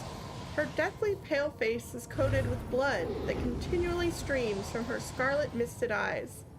Her spiny gills, slightly hidden under her disheveled hair, twitch nervously at your approach. So this is Cassia. She is the navigator. Only now do you notice the third eye on the young woman's forehead, hidden by a jeweled ornament, and when your eyes meet, you sense overwhelming, soul-smothering power. Willpower test succeeded. You are enveloped in despairing grief, and an invisible hand closes around your throat, cutting off your breath. Your limbs seem to fill with blood, your heart hammers in your chest, and the desire to turn and flee from this room, from this station, almost gets the better of you. At the last moment, you master your emotions, and your will pushes back against the illusion, forcing it to retreat. Adira admits something between a moan and a drawn-out whimper. Ow, ow, ow, ow! As if my own little pals weren't bad enough, now this one's barging into my head. Somebody stop her! are. Heresy. Argenta looks at the tall figure with a strange mixture of anger and sadness. Then she lowers her head and her white hair veils her face. And so I can say, Abelard is this? I can have Argenta straight shoot at her. If I was an iconoclast follower, I can overcome the crushing despair and say, I know why I am here, and so I will stand strong against any illusions. Or I can persuade her that I'm gonna help her. I can coerce her to shut up. Or I can hurt her. So because I've already gone down the iconoclast route a little bit, I can choose this one. So that's why it's giving me this option. But it's also telling me I could do other things like persuading her or basically like forcing her, intimidating her into silence. So I'm gonna do persuasion and say, Lady Cassia, I'm here to help you. Please calm yourself.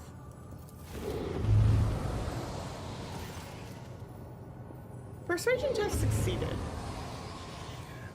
She warily shakes her head and lets out a drawn-out sound, similar to both the sob and the howl of a small wounded animal. What is happening? Was someone calling my name? Are all the betrayers dead already? And you? Who are you? It is I, Nitro Von Valencia. It is a pleasure to make your acquaintance. I love that I could just say, I'm looking for a navigator. I know you're going through some shit, but join my crew. I can tell her to die, I can remain silent. Or I can just be rude as fuck and say, you will address me as your ladyship rogue trader. So I'm gonna say, Nitro Von Valencius. It is a pleasure to make your acquaintance. Unease settles over her features, and she nods cautiously. Pardon my manners, Nitro. I did not expect to make such a gracious acquaintance, in such a time of great sorrow for our house. What is this? I feel faint. Damn, he just let her fall just like that? Theobald Arcilio, the heavy-set old man who has been kneeling nearby, erupts into low sobs. His eyes, swollen from crying, dart desperately around the room, as though the veil of ignorance has just been ripped away from them. The child, Lady Cassia, where are you? Sacred child, throne preserved. Despite his venerable age, the navigator leaps up and rushes to the young woman's side. You. The old man shifts, revealing his face to you. It is threaded with jet black veins, and his bulging, milky eyes bear a striking resemblance to those of a dead fish. A sickly, sweet scent assaults your nostrils, as if the old man's flesh is rotting inside his decaying husk. My eyes fail me, for they are unable to make you out as either enemy or ally. I'm warning you. One wrong move will bring the wrath of House Arcilio down upon your head. Watch out, Lord Captain. This one's so deranged. It's making the whispers shriek like crazy. He might just open that eye of his. Threatening the head of the dynasty is a grave offense. Esteemed, whoever you are.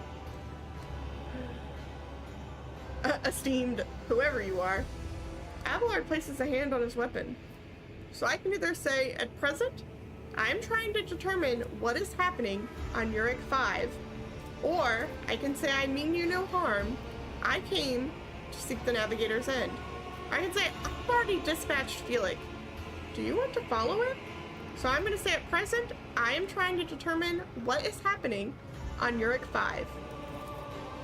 Persuasion test succeeded. I'll grant you that you do not look like pirates who have come coveting, Jesus Christ, the riches of a wrecked station, or like scoundrels in Felix's service. So, who are you?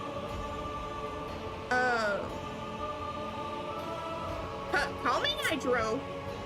I am Nitro Von Valencius, rogue trader. Another rogue trader in our corner of the galaxy? How interesting.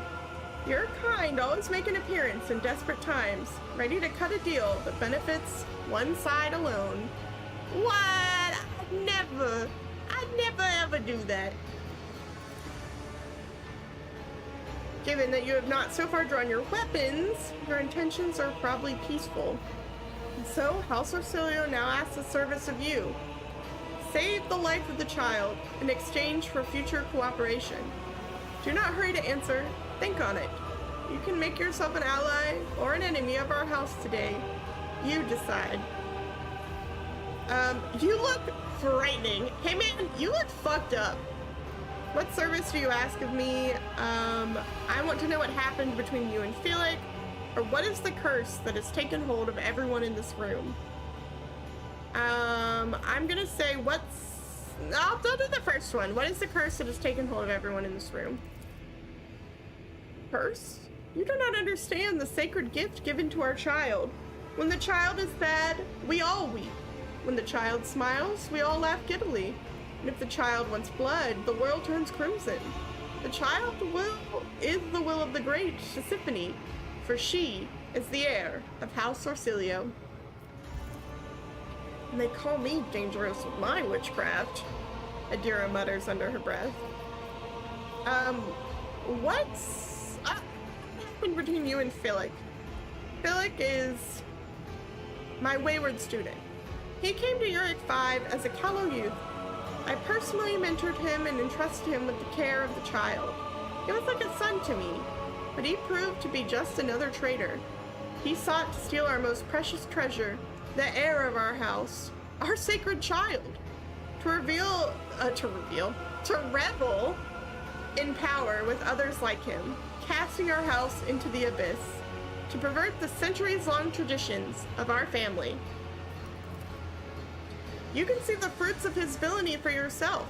He decided he was not bound by his duties to the legacy of the greatest of our novators, Tisiphone Orsilio, who led our house to prosperity for countless years. Foolish boy. The renegade's foolish boy. The renegades clouded his mind. They sought to seize control of the dynasty before the sacred child had come of age and taken up the novator.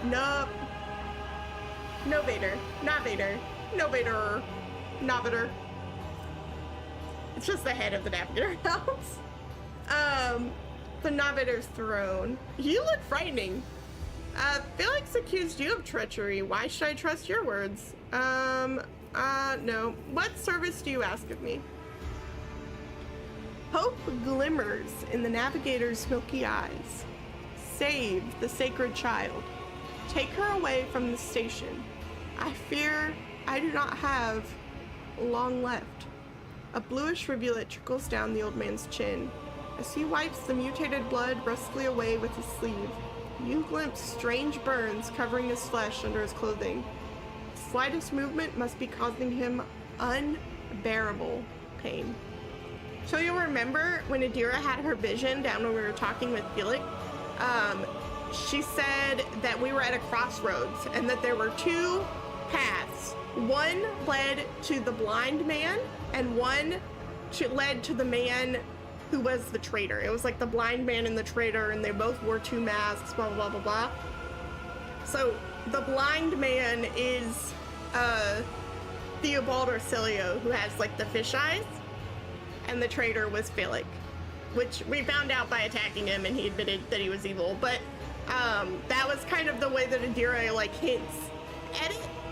And we also already knew that Theobald Orsilio had fish eyes, because they mentioned it in the in that Vox message we intercepted.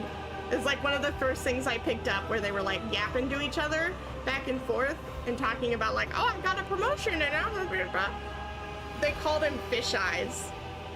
And so that's kind of how like if you were paying attention or like really like remembered what you'd read or whatever, the game gave you the hints to kind of like parse through Adira's message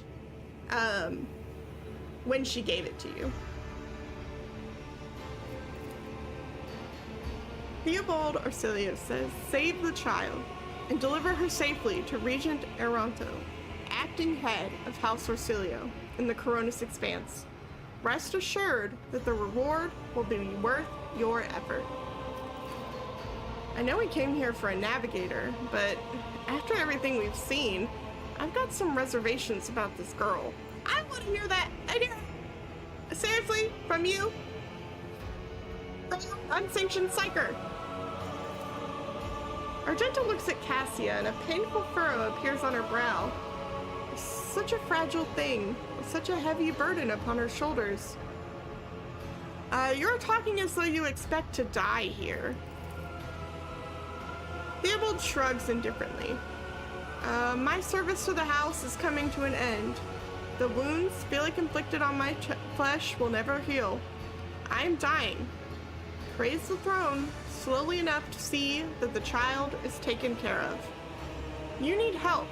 There is a Medicaid deck on my ship. But Theobald only shakes his head.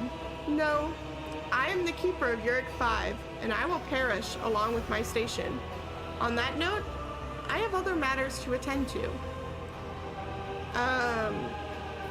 So I believe I have made my decision. Is that so? Please share your thoughts. Attack him! Felix was right! You're a crazy old man and you deserve death. I'm not gonna do that.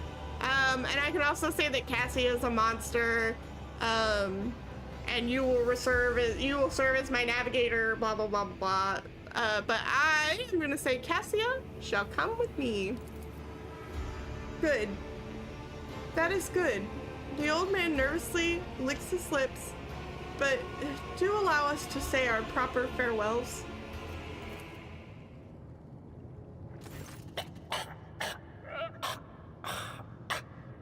Wake Welcome up, my in. mistress, my sacred child. Oh, that was your voice this whole time, dude. It is all over now.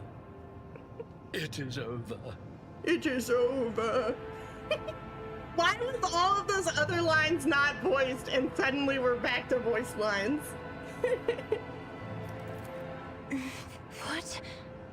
What happened? You. I remember you. Have you come to save us? Child, please, listen to me very carefully. One last time. You will now embark on a voyage with this lady to rejoin the house and its regent in the Coronis Expanse. I will not be able to accompany you on this journey.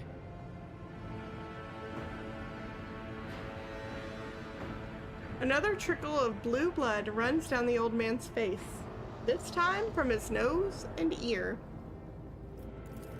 No, not you too. Don't leave me alone in this violet brown haze. You're coming with me. Your mistress is giving you an order. Do you hear me? A hot wave of despair that is not yours washes over you. Your palms sweat and your heart freezes in panic. Mistress, I fear this will be your only order that I dare to disobey. I am the keeper of Uric 5, and alas, I have less than a day left in me. Allow me to serve you one last time and honor my final duty to House Orsilio. I will remain on the station and destroy the secrets it holds.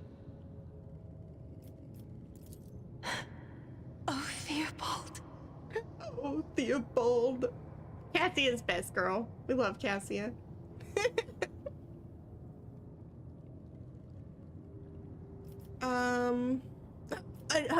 Girl, soak it up. You're coming with me now. Or I can say, forgive the urgency, but we should leave the station immediately. The systems are unstable and may fail at any moment. But I'm gonna say, I regret that we had to meet under such circumstances. What need have I for your regrets?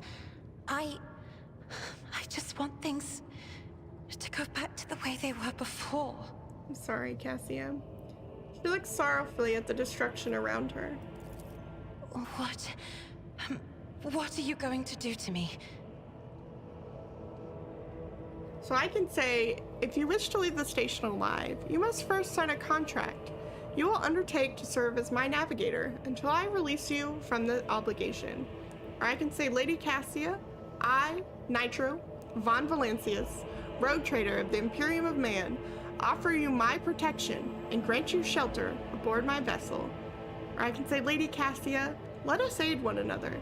Become my navigator, and shall restore you to House Orsilio at the earliest opportunity.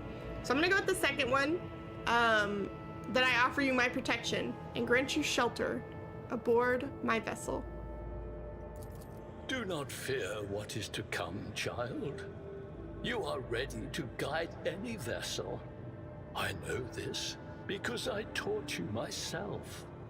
And it is difficult to imagine more worthy company than a rogue trader. But remember, your safety is of paramount importance. Get to the Great Regent and fulfill your destiny. Fulfill your destiny, Cassia. Continue. I beg your pardon, but what about my servants? Yurak 5 is still full of people loyal to House Orselio.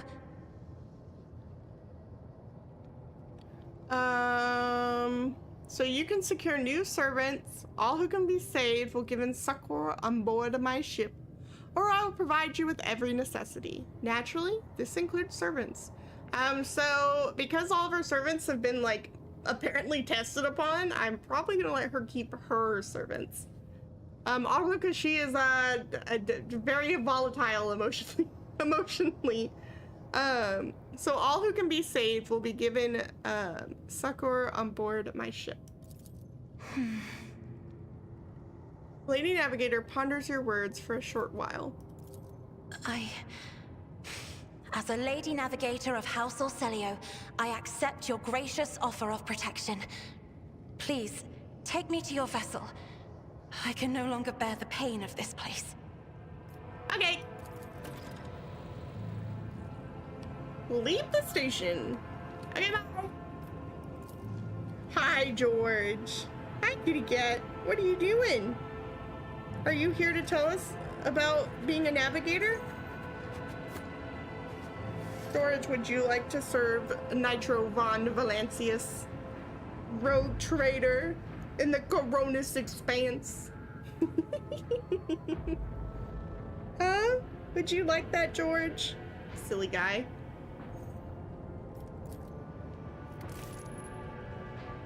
It is as if the painting was rendered by several different hands. The timid, uncertain lines are interlaced with rough and furious strokes, coming together in arcane shapes.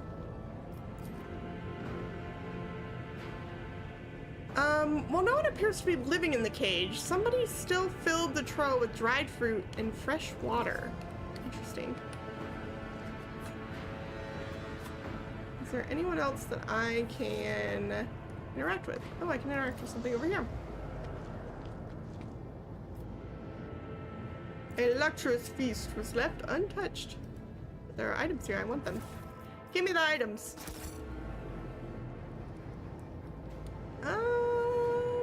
Is there anything else that I can touch? I can go over here.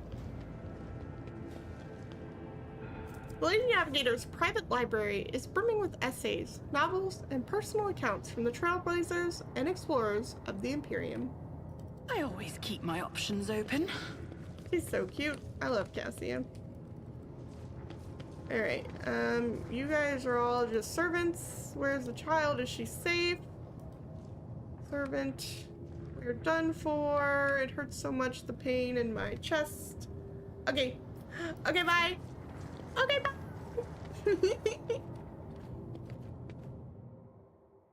I got a new friend. And we can level up. I will lead us to fortune. Bum, bum, bum. All right, let's see.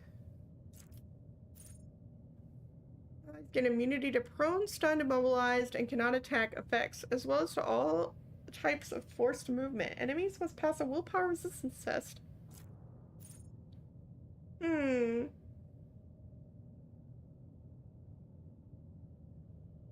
Interesting.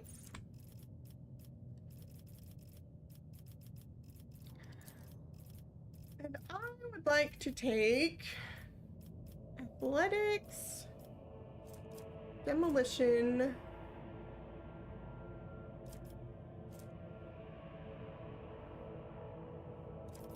carouse. I'd really like more carouse because my carouse skill is so sad.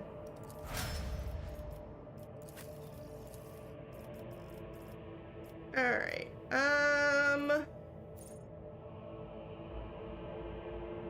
Slash cannot be used in the same round as charge. Right, for a crushing strike, their next melee attack pushes the enemy away. Or unleashes a terrifying scream, drawing the attention of their enemies and becoming a priority target. Whereas next melee attack gains plus 20 bits, ignores the target's parry. Every enemy who survives an attack enhanced by this move will attack the warrior in return. Oh. Let's do Endure for now. Oh, I already have Endure. Just kidding. Just kidding. Fine. Let's do...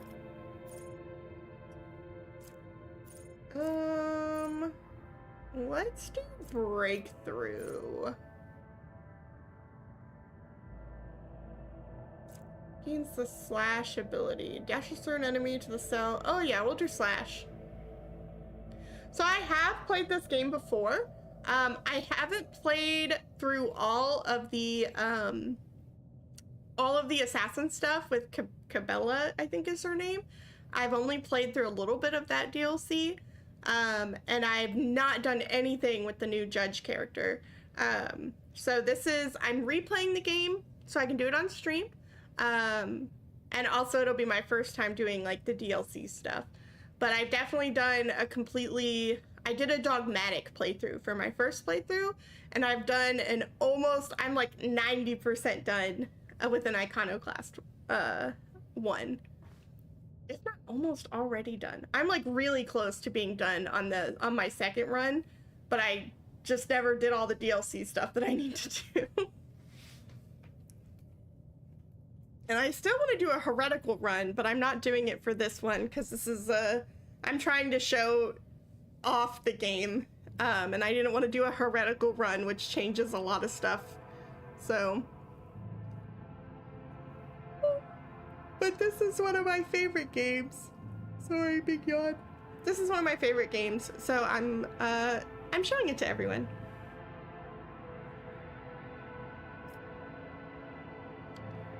Okay, so we got Breakthrough next. And I always give... Yeah, we'll give him Athletics.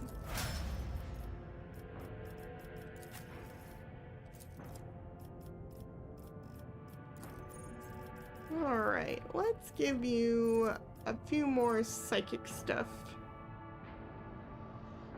Jesus. Allies under the effect of at least one psychic power applied gain an additional plus 7% armor penetration. Sure. And then I'll give you... Intelligence would help with all of her lore. But Perception would help with her awareness. We'll do Perception. I am trying to like speed through this part because I don't want to bore everyone with having to like read through all the different things. But I will say, we talked earlier about how long the game takes to play.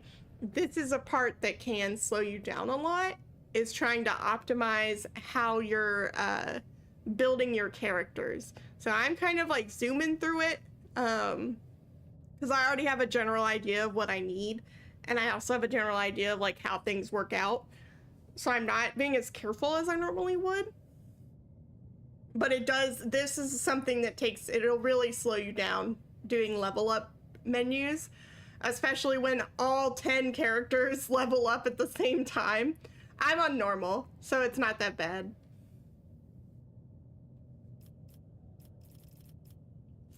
Who is this? This is Argenta. We're gonna raise your...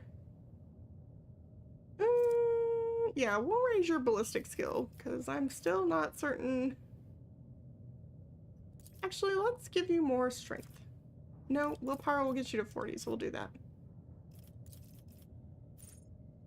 Soldier gives a sign they're about to open fire. Their allies will automatically dodge. Yeah, let's do this one.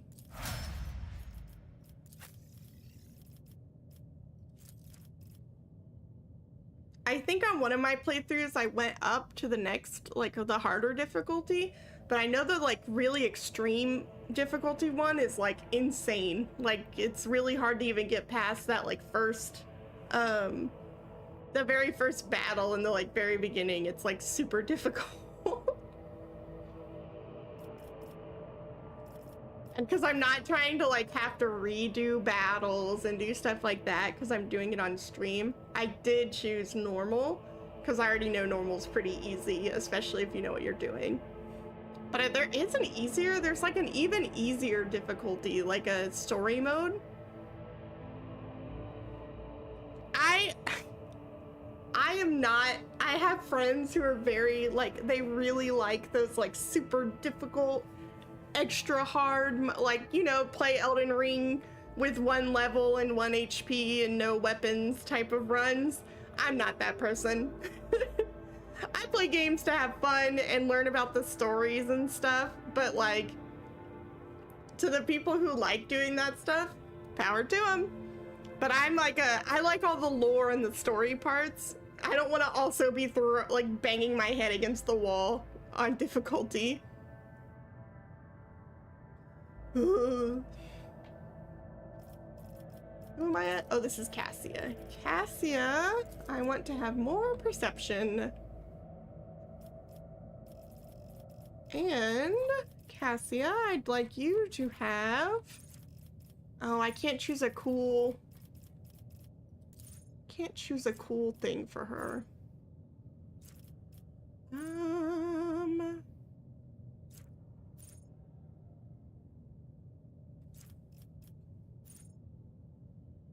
+5 fellowship and additional 1 fellowship for every navigator talent. Yeah, we'll do this one.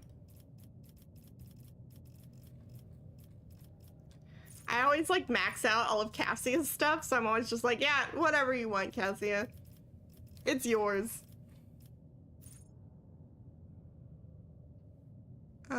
Allies gain plus 10% armor. Their additional armor is reduced by the amount of veil degradation and increased by... we'll do under right protection. And I will give you even more perception. No, you can have willpower. Congrats. Cassia is like my favorite. Cassia and the tech boy that we're about to meet, they're my favorite. They're my favorite. In battle, at least. They get so broken.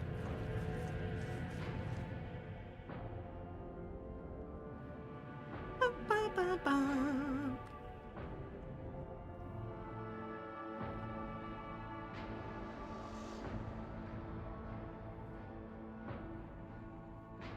So now we have our navigator, and based on the poll, we're gonna go to, well, first we're gonna listen to Cassia talk to us. What's up? Lord Captain, Lady Navigator, welcome aboard. The Sanctum Navis has been prepared for the communion ritual, but if Lady Navigator wishes to rest in her quarters first... Your heart starts beating furiously, your breaths come short and choppy, and your fingertips tingle unpleasantly. You notice that Vigdis is shivering slightly, and the crew are glancing around in puzzlement, searching for the source of the sudden wave of unease. There is a way to make this charm, and I always fuck it up. and I've never successfully had this charm that controls her power, but YOLO. Without even looking at the Voxmaster, Cassia waves her away. First, I wish to speak with the rogue trader. Leave us. Of course. When you're ready for the ritual, please let me know.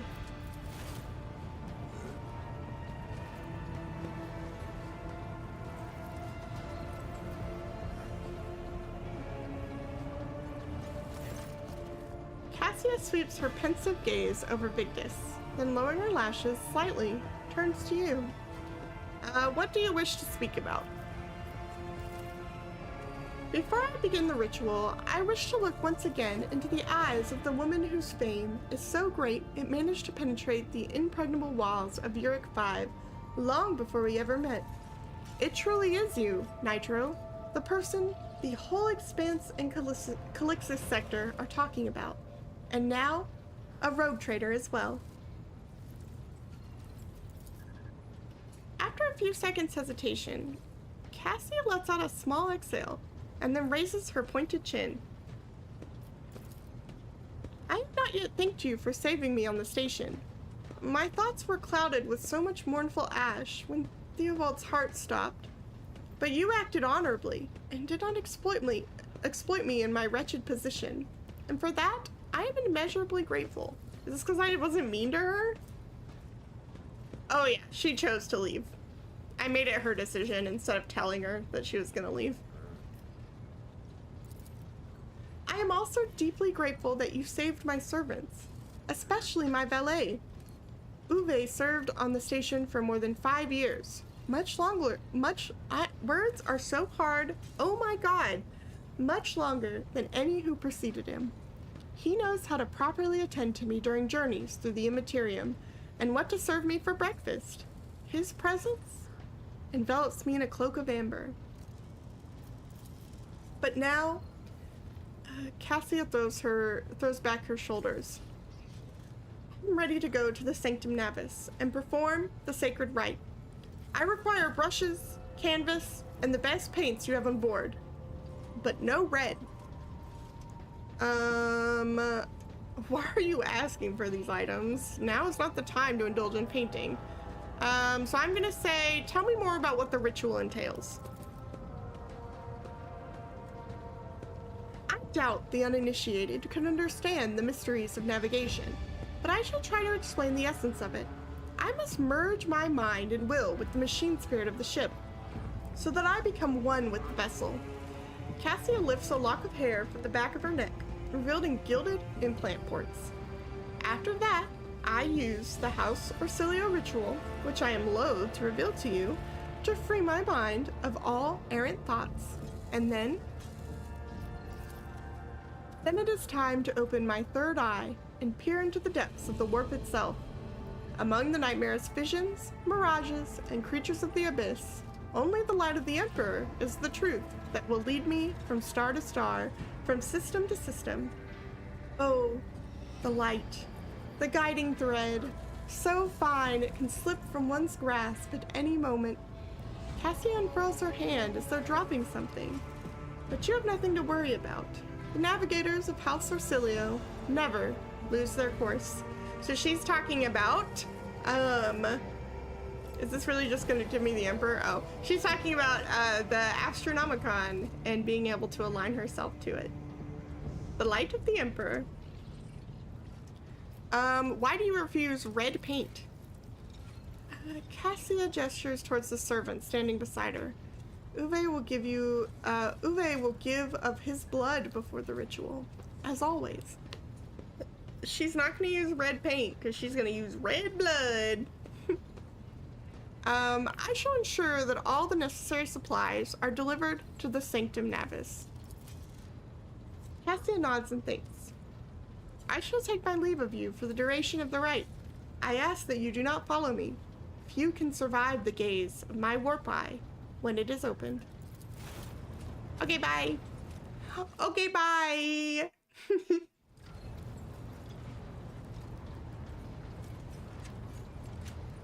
Oh, I may be getting something else.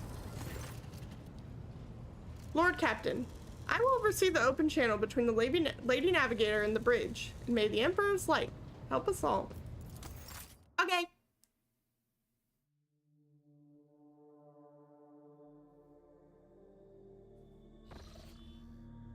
The Voxcaster in the Sanctum Navis picks up the susurration of clothes, pious chanting, and the metallic clicking of implants.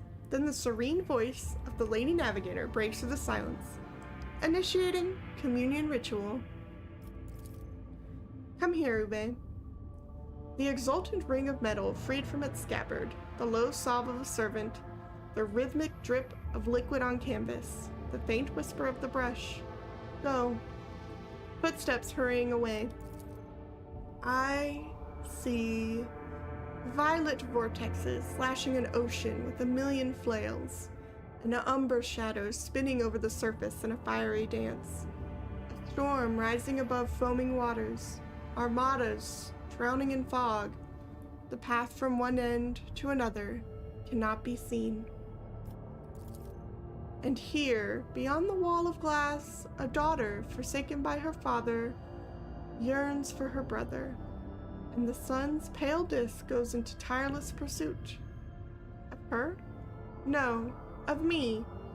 Its frozen rays lie that spring is here. The light is deadened. The great ruler is gone. The Voxmaster recoils at Cassia's words and accidentally snaps one of the cogitator levers. The panel beneath her finger emits sparks, and the Voxcaster falls silent. She quickly flips a series of switches and bows guiltily. My abject apologies for cutting off the broadcast, Lord Captain. I have never heard the warp speaking through a navigator before. The connection is restored now. It will not happen again. Voxmaster, see to it that you receive 5 lashes? No, I'm not lashing her. Cassia, are you all right in there? Oh, she told me not to mess with her, so I'm gonna say leave the navigator undisturbed. Soul-shredding screams drown out the Vox transmission. Servants in the Sanctum Navis are howling and shrieking like wild beasts, moaning in pain, their throats raw from the strain, and then sudden silence. Dull thud of dropping bodies proclaim their fate. I do love a good beating in Warhammer 40K. I'll be real, if I was being a little bit more dogmatic, lashings. Lashings to everyone. But I'm being nice.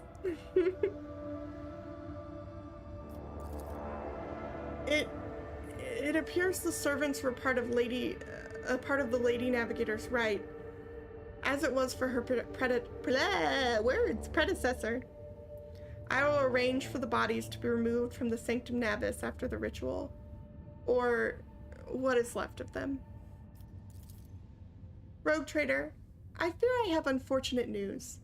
Endless blackness has spread across the canvas, dividing what should be whole in two, and my sight cannot glimpse the light of the Emperor as clearly as before. I cannot turn around.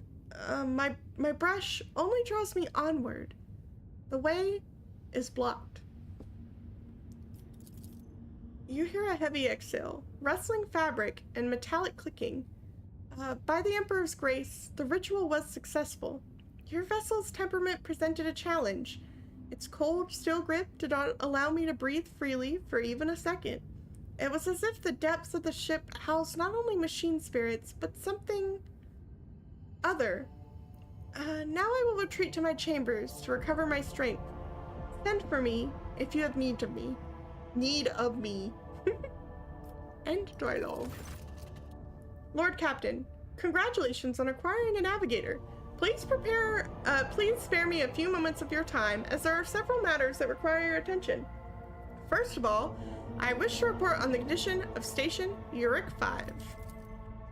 Had you opted to begin your visit to the Reichard system with a different destination, the station could have become critically unstable.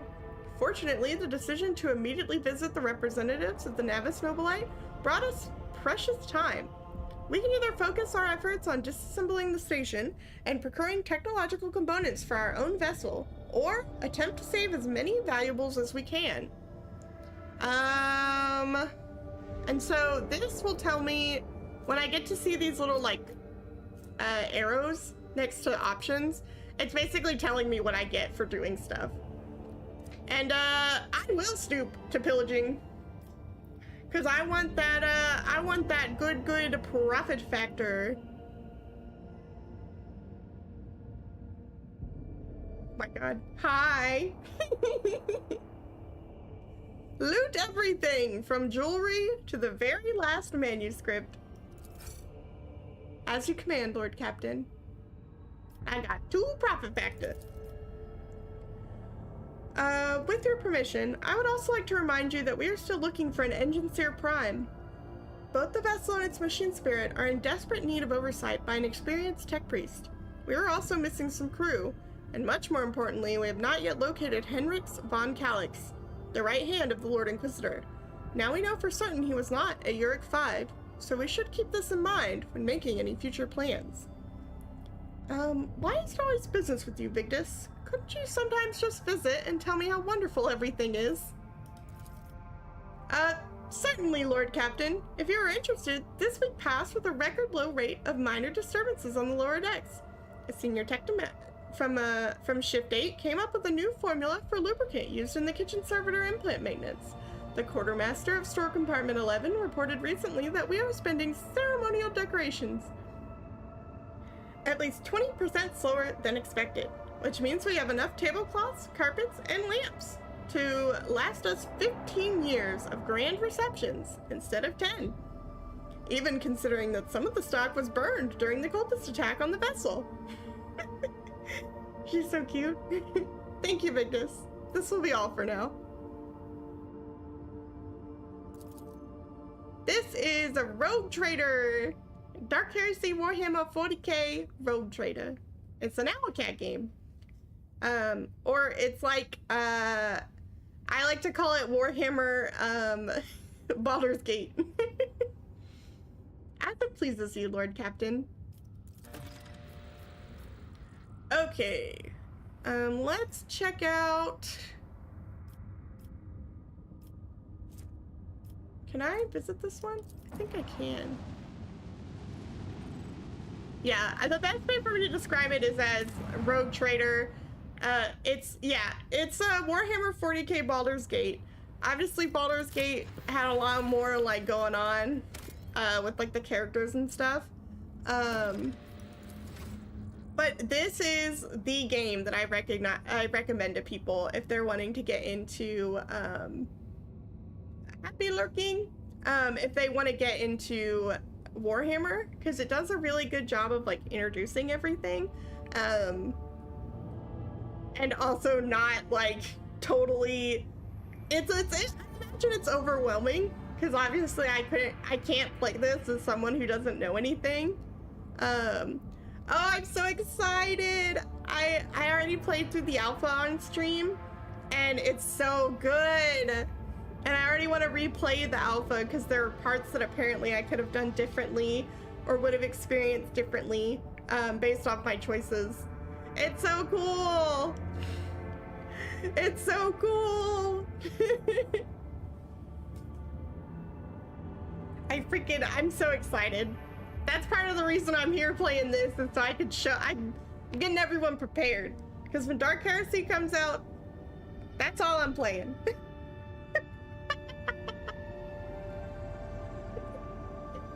You will only ever see me playing Dark Heresy ever again.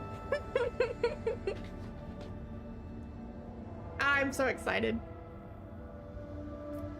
All I know, we're getting all the like, so I will say I'm not gonna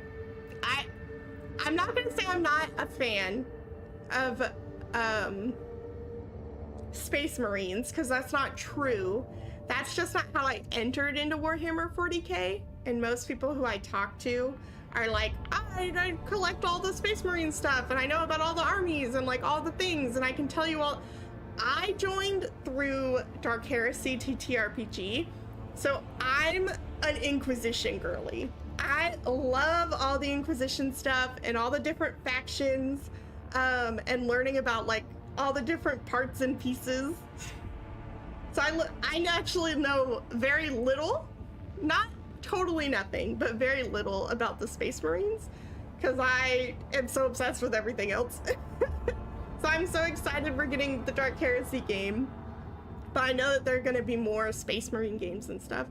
Oh, I also saw Space Marine 2 is on, that's the game, right? Space Marine 2. It's on Xbox Game Pass. So I might play that in the coming future, because I haven't gotten a chance to play through it yet. And it's on the Game Pass, so I'm able to play it now for not free. I've only seen like the beginning part of it, and it does seem very fun, like a very like kill all the enemies type of game. And I like Darktide, so it's not like I'm, well, Darktide is a different type of game, I know that, but I mean, I'm probably gonna have fun no matter what. At this point now, anything Warhammer, I'm probably gonna have fun playing. All right, so we're going to actually go to this void ship first, because I want to figure out what's going on. Lord Captain, there is some commotion on the officer's deck. The Lady Navigator has left her quarters and is currently in the wardroom, where uninitiated crew members are shunning her in terror. Perhaps you should find out what has brought Cassia to the deck. Well, we were gonna go check it out, but first, something's happened.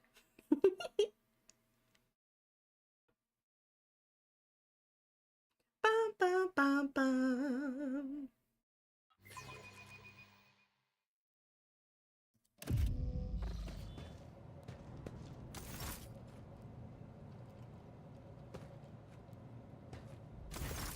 Lord Captain, my apologies. I did not notice your entrance. The Lady Navigator is engrossed in perusing the dusty tomes, which appear to have been neglected by the other officers, be it because of sloth or dullness of mind. When you walk closer, Cassia looks up at you, starts, and hides a weathered look behind her back. A weathered book behind her back. Jeez, I can say words. Thank you for the follow! Welcome to hell. No, welcome in. It pleases me to see you adjusting to life aboard the ship. Compared to Urak 5, your ship is a boundless world of unfamiliar hues. And yet, the abundance of bright colors can at times be wearisome on the eyes. The bridge and the decks are so clamorous. In my search for a place of quiet, I was fortunate to come upon this islet of serenity filled with rare tomes and practically devoid of color. So I can say the events that took place on Urak 5 must have shaken you greatly. Are you well? Or your only attendant is your valet from Urak 5. Do my servants not measure up to your... Well, I'm not saying that one. The option to be like a total bitch is always there. It's never not there. Your only attendant is your valet from Urak 5. Do my servants not measure... Oh, wait, I already said Jesus. I hope that you have had ample time to calm yourself and your powers. And then I can point at the book in Cassie's hand and say, I see you are fond of reading. Let's say the events of Urak 5 must have shaken you greatly. Are you well? One should not underestimate the navigators of House Orselio, Lord Captain. Like a shawl of pale smoke, a faint malaise hangs upon my shoulders, but it will not be the slightest hindrance to my duty to humanity, and my duty to you. Cassia's response is reserved and pointedly decorous, clearly intended to create a distance between you. Joke's on you, we're becoming best friends, and you can't stop me. Both of these are rude, so I'm gonna point at the book in Cassia's hand and say, I see you are fond of reading. Oh, this. I found this fascinating read on one of the shelves, and I must say, it has caught my eye. Its every chapter is written in verse. I find it so beautiful and enrapturing. Urak 5 had a vast archive of its own, of course. Although, Most of the works within had to do with scholarly disciplines of some sort or another. Only in my sparse moments of respite was I allowed to escape into the pages of more embellished works. Cassia gently brushes the dust off the cover with her thin, clawed hand. Her eyes filled with longing after reminiscing about her lost home. I don't like any of these options, but I'm gonna say I hope you've had ample time to calm yourself and your powers. There are people on this ship who Thank are you for far more following me. impulsive and dangerous to others. I'm in an ad. And far less devoted to the God Emperor Thank than you a for herald following of the me after Navis I'm out of the nobility. ad. But I did not need your words to see the shades of umber unease that whirl around your subjects whenever I am near.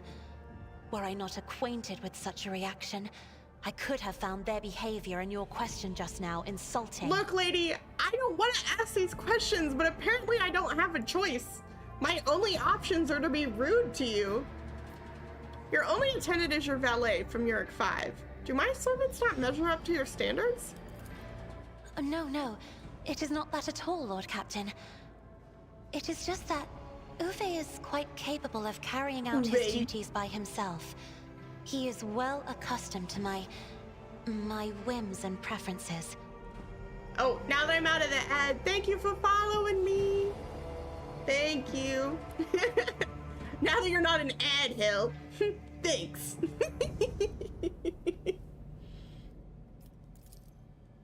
Perception test succeeded. Cassia cringes ever so slightly, adjusts the adornment on her forehead, then awkwardly hides her clawed fingers in the folds of her clothes. The unnatural appearance of navigators often becomes the topic of gossip among lowly servants and officers alike. It isn't surprising, then, that Cassia prefers the company of one who is used to how she looks. Poor Cassia. Lord Captain, would you kindly explain to me why you are pestering me with these questions? Inquiring about my mood and my needs, showing an interest in the books I am enjoying. You are behaving as if you possessed a shred of fellow feeling for one such as I. Cassia, this is called friendship. Cassia, I'm trying to be your friend. I beg your pardon, Lord Captain. That was no way for a navigator to conduct herself. Caring and compassion? To me? Cassia, this is called friendship. Cassia, this is called being nice to you. I'm sorry that no one has apparently ever showed you that. You have nothing to apologize for. Human emotions are natural, be they good or bad. And it's just as natural to share them with others. Quite right. So I'd ask that you mind what you say from now on. You're right. Don't ever speak to me again. It is indeed difficult for me to feel empathy for a mutant. Jesus Christ. However, the crew's well-being hinges on that of its navigator. Jesus. I believe this conversation has reached its natural conclusion. The choices are so funny. And the thing is like, the mutant one, totally in character for someone like a little bit more dogmatic to say, like, mutants are bad, even if some of them are good for the good tools for the Imperium. My options are so crazy. So you have nothing to apologize for. Human emotions are natural, be they good or bad, and it is just as natural to share them with others. Please forgive me. I cannot even understand myself right now. Your words and attention have reminded me of life on the station, of Theobald and Felek. I do not understand. They were merely the keepers of Uric 5. So why do memories of those two make me feel a strange heaviness here? Cassia, why did no one ever teach you about feelings? Yeah, like, there's my character that I play in the Dark Heresy tabletop RPG would 100% be like, yeah, you're a useful mutant or whatever. That's cool. Cause she is just She's just a means to an end, a tool.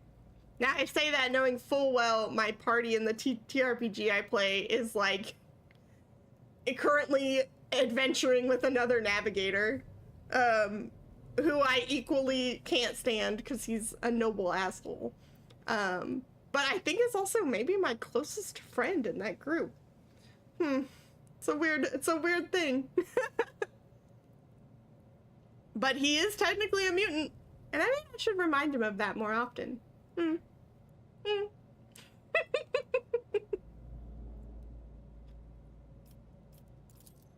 At the same time, I find myself overwhelmed with new excitement and anticipation. At last, I have set foot outside my familiar walls and into a world that I have only seen before in the pages of books. Your ship alone is a treasure trove of remarkable artifacts and curiosities. And just imagine the things that await beyond, but... my delight must seem childish to you, surely. In your heart, you must be finding all this quite amusing. I feel so bad for Cassia. Like, she's clearly just like a child that they coddled and then also, like, didn't know how to control. And they're just so mean to her. And my options that are to be mean to her, I feel like I'm just scolding a child. Like, what I find childish is your manner of addressing me, as if I were your friend. And your mistaken belief that anyone here would be interested in hearing about your emotional turmoil. Like, that's so mean. That's so mean. How do people choose these options? I understand what you were going through. My own life was turned upside down not too long ago. I'm not in the habit of finding amusement at the expense of my people. Just remember to keep your emotions in check. I'm afraid I must... I'm gonna fuck off. Bye. So, I understand what you're going through. My own life was turned upside down not too long ago. Indeed. I did not know. That is to say, I could not have known, as it is the first time we are speaking in a circumstance so... private. My word, when I found this place, it was so full of officers. Why did they all leave?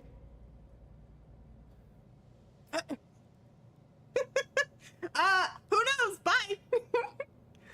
Perhaps my people did not wish to disturb you. I do not tolerate idlers on this ship, and my officers know it well. Perhaps my people did not wish to disturb you. Or because my presence offends them. Then I must take my leave as well. I am due to inspect the Sanctum Navis after the communion ritual and prepare the chamber for the upcoming warp jump. Warp jump? Thank you for your company. Poor Cassia. Like, my options, I'll try to protect her from being like, yeah, everyone thought you were just a fucking freak. But she knows that people are, like, mean to her just because she's a mutant.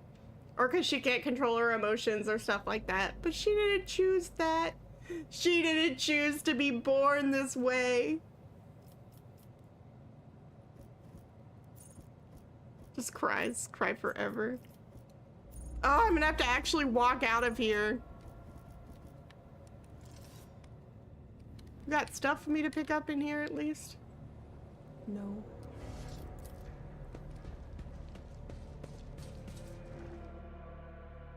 Bow, bow, bow.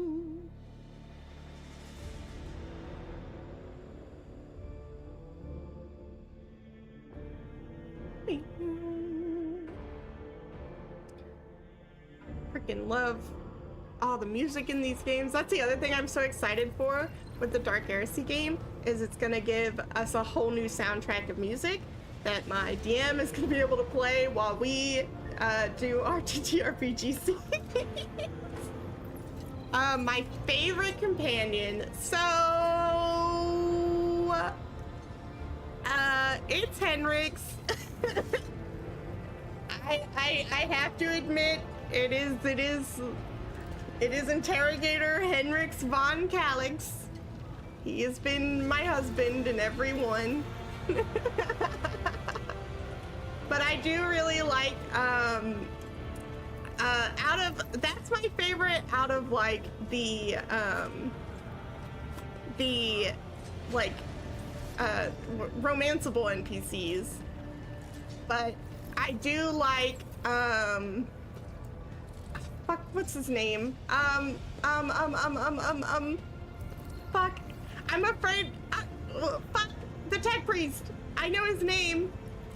I know his name. I know it. I know it. I know it. I put 300 hours into this game. He's literally my favorite character, and I love his story. And I like that you can basically give him like 40 movement, and he can go anywhere on this fucking map and just kill people. We're going to meet him right now. Yes. Yes, Pascal. He's my favorite. But I'm also, the Adeptus Mechanicus are like one of my favorite factions outside of the Inquisition. Because the Inquisition kind of gets like the little asterisk that's like all the people they recruit are from other places. So I really love our tech boys. I think they're so cool. All right, so Pohl said we're going to Reichenmann. Wait, I want to do the voice ship first, that's right. Oh my goodness, can we go 5 feet without you trying to tell me some shit? Lord Captain, sorry to disturb you. Victus pauses as if listening to something. It's pandemonium outside the bridge gate. One of the officers seems to be demanding an audience with you in person. I think I hear Master Versarian's voice. In any case, I wanted to warn you in advance. I'm never gonna make it to the next planet. I think this is the DLC stuff. It like adds all this like, all these interactions in this first act. So you can get all these like characters before stuff happens. But it's like, Jesus.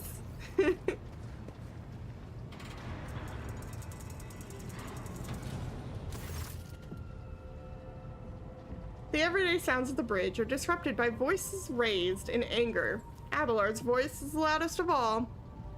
Yeah, I think this is the blood cult start one. This is not the conduct of an officer. These are the antics of a highborn brat out on a lark. Explain yourself, Lieutenant. Irrelevant. The young woman standing before Abelard strives with all her might not to quail under the onslaught of her superior's anger. She falters, but then manages to look him in the eye and say, I apologize, sir, but I must speak to the Lord Captain. Very well, Lieutenant. You may address the Lord Captain, not least because I see you have already seen fit to disturb her. Your unauthorized appearance on the bridge and display of belligerence towards a high-ranking officer will be logged on your personal file without delay. Lord Captain, Lieutenant Avril Event, requesting permission to speak. Vent falls silent and then adds rashly, on a matter of extreme importance and urgency.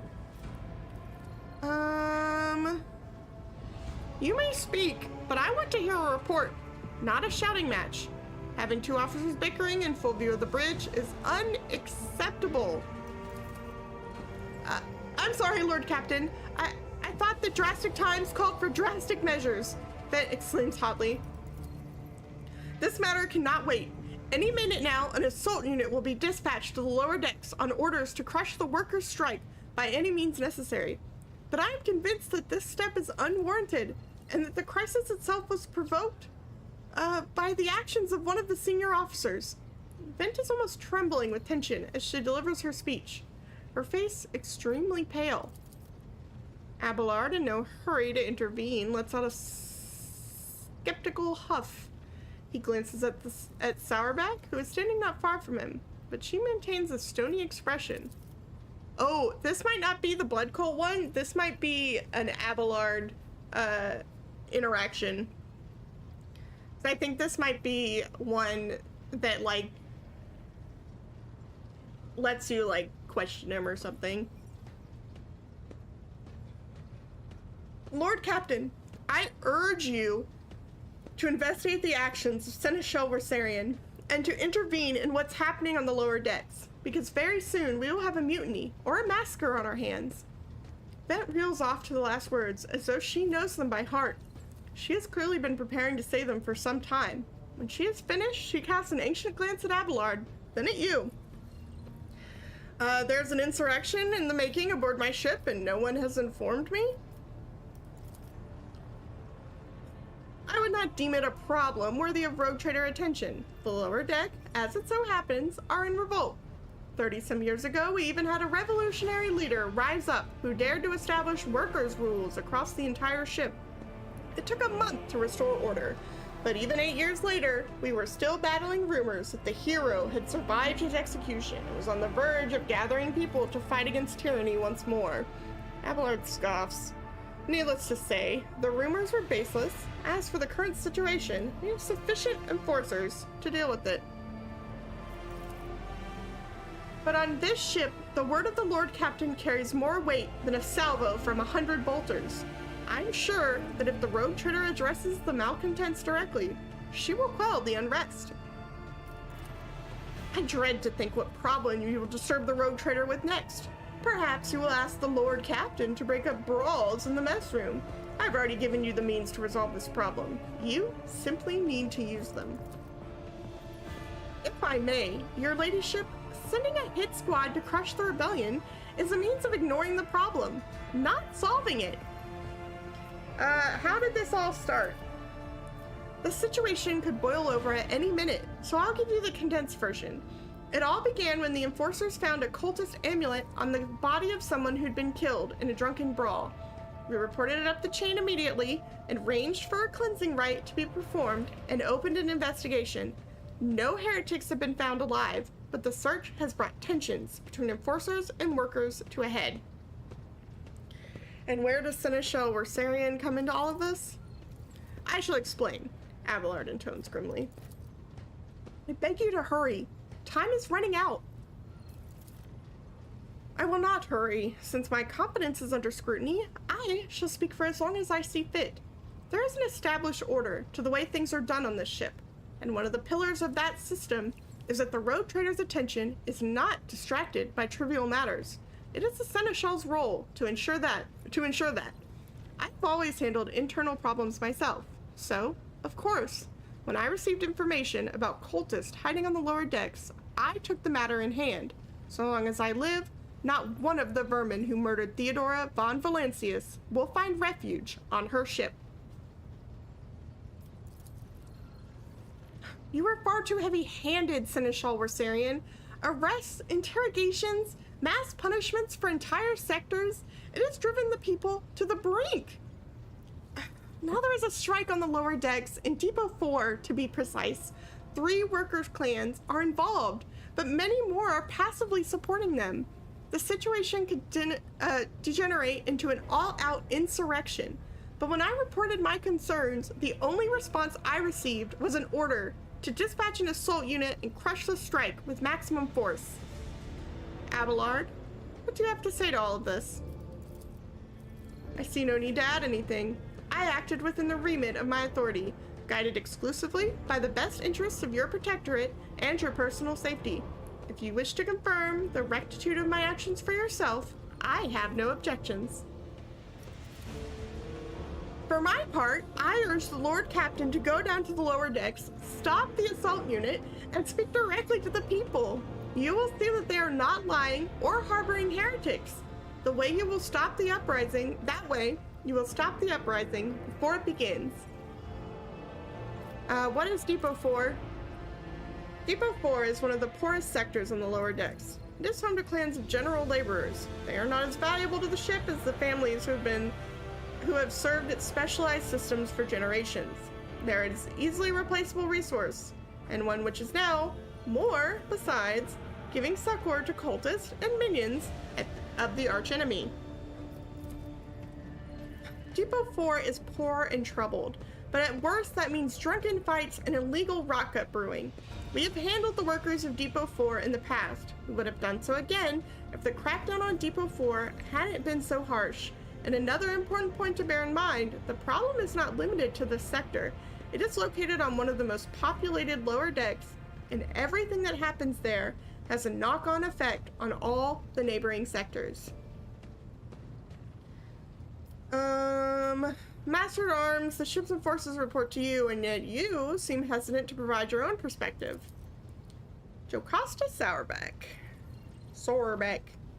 Lord Captain, unlike Lieutenant Vent, I respect the chain of command and realize that it is not within my right to challenge my superiors. Sowerbeck bows her head in Abelard's direction. However, a moment later, a serpentine smile appears on her lips. That being said, while I entirely share Master Wersarian's opinion on what fate Depot 4 deserves, I must note that this insubordination is a direct consequence of practices that he himself has introduced.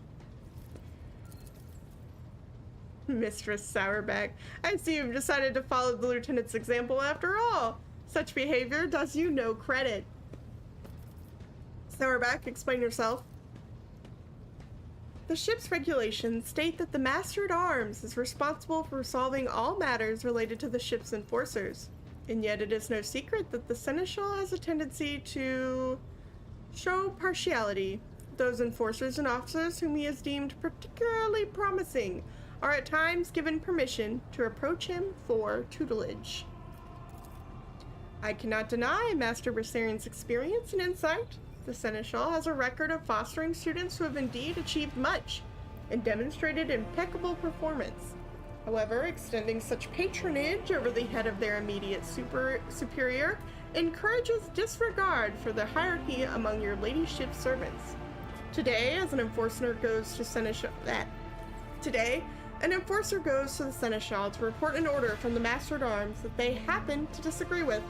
Tomorrow, they will go to the Lord Captain to object to the Seneschal's order.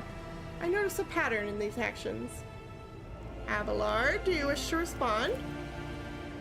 Mistress Sowerbeck, can you recall an occasion where I would encourage an officer to disobey their superior, or one where I would overrule their order, or show favoritism to those who merited none?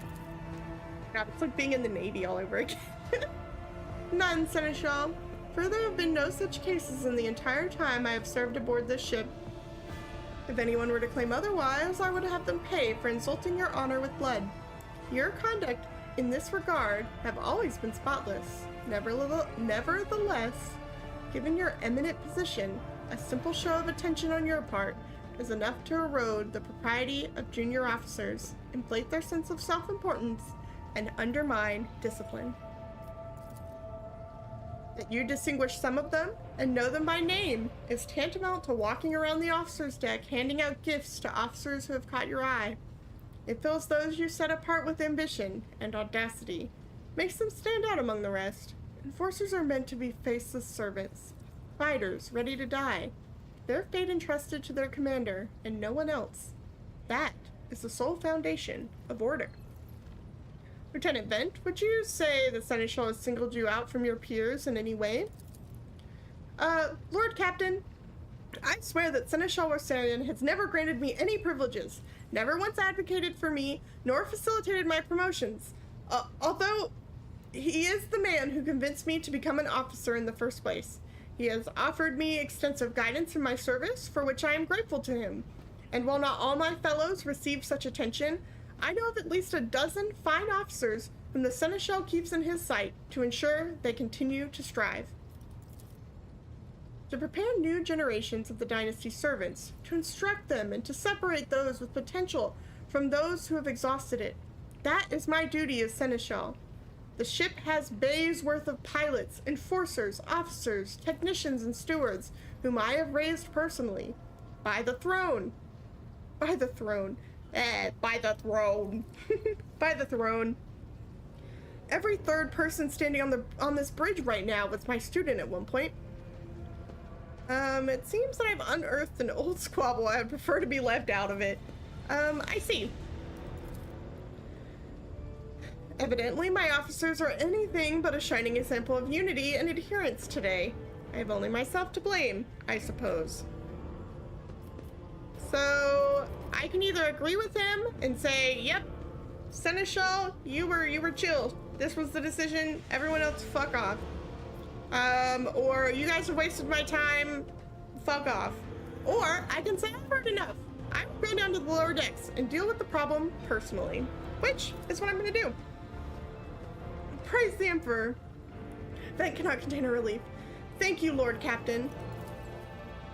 Abelard grits his teeth tightly. An enterprise bordering on the sophomoric. But please yourself, Lord Captain. However, I categorically insist that I escort you. Lord Captain, I regret that the enforcers were unable to handle the situation, which then led you to your and the Seneschal's involvement. I consider it my duty to go to Depot 4 myself and see the expedient resolution of this incident. Yeah, Mom and Dad are fighting again. Except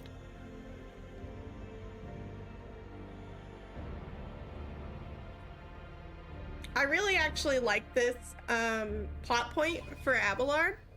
And if it goes in the way that I hope it does, I'll explain why at the end. I think it was a good, like, little quest that they included. I always have a backup plan.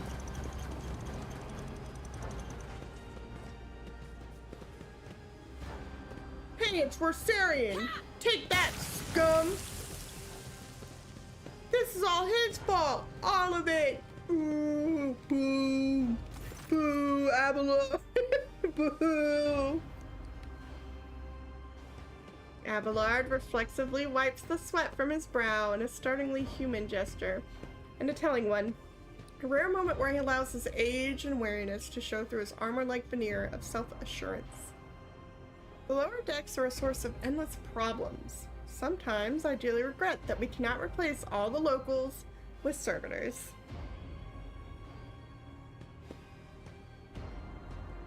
Yeah, every playthrough I've done of this and every new thing I learn about different characters, because obviously you can't have everyone on your party every time.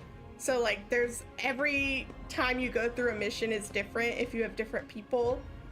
And every new thing you learn and decision you make or test you pass or fail changes the outcomes of things. So I really enjoy this game.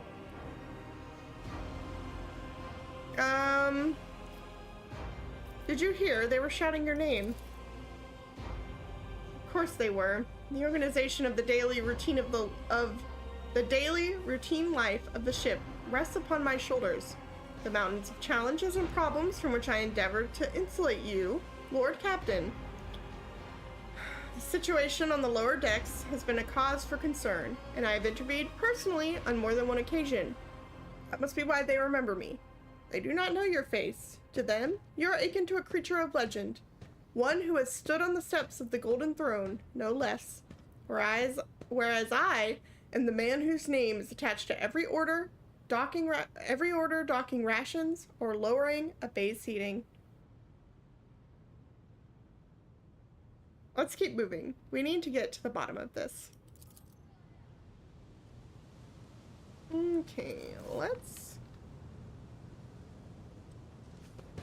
I can interact with these valves. Interesting. Rise to the top, or get left in the dust. Weird. The lower deck rabble. I would like to spin all these valves. Is this a puzzle? Puzzle? What a peculiar thing. A container can be seen beyond the massive bars. Perhaps examining the pipe will allow you to reach it.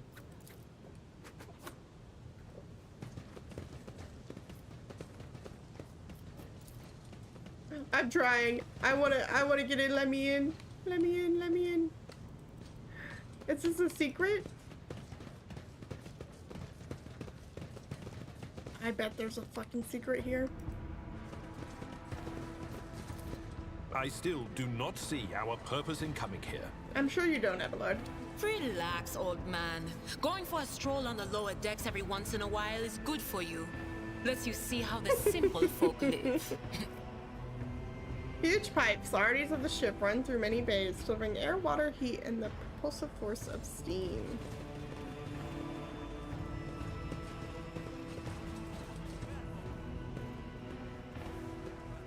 Here are Avrila and Miss Sourback. The sounds of a heated discussion reverberate through the ship's bays. Lieutenant Avrilevent of the ship's enforcers is barring the path of her superior, Master-at-Arms Shakasta Sourback, who's arrived clad in armor. Judging by their expressions and tone, the standoff has dragged on for some time already, and has now reached a boiling point. Lieutenant Vent, my patience is wearing thin. I have given you an order. Now get out of my way. Comply with that order, ma'am. Vent looks shaken, but there's fire in her eyes. This is my deck and my sector. So long as this area remains under the Lord Captain's special oversight, no action can be taken without my express permission. There are only 3 people who are authorized to make me stand down. The first officer, the rogue trader, and the Emperor himself. So not all my lessons fall on deaf ears. Abelard mutters in crabby approval. He does not clarify whether he means Vent, Sourback looming over her, or both. Your ladyship! And noticing you, the 2 officers snap to attention and salute. Their subordinates follow suit a moment later. What's the situation? Your ladyship, my people have locked down the bay where the strikers are, including their leaders. We have the situation under control as far as resources allow. Under control, Lieutenant. I came here to lead an investigative unit, and what do I see? The rabble is on the verge of mutiny. There is nothing to investigate. This simply calls for immediate repressions and firing squads. And you, Vent, are a step away from facing charges yourself. We encountered some locals on our way here. Their conduct was outrageous. They even tried to throw things at us. I want to speak to the strikers, or I give the assault unit permission to open fire. So I want to speak to the strikers. Abelard's mouth twists, but he restrains himself and says nothing. Right you are, Lord Captain. Allow me to wish you good luck. Hope gleams in Lieutenant Vent's eyes. Abelard's so fucking pissed off. He's so mad that I want to fucking talk to them. I want to see if I can I open this door? Where does this lead me? Nope. Nope, go in there. Let us not dawdle.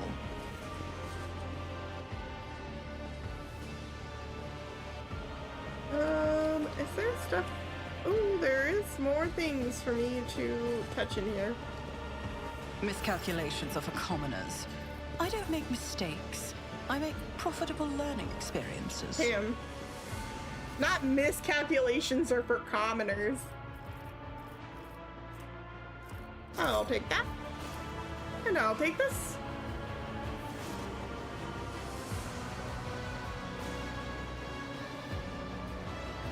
I would really like to take the puzzle and figure out how to do that. I think I can get up to them through here. Always keep your eye on the prize. No, I need to go back around. Okay.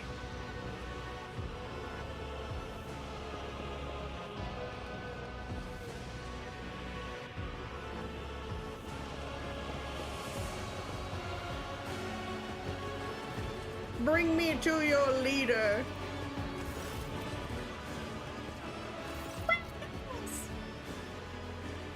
A dozen pairs of eyes stare apprehensively at you. The people before you are typical inhabitants of the lower decks. You take in their simple clothing, rude weapons, and faces that display varying levels of mutation, from the barely discernible to the strange and to the outright grotesque. Continue.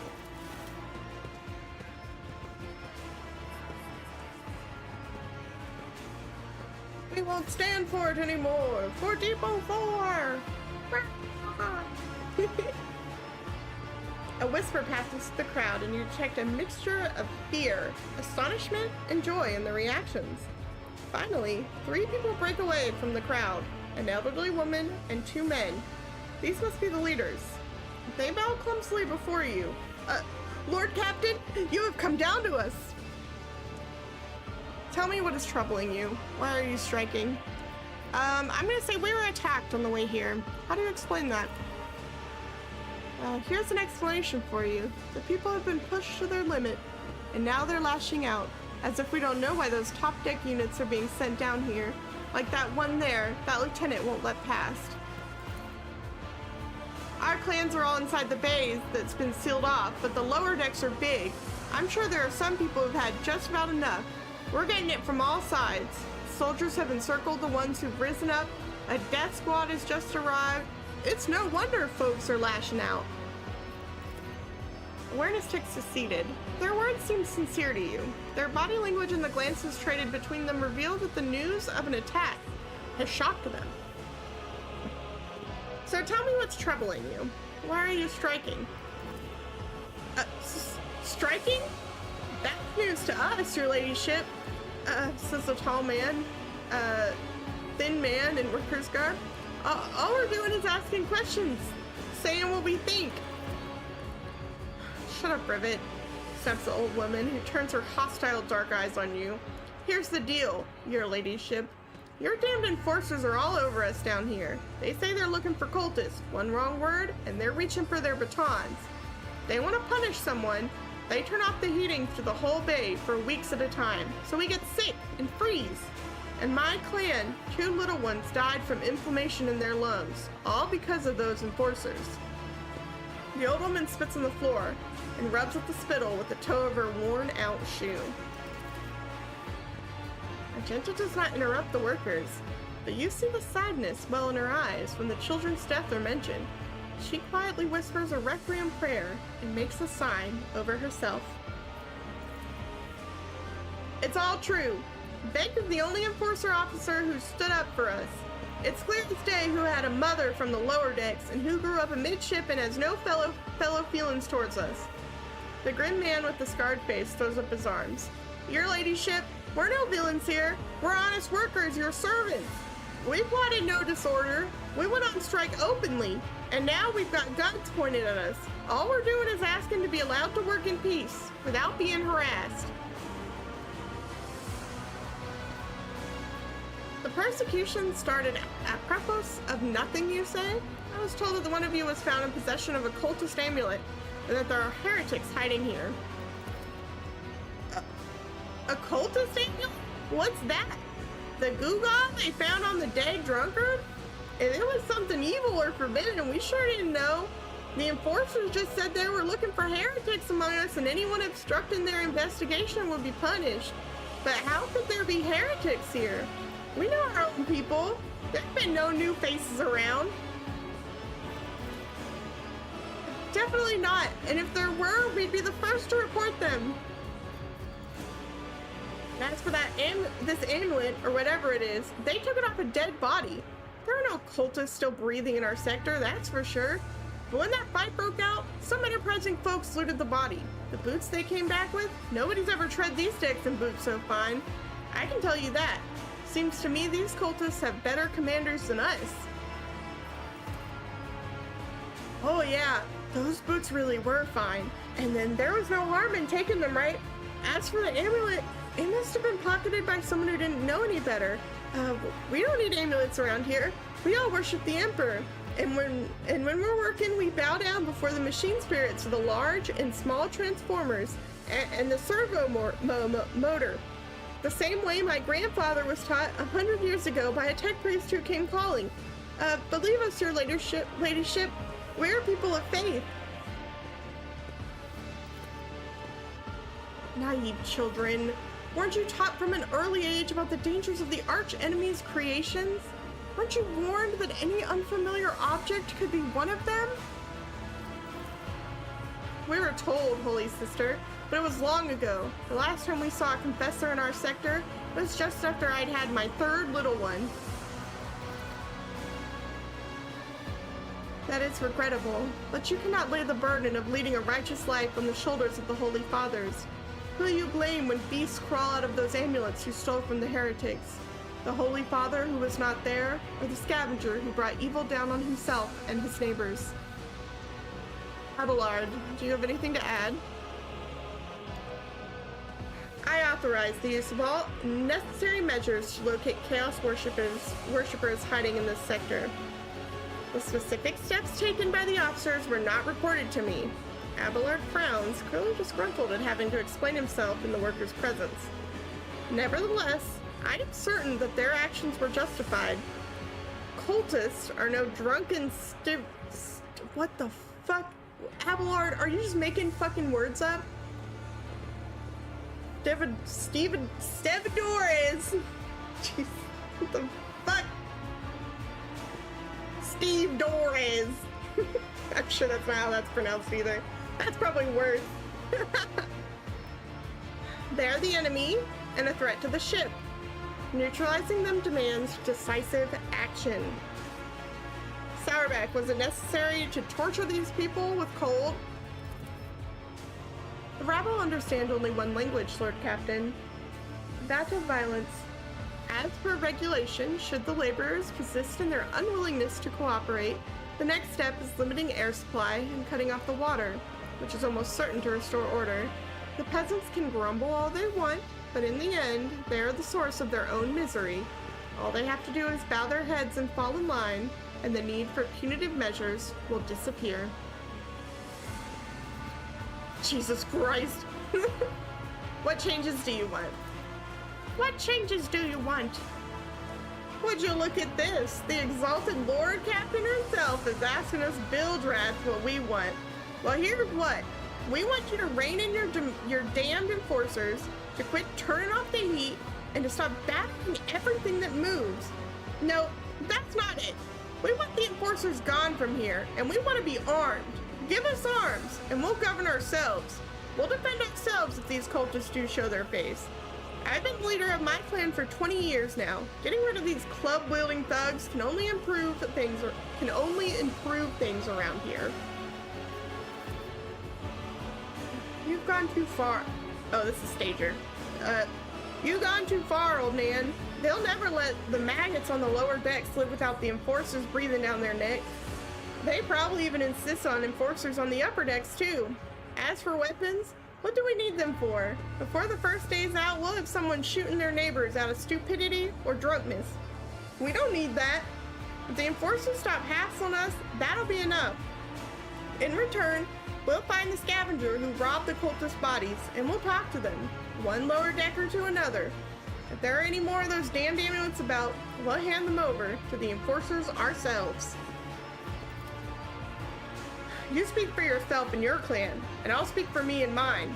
I don't want empty gestures. I want real change. They'll promise us the world now, but as soon as the Anointed One turns her back, these brutes will be on us even harder than before. All because we dared to speak out. The tall worker's eyes dart between the two arguing leaders, so every few seconds he opens his mouth as if planning to agree, but each time he falls silent, simply making a few vague noises of approval. Okay, so I can ask them what they feel like, or I'm definitely not doing this one. The one that gives them weapons and allows them to figure it out on their own. We're not doing that. So this one is spreading anarchy on the ship is the first step towards embracing chaos. Putting weapons into untrained hands would be even worse. What's more, the enforcers are needed to maintain oversight and order. Withdraw those demands, and we will consider the rest. So I definitely am here, and I'm not going to ask the others about their opinions because I'm the Lord Captain, and I don't give a shit. The tall worker they call Rivet shrugs and casts a sidelong look at the old woman. Old man, listen, listen. The Lord Captain herself has come down to us and is offering concessions. And I don't know a single person in the whole of Depot 4 who's ever stood next to the road trader, let alone talk to them. Back down. Now's no time for you to be a stubborn old crone. Listen to us, old man. The 3 clans of Depot 4 ought to act as one. We've made our minds up. It's your turn to decide. Don't ask them to disband the enforcers or give us weapons. We don't need any of that. The old woman hisses in dissatisfaction. You two are ganging up on me, is that it? So brave you are against an old woman, but I'll shut up. I will indeed. I won't go against 2 clan leaders on my own. If you want to make peace with the Enforcers, make your peace. That's great.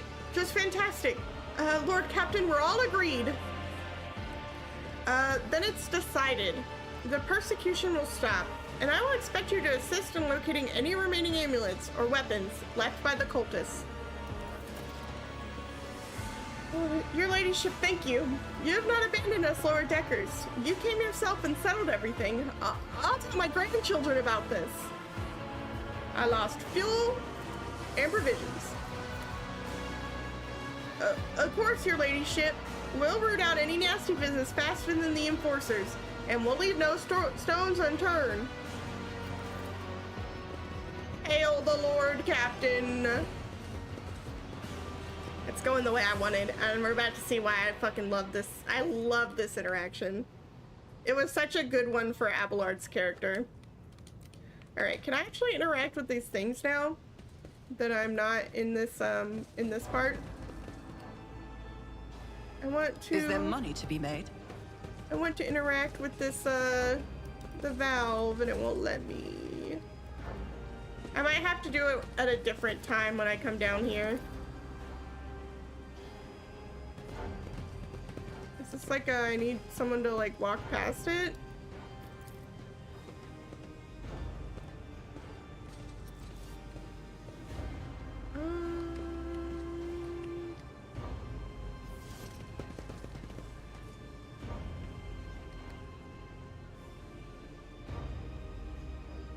I always have a backup plan. I don't know. Alright, where do I leave? Okay, it's here.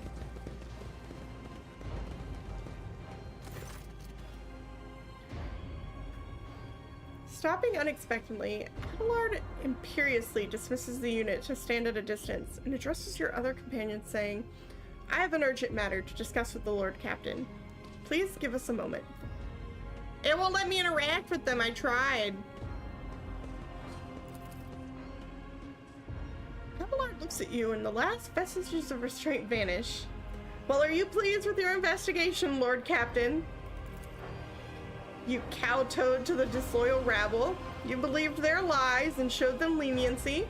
Next time the ship is attacked by cultists, the rabble will welcome them in with open arms and allow them to wreak whatever havoc they like because they see you as a weak leader. Is that how you see your future at the helm of the Von Valancius Protectorate? So I can say, do not speak to your Lord Captain in that tone. Why are you so angry? I solved the problem. There is some truth to your criticism. Let's talk about your role in all of this instead. You allowed this revolt to happen. Your actions practically guaranteed it would. So first I'm going to say, do not speak to your Lord Captain in that tone. Am I though? Yeah, I am. I'm obliged to speak thus. Who else can point out your errors and offer you counsel?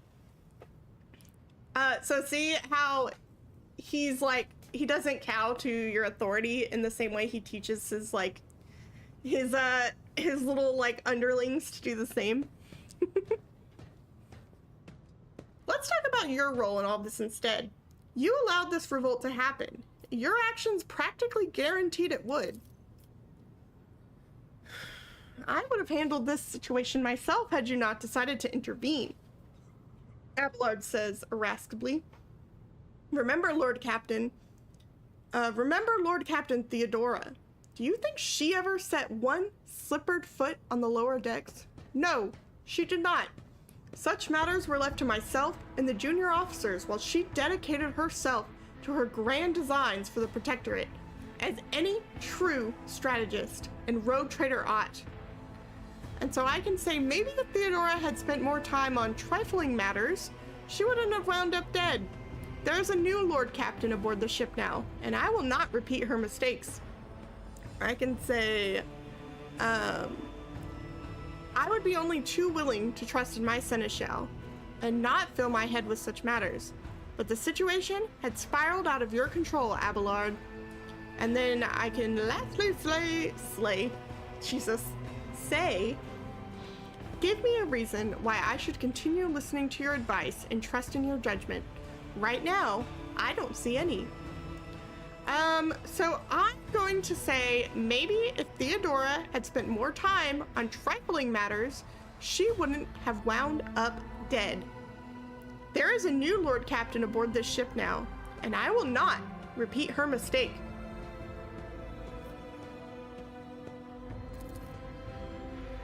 Abelard looks at you stunned and exhales loudly. Then he nods curtly. I commend your decisiveness, and I am uncomfortable with introducing new protocols in the midst of a crisis. And Abelard stands straight at attention. I lost my temper, Lord Captain, and I believe I ought to explain myself. Abelard speaks slowly, and the words not coming easily to him. The prosperity of the Von Valancius Protectorate is not just an empty phrase to me. I left the Imperial Navy for the chance to see it flourish.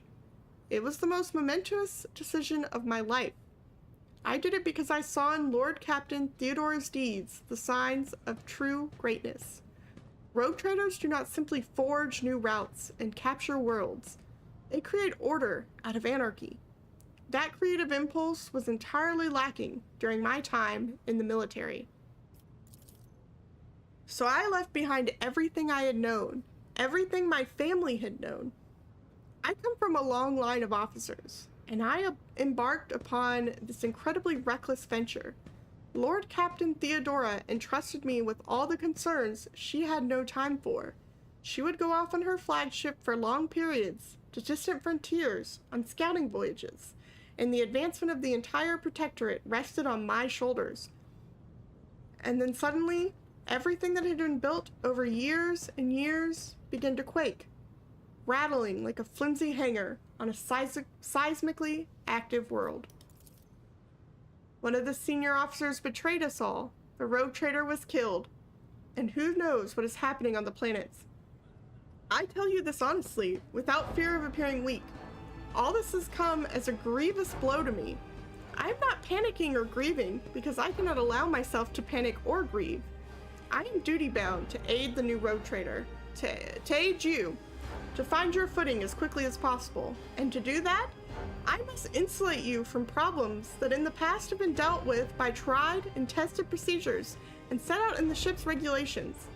Procedures that were established long ago and have functioned smoothly for decades cannot suddenly be deemed excess to requirements. So I can say Theodora trusted in established procedures and she died. I won't make the same mistake. If you want to keep building the future of the Von Valancius Protectorate with me, stop living in the past. I understand, but you need to learn how to respect me as your Lord Captain and Rogue Trader. Accept it, and start living in the new world. A world where Theodora is gone, and where you and I have new decisions to make. Or the prosperity of the Von Valancius Protectorate is just as important to me. You're the only person who has comprehensive knowledge of how things are run on this ship. I think in the future, I will follow your record. So basically, like, I can say, like, you need to get over this and, like, recognize that I'm your captain now. Or I can be like, no, actually, you were right. I should have listened to you, and that was, like, totally my bad. Like, I shouldn't have done that, and I should have let you do you.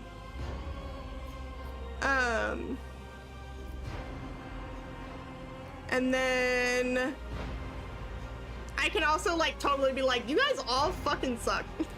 That's the last one. That I have seen a lot of hand-wringing in recent days, but very little competence. I have no plan to rely on your judgment or your tried and tested procedures in the future. So I'm going to say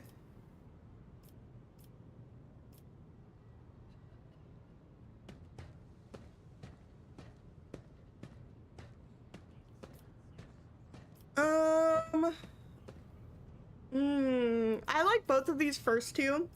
I'm trying to decide which one I like better. Theodora trusted in established procedures and she died. I won't make the same mistake. If you want to keep building the future of the Von Valancius Protectorate with me, stop living in the past. Because both of these are kind of like the same, but worded a bit differently.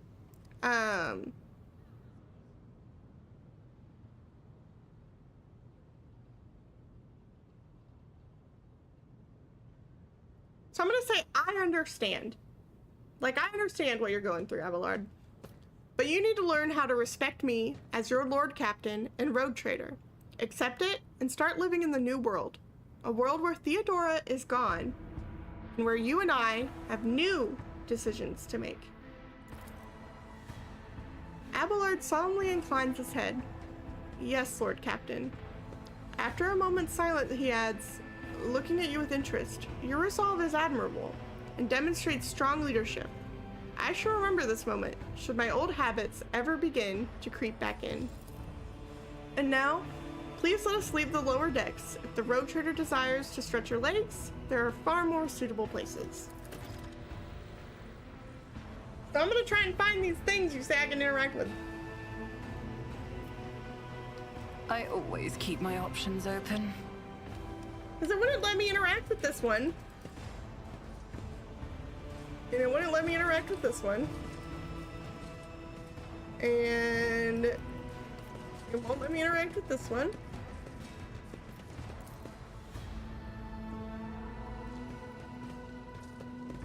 I can't interact with that one.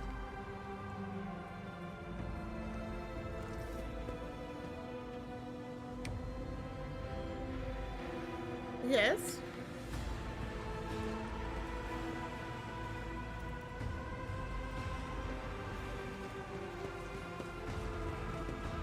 Keep your wits about you. And I couldn't interact with the one closest to it either.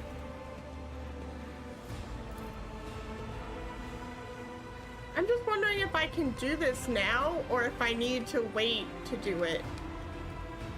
Unless there was one over here I didn't see.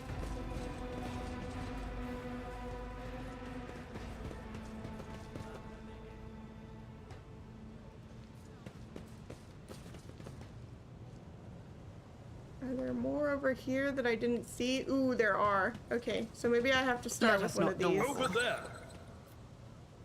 There we go. I always get the job done. The gauge shows that the steam pressure in the pipe is close to the maximum. The pipe is close to the maximum. However, it does not reach the bars at the other end.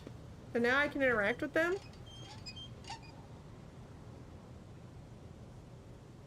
Now I'm able to interact. Or maybe it's just telling me that that's the one I needed to interact with. Because I got the thing. Is there money to be made? Okay, so now I can interact with them because I interacted with that thing. Aha!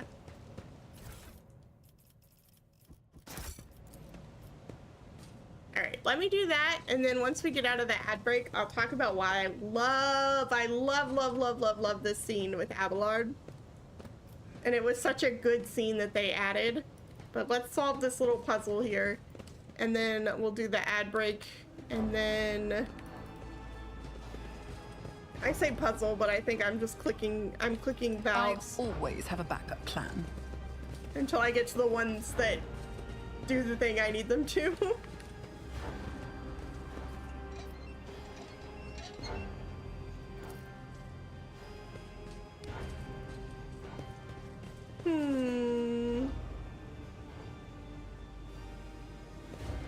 I want all the blue ones.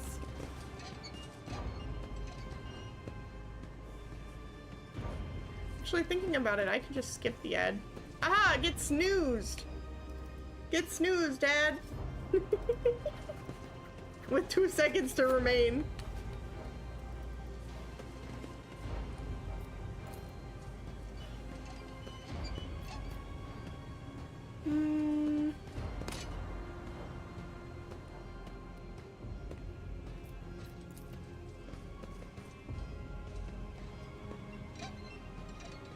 Do I have to do these in like a certain order? I bet I do. I bet it wants me to do this shit in like some order. No, I feel like I was right. It's the blue ones. Anyways, I absolutely love this scene with Abelard because it kind of shows you that once Theodora died, he didn't really know what to do with himself, and so he kind of was just like, yeah, you're the Lord Captain. Rise we'll to the listen top, to you. or get left in the dust. And I really appreciate that they had this moment where you kind of get to go against him, because you have the option to be like, yes, Abelard, you're right, and you like everything that we've been doing is correct, and who am I to say that things are different? But this gives you a chance as the rogue trader to say, hey, I'm not Theodora. The way that things were run before might have worked, but I'm not her. And maybe they weren't working. Maybe that wasn't the best way to do that. Maybe it appeared to work. Or maybe it worked out, but things clearly didn't, because like Kunrad revolted and caused a whole uprising, and Theodora died. Asterisk. Theodora is dead. That wasn't a spoiler. Theodora is dead, I promise you guys. But like, to be like, oh yeah, well, we should just do things the way that we've always done it, I hate that. I am so glad I got the chance to be like, Abelard, things can change, and they can change for the better. It's one of my favorites, because this was something I dealt with in the military all the fucking time. Well, that's just how we've always done it. And not even in the military, it's in any job, right? Like, when I worked at Pizza Hut before I joined the military out of high school, well, this is just how we've always done it, okay? But we could do it better, or like more efficiently, or differently. And maybe in a way that's like better for everyone. Just because it's how it's always been done doesn't mean that that's how it has to be forever. And so it's really like, oh, aside, I was totally reading when you followed. Thank you for following me. Jeez whiz. Thank you. But it's so like, it's such a great scene that's like, it was so important to me to get the chance to be like, hey, Abelard, like, the way things were doesn't matter anymore, because I'm in charge now. And you need to recognize that and respect me, because we're going to be doing things differently from now on. And it was something that, like, when I became a leader in the military and would lead, like, other sailors, that was like a big thing for me, was it's like, well, this isn't how we used to do it. Okay, well, we're doing it differently now. We're doing it the way that I want to do it. And if that means you get more breaks, or like I keep you accountable for things that maybe what you weren't being held accountable for before, that's because things are going to be different now. I wasn't a tyrant. I'm not really like an evil black and white rule follower to the extreme. I'm pretty chill. I don't do things that don't make sense. So I just loved this scene with Abelard.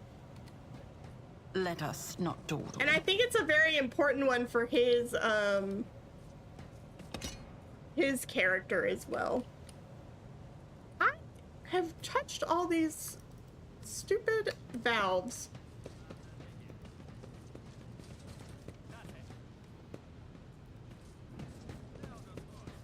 Which one have I not done?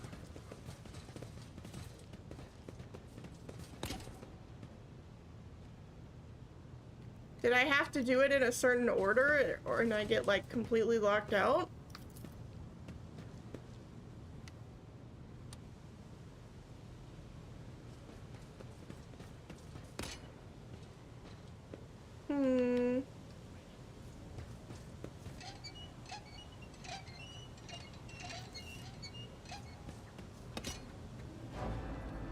Oh, there's one in here. I'm a fool. That's what it was. I am supposed to be turning the blue ones. I just have to do this one last because it's the closest one.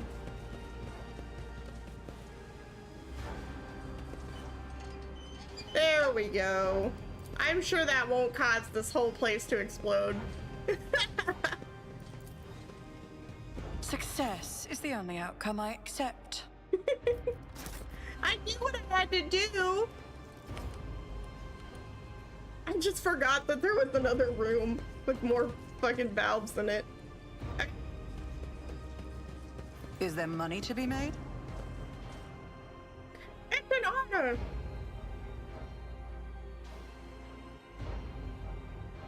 Bow, bow, bow, bow, bow, bow.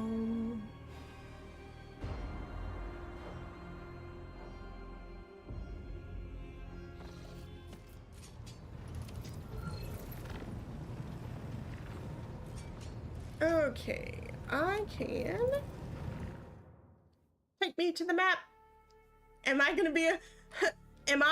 to be able to actually look at that fucking void ship? Let's find out. I swear to God, if Vigdis tries to tell me something else, I'm gonna lose my goddamn mind. Master Helmsman Raivor. The Vox crackles to life, and Master Helmsman Raivor addresses you. What we have here, Lord Captain, is not very noticeable. There's a void ship sitting in the local asteroid field. Sure is quiet, like it's huddled up in there on purpose. It's not like I'm surprised. The thing is more scrap heap than ship at this point. Somebody sure went to town on it. We're registering critical damage to the hull and depressurization of several compartments. Oh, there's an incoming transmitter now too. What do you got to say? Hear us? The Vox transmission hisses and abruptly cuts to static. Do not require assistance. Pete, do not require assistance. Copy? The Vox relays a different voice. Keep following. They'll pass us by, won't they? Emperor protects. Lord Captain, I am told our augurs cannot determine the allegiance of the vessel. To be brief, there is an unidentified and badly damaged vessel within an asteroid field near the Reikardi Philia colony that is refusing help, which, not to put too fine a point on it, has not yet been offered to them. Raivor, can we establish communication? Let the vessel identify itself. Yes, Lord Captain. The connection is established. Unknown vessel, we are receiving you. Identify yourselves. I repeat, identify yourself. For a brief moment, the Vox only hisses and snaps, and then several voices at once start shouting over one another. Do not tell them we're done for. This is Thunderfang. We are. One of the voices falters uncertainly and is replaced by another. Merchant vessel. Do you copy? We are a private vessel. A merchant vessel. Of course they are. Damn my stupid head. Where did I hear the name before? Thunderfang. Thunderfang. Thunderfang, why can we not identify you? You make out hoarse and furious whispering, even over the crackling of the static. Why? I don't know. What if, certainly not. The whispering dies and a clear, youthful voice cuts through the static. Our vessel is badly damaged. It's preventing the correct identification. We assure you, peaceful merchant vessel, Thunderfang does not require aid. Raivor, damage report on the unknown vessel. Telemetry shows multiple hull breaches, most likely caused by the guns of a combat ship. Several compartments are leaking air. The bridge has been almost completely obliterated. 2 of the engines are critically damaged, and somebody gave them a thrashing so solid they barely managed to limp away. Thunderfang, your vessel is badly damaged. What happened to you? Vox responds by bursting into a cacophony of sounds, words, and emotion. Someone chuckles bitterly, another swears with some foul expletives, and yet another hisses, furiously demanding that the other shut up. You manage to make out a little from all the noises. We were just flying, minding our own business, straight out of the blue, and opened fire. Miracle we could get away. Emperor protected. And then more fire. Who? Void only knows. Roasted our tail, bombed everything. Our folks are left without our help. We never got to them. Thunderfang, now stop playing games and explain again what your business is here. And this time, I highly recommend the truth. I feel like a mom. I'm I'm reprimanding a full a full vessel full of children. Happy now. What have you done, idiot? It's too late now. The Vox channel is again filled with the angry whispering of several voices. The whispers and static are drowned out by a clear and slightly frightened voice. Do you copy? We are from the Fellowship of the Void. We did not come here to loot, on a different business, to help our own out of jail. Do not hurt, please. We already had our Kronos cleaned. How about striking a deal? Our hold is full of plunder. I mean, goods. In case you're unaware, Lord Captain, the Fellowship of the Void is a disorderly assembly of several dozen pirate factions in the Coronis Expanse. They consider themselves above regular heretics solely because they sometimes have Vox conversations with those whom they are about to board. Were it up to me, I would make them eat a salvo from the macro cannons to shake the scum loose from the decks. They certainly deserve it. The honeyed voice of High Factotum interrupts the translation with a polite cough. I would await on destroying the vessel if I were you. Although the moral aspects of their livelihood do cause some awkward questions, the Fellowship of the Void remain a major supplier of goods to the local market. Perhaps you will find dealing with them acceptable, especially in a situation where performing a warp jump is impossible. Thunderfang, prepare for commercial exchange. So earlier, when I chose to plunder Uric 5 to get profit factor, this is why. So profit factor is how this game does like trading, but not only is it your profit factor, it's also your like reputation with each faction you're trading with. And so there's like 5 or 6 I think it's like 5 factions you can trade with. And trading with them raises your reputation with them. But you can only get things that also match your profit factor. So see here on this side, oh, I forgot you can see my mouse, just kidding. So in the middle, it's like, it's a 0, and it's the same 0 where it's next to the Fellowship of the Void. And then I can scroll down and it goes 1 and it's 2 and 3 in the middle there. That is my reputation. And so I only have access to the things that I have the reputation for with that faction. But on top of that, I also have to have the profit factor to then also get those things. So right now my profit factor is 12. So I can get anything that has a 12 next to it as well. So like if I raise my Fellowship of the Void to 1, I can get these things, but I couldn't get, say, the ones that say 13 or 16. And so that's kind of how trading with the merchants in this game works. Like in Dark Heresy, when we played the alpha, we actually had money that we were like buying, right? But there was also a reputation system that determined what we had access to buy with our money. This is kind of that same idea. It's just that rogue traders make like thousands and millions of dollars because they are rich as fuck. And so they use profit factor, which is also a in the actual Rogue Trader TTRPG, they use profit factor as well. And so that's kind of how this works. Yeah, it's a little different. I really like it because you actually are like getting money, and you have to like actually like sell stuff to get money and stuff like that. So that's really neat. And not to plug my own channel, but I did stream all of the alpha and I have all my VODs on my YouTube channel. If you're interested in seeing more of the alpha.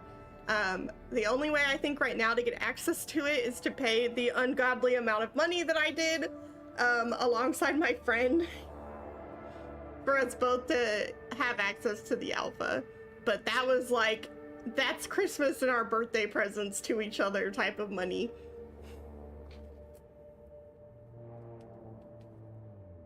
But it's very fun. And I have have a social media button that I get to press once every blue moon.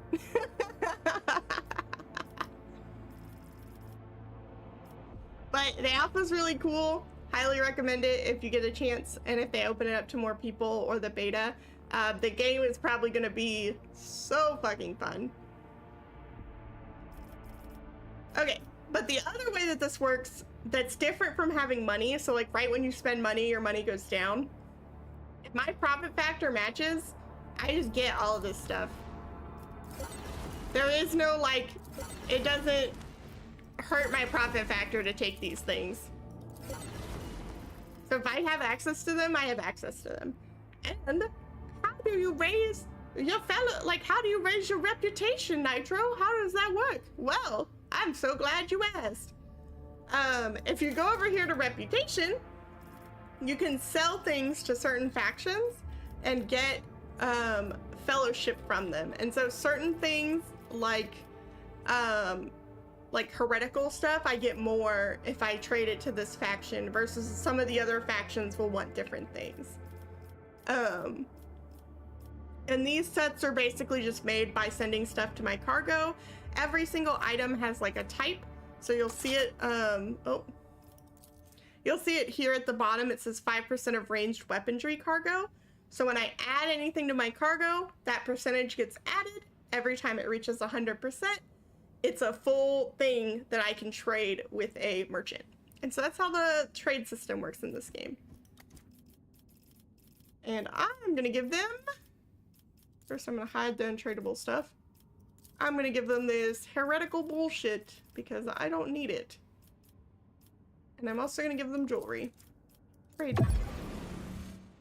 Actually, I'm gonna give them a few more things because I don't think I can trade with anyone anytime soon. Fuel is not gonna be worth a lot. Really, ranged weaponry isn't worth a lot, but I'll give you these things. I'll give you some armor. Actually, if I traded all of this, would I get to... Yeah, let's just do it so I can get up to the reputation. And so now that I've gotten up in reputation, I can now have access to these things that I didn't before. But again, you can see I still can't get these because I don't have the profit factor for them. But I can always come back and trade with these merchants again. And like there's multiple like people that are interaction points for different merchants to trade with.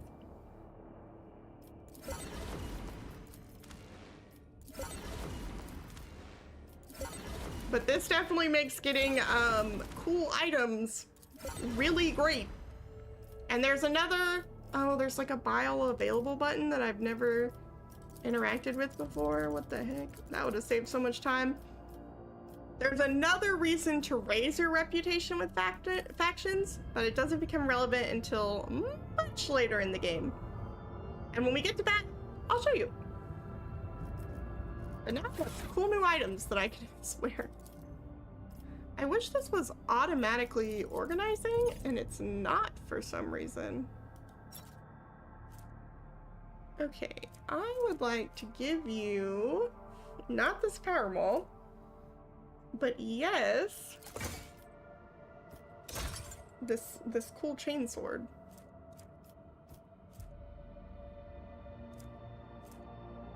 Yeah. Ooh, yeah, it's still sword, okay. And then she can't use these? Oh, she can now. Before I couldn't. I wasn't able to heal. Have a cool sword. Abelard, you hate me forever and want me to die. Okay.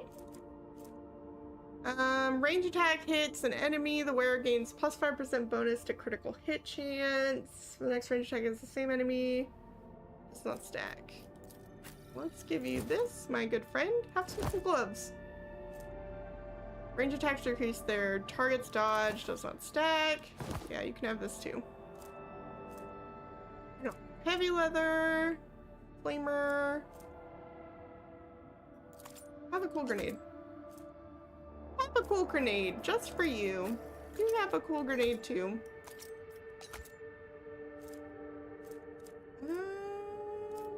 None of you have flame weapon. I would like for her to have another way to defend herself if she needed to, but YOLO. Okay, fine. Keep your secrets. I can use this. I can't use that. Oh, yeah. Let me see what this one does. Wow, it's the same. Okay. Onward and upward. I swear to God. Biggest please.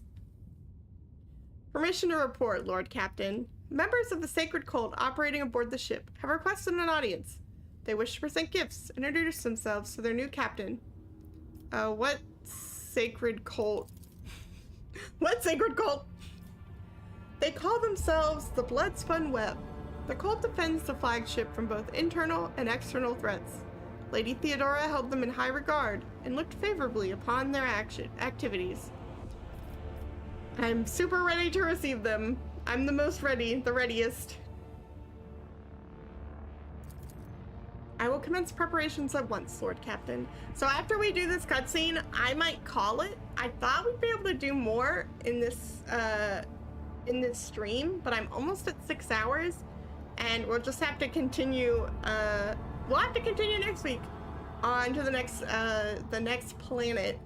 But because we're doing all of these like interruptions and stuff, it still means we don't have to do them later. So it works out. End dialogue. But we get cool cutscene with the blood cult.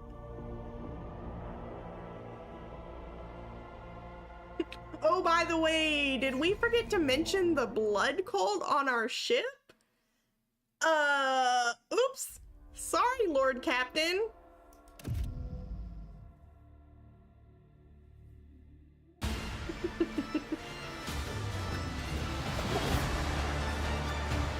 Oh, PowerPoint.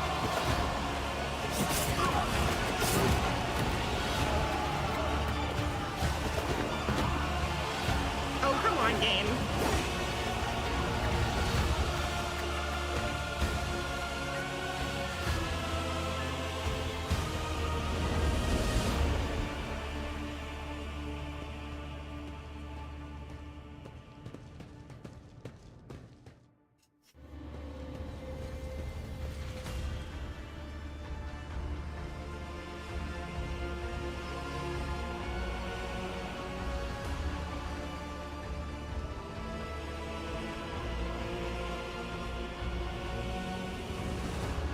Blood cold. Those on the deck watch in awe as the final figure moves gracefully into a ceremonial pose. Some of the officers whisper in excitement, while others murmur prayers to the God Emperor. I can't believe the cutscene stuttered. I've not had any issues with Rogue Trader this whole time, and the one cool blood cult cutscene, it was like, nah, man.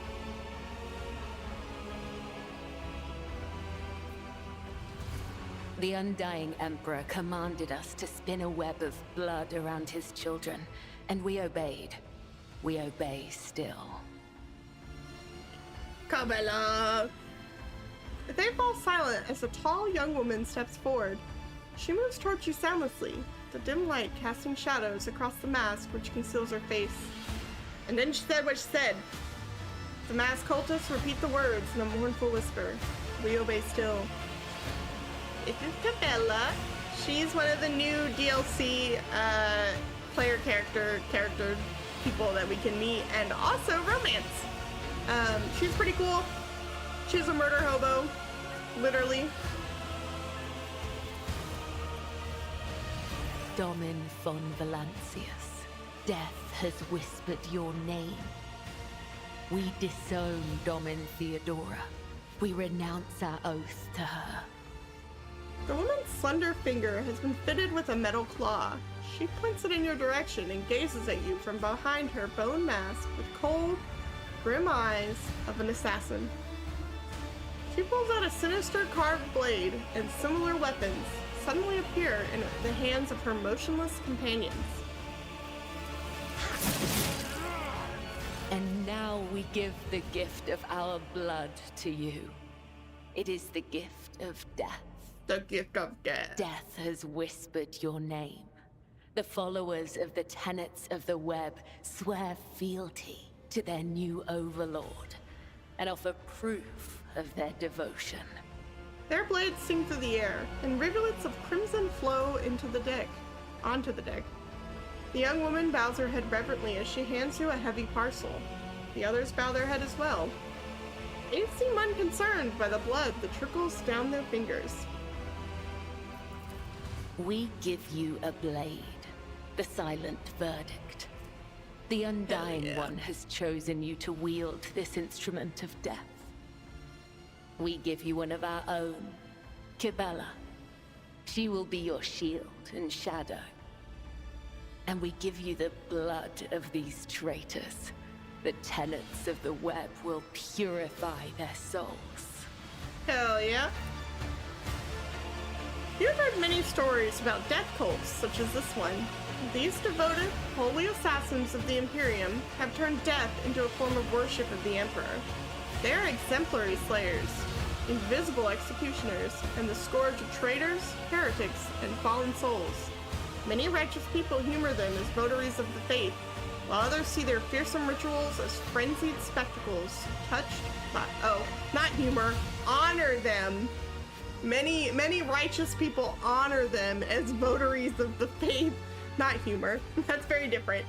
While others see their fearsome rituals as frenzied spectacles, touched by madness.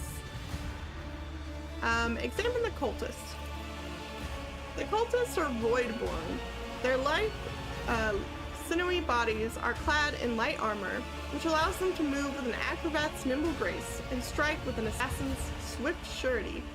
Their red and black vestments are adorned with sharp spikes and ritual jewelry.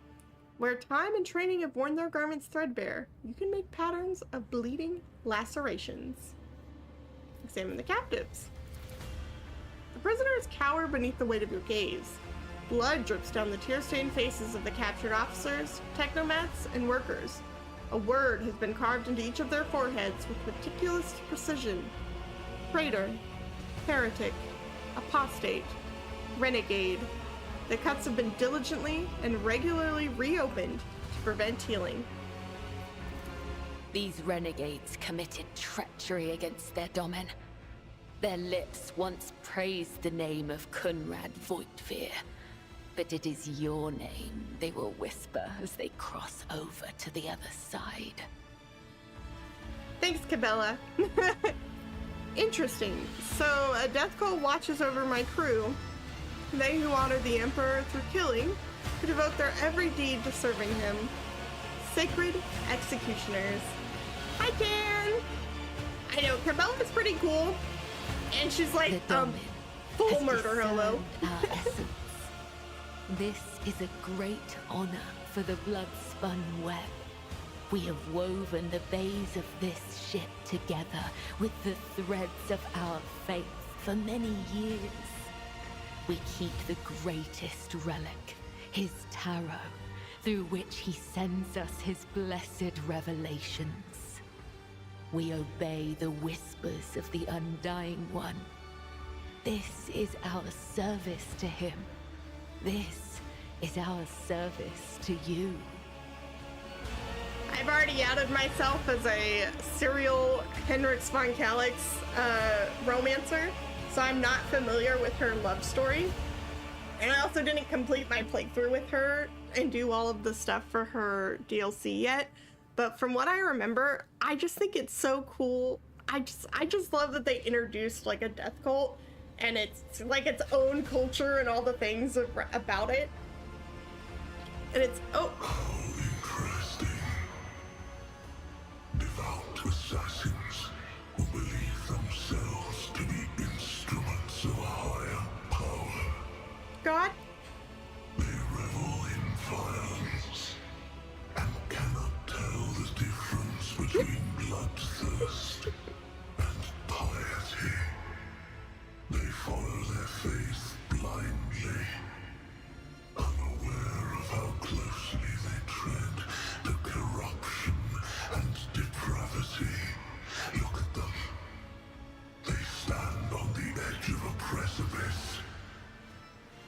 smallest push will send them plummeting into the abyss.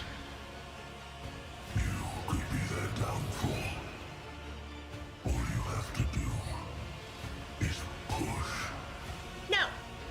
You can't tell me what to do, evil voice in my head. You just monologue to me for no fucking reason. What exactly does a cult like the Bloodspun Web do? The tenets of the web teach us to read the threads of the future and understand the hearts of others. When a soul is filled with the poison of corruption, we know its time has come. We bring liberation. 3 strikes, 3 rebukes, 1 blade. This is how we serve the Undying One. This is how we serve you and your flagship. But there are others, the virtuous martyrs who contravene his design without realizing it. Those who have come too close to faltering or committing an apostasy, but have not erred yet. We present such souls to the Undying One. Interesting. So you kill innocent people, you have my blessings. Heretical? Continue to serve me, dancers of death, but henceforth let my name upon your lips when you shed blood. Not doing that. What? Welcome, welcome. Oh god, everyone's joining in when I was gonna end after this cutscene. But welcome.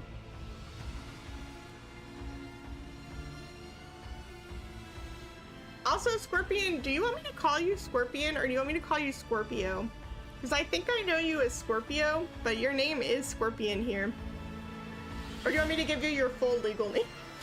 Would you like your full legal name? Scorpion Outcast?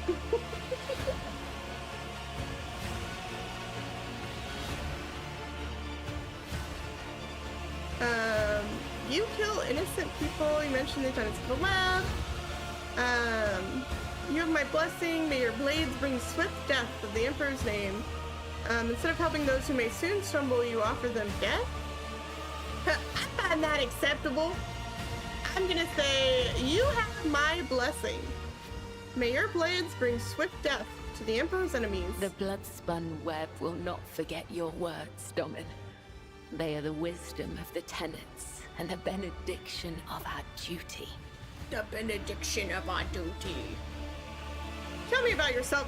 I know this whole thing's going on right now, Cabela, but tell me about yourself. Who are you? Are you the leader of the Bloodspun Web, or its herald, or its servant? I am the second spinner of the Scorpion. Bloodspun Web.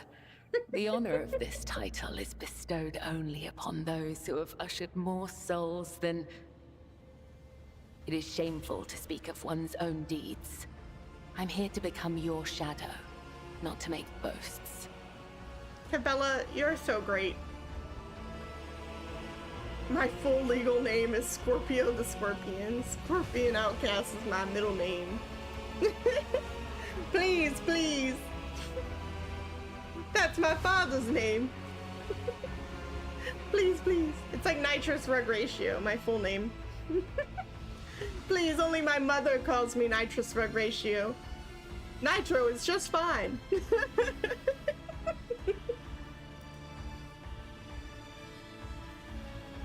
Nod towards the captives. Why have you brought this rabble to the upper decks? So you may offer the souls of these traitors as a gift to him. You have the authority to order their execution. Their blood will bind us together through him.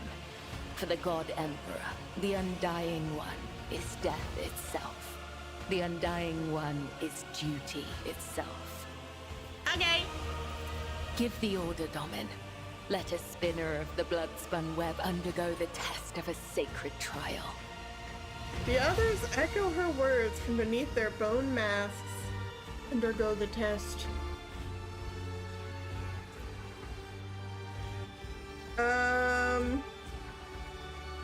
Give weapons to the traitors. It is time for Cabela to prove herself. A dagger that has not sliced through sinew is nothing more than a toy. Let the final dance begin. Cabela motions to the other cultists. They release the captives from their restraints and place weapons in their hand.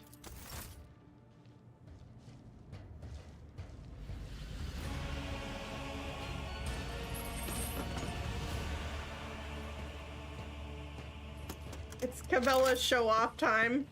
Your Emperor won't save you! I will be your end! Can I get there? Oh, I can't. Start the battle. Death to non-believers! Death to non-believers! Fear nothing. Fear nothing.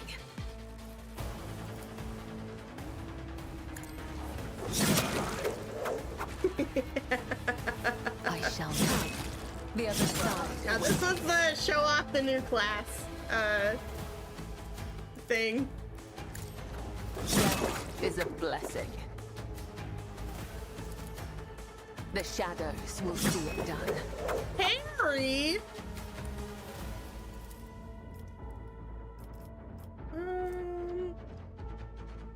As honor ordains. As the tenant demands. I guess I could have started with that and sprayed blood on them through the thing. Man, I almost did it in one whole turn.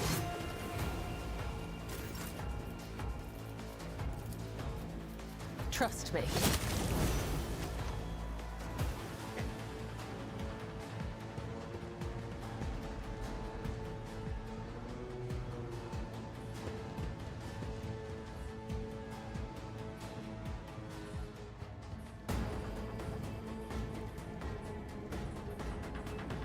Welcome his embrace. You'll make a suitable sacrifice? Killing brings me no pleasure. The shadow's death is a blessing. Yeah, but Cabela is like insane. I shall come. The other side awaits. I should have gotten this back again. Yeah. No, yeah, you should have you should be able to go over here. There we go. Yeah, Cabela is like insane. Cause I have the same like starting thing as her as a blade dancer, but she's like the character built for this. Is a blessing.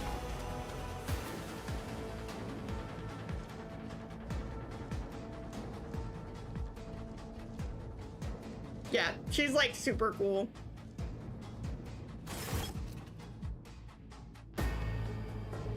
Oh, we're done having voice lines. I've lost voice line privileges. A cut to the heart, a cut to the throat, a cut to the stomach. These wounds have been inflicted according to his pleasure. The blood of the apostates will wash away the stain of their treachery, so that their soul may prostrate themselves before the Undying One's throne and beg his forgiveness. Cabela wipes the blood from her blade in one swift movement. I have acted with reverence and shown proof of my loyalty. Will you accept me, Daemon Nitro? Will you make me your shield and shadow? Sure. Your ladyship, the spinners of the Bloodspun Web were watching, tracking, and killing Von Valencia's enemies long before the Warrant of Trade passed Lady Theodora. However, their blade has also been known to cut short the lives of highly upstanding persons. The factotum swallows nervously, casting a fleeting glance at Cabela, but I certainly do not in any way condemn the deeds of these deeply esteemed cult. I am sure they must have good reason. The cultists are the scourge of the seditious. They bring their unrighteous to ruin. The enforcers respect the Bloodspun Web, for we share a common goal, to bring his light and his harsh justice to the darkest depths of this ship. Scourge of the seditious or not, folks are afraid of them for a reason. A couple of watches ago, those spinners took a train driver to pieces for some kind of ritual. I don't know what old Malik did to earn that privilege, though. And who's going to feed his family now? Heinrich takes a drag on his glow stick, exhaling the thick smoke through his clenched teeth. But that's a lower decker problem. What matters is that the Bloodspun Web serves you faithfully, Lord Captain. Confessor Aldebert. A plump old man in the rich robes of a confessor adds respectfully, my predecessor's predecessor once delivered a sermon about how the spinners saved this vessel from the servants of the archenemy. Bloodspun Web paid the price in blood, a river of scarlet that flooded the decks from bridge to bilge. They became the blood of the flagship, the pulse in its veins, and the beat of its heart. Their great sacrifice earned them the favor of House von Valancius. It seems that not all the officers have been presented to me yet. Confessor Aldebert, your ladyship. As a humble servant of the Emperor, I am entrusted... this is him. As a humble servant of the Emperor, I am entrusted with the high honor of being this ship's confessor, or, in other words, the high spiritual authority on your vessel. I am here to oversee the purity of the crew's faith. I officiate in the officer's chapel and also look after the ship's reliquary. Confessor, tell me about the spinner's great sacrifice. The vessel was beset by famine and pestilence during a long warp jump. The flagship wandered uncharted paths in the Immaterium for 20 cycles straight. Woo. Servants of the archenemy used the despairing hearts of the crew to infiltrate the ship, and death followed. The hungry became the hunted, the famished became a feast. The exhausted crew was too weak and emaciated to resist the invaders, but then the spinners emerged from the depths. They stood alone against hundreds of foes, yet they did not falter. They did not sleep or rest as their blade-tip dance brought death. Though many spinners fell, the Bloodspun Web held strong until the flagship left the turmoil of the warp. I wish to hear what my retinue thinks. I love this button. This is my favorite button. This is the, hey, what do y'all think button. I have heard, though only at a distance, the prayers the spinners offered up to him. I have seen how their deeds fill the people's heart with confidence in their inevitability of his wrath. The Bloodspun Web's loyalty to the Emperor is without question, as is their willingness to lay down their lives in the fight against the arch-enemy. Although Lady Theodora never granted the cult an audience or brought a spinner into her retinue, she respected the Bloodspun Web and approved of its mission. It is strange. Their shadowy forms are swathed in darkness, yet a radiant light burns within them, like scarlet flame. I think it is a good sign. It is rare to see anyone filled with such light, even among servants of faith. You will be my shadow, Cabela. Or I could say, nah, fuck off. You will be my shadow, Cabela. Hell yeah! New person. Cabela's movements are slow, almost rhythmic, as she removes her ceremonial mask. The dark shadow of her eyes accentuates the deathly pallor of her skin, which is covered in ritual scars.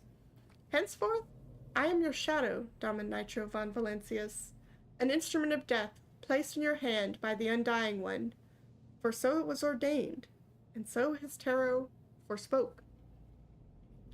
Pretty lady! Pretty lady! Yay! We're collecting more wives! Yay!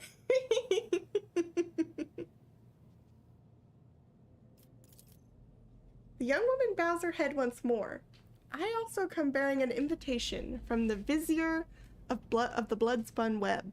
He wishes you to know that the doors to the Undying One's temple are open to you. Are you suggesting the Lord Captain should go down into the depths of her flagship to search for this temple? With all due respect, the lower decks are for servants and crew. They are not a fitting place for her ladyship. Who is the Vizier? Vizier. He is the first among us. The Vizier has spun the web of faith for 5-fold longer than I have lived. Blood of the flagship's blood, my mentor and teacher.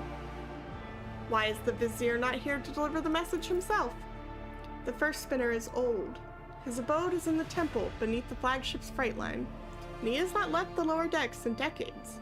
Even a short journey could sunder the spirit from his ancient body. They said, he old as fuck. he ain't coming up here for nobody. He old as shit. Forspoke? What do you mean? What tarot? The greatest, most sacred relic of the Bloodspun Web, the Emperor's Tarot. Only his chosen servants may earn the permission to rain blood upon the cards and perform a reading to see the portents of the future, shadows of the past, or tangles of the present. However, the secrets of his tarot are not for the ears of lay people to hear. I cannot tell you more. Not here. Not now. Thank you! I hope you have a great night. Have a good one. I normally stream Sunday to Tuesday and Wednesday, and sometimes on the weekends. So, early weekends. But have a good night. And where is your temple located? I'm not permitted to say. If you wish to find the temple, you must walk the path of Saint Ariane, the matriarch spider. Hers was the thread that would become the Bloodspun Web. Her path began deep within the flagship, in the dark tunnels of the freight line, and that is where yours must begin as well. This journey will bring you closer to the thread of the web, closer to the Undying One, and closer to understanding death. I don't see the point of these riddles. Your temple is part of my flagship. What is stopping me from simply walking inside? I'll walk. Perhaps one day I will grant you that favor. I will not okay, I'm just gonna say I will walk in the footsteps of the matriarch spider. Your journey will begin in the darkness of the deepest tunnels. The vizier awaits you. The cultist retreats into the shadows as Cabela sheathes her ceremonial dagger. Your blade awaits direction, Domin Nitro. We will speak again when the time is right. Okay. Cool. I love the murder cult no one mentioned on my ship this whole time. Oh shit, did we forget to mention that we have a whole murder cult? Our bad. The Rogue Trader ship is a veritable city sailing through the void. The ship has numerous compartments that you can visit. Navigate those compartments using the map of the ship, which you can access from the main elevator, in the bridge, or from any compartment. Okay. But I'm not doing that. I'm gonna save. And then we're going to call it. Because I am eepy and also hungry, and it's almost midnight. Oh, goodness. So next time, we'll go to the next planet and get Pascal, our tech priest bro, and do that whole planet's quest. And then after that, we'll be able to go to prison. And then after that, we'll be able to finish this kind of Act 1 quest. And then we can also probably check out the blood cult stuff. I don't know anything about the judge, so we'll see how he gets introduced. The way this has been going, he might be introduced in the next like 10 minutes when I try to take even more than like 5 steps in my freaking ship. But we'll see. And otherwise, I had fun today. I love getting to show you guys Rogue Trader, because again, it's one of my favorite games. But I want some chicken nuggets, so I'm gonna make chicken nuggets. Let's move here. Let me mute the game audio since my audio is all fucked up now. But yeah, I will be streaming again on Saturday, and I believe that's more Resident Evil 2. If I do any more streams, they will be Guerrillas, and you'll just have to see what happens. But Saturday should be Resident Evil 2, and Sunday I will probably play Rogue Trader again at the normal time at 5 p.m. But I hope you guys have a wonderful rest of your week, and I hope that you stay warm if you're in a cold place. And I hope you stay cool if you're in a warm place. But I'm very jealous that you're in a warm place, and I hate you. So, write that down. Write that down. And really, that's it. Thanks for being here, and thanks for dealing with me saying all the words and probably saying them incorrectly. And also thanks for letting me show off my new little outfit. Wah! Wah! But I'll see you guys later, and I hope you guys have a fun rest of your days. And I'm going to be sending us to... I keep saying this, I'm not rating us into anyone. I feel like dealing with it. I want chicken nuggets. One day I'll get back to doing raids, I promise. I know I need to be doing it because I'm a big girl streamer and I need to do it. But scatter, be free. I also need to figure out raids on YouTube because I want to be able to raid into people on YouTube as well.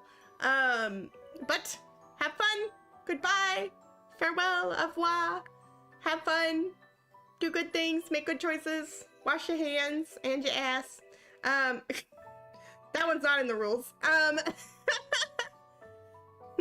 But see you later. Bye. Bye bye. Bye bye bye. Bye. Bye forever. And by forever I mean Saturday. Bye bye. Goodbye. Wait. I forgot I wanted to do I forgot I wanted to do a VOD question. If you're watching, I'm here. If you're watching on YouTube, the VOD question is, who is your favorite romanceable character in any game? So tell me what game it is, and then tell me who your favorite romanceable character is from that game. That's the VOD question. But goodbye for now. Bye. Bye bye. Bye bye bye bye bye.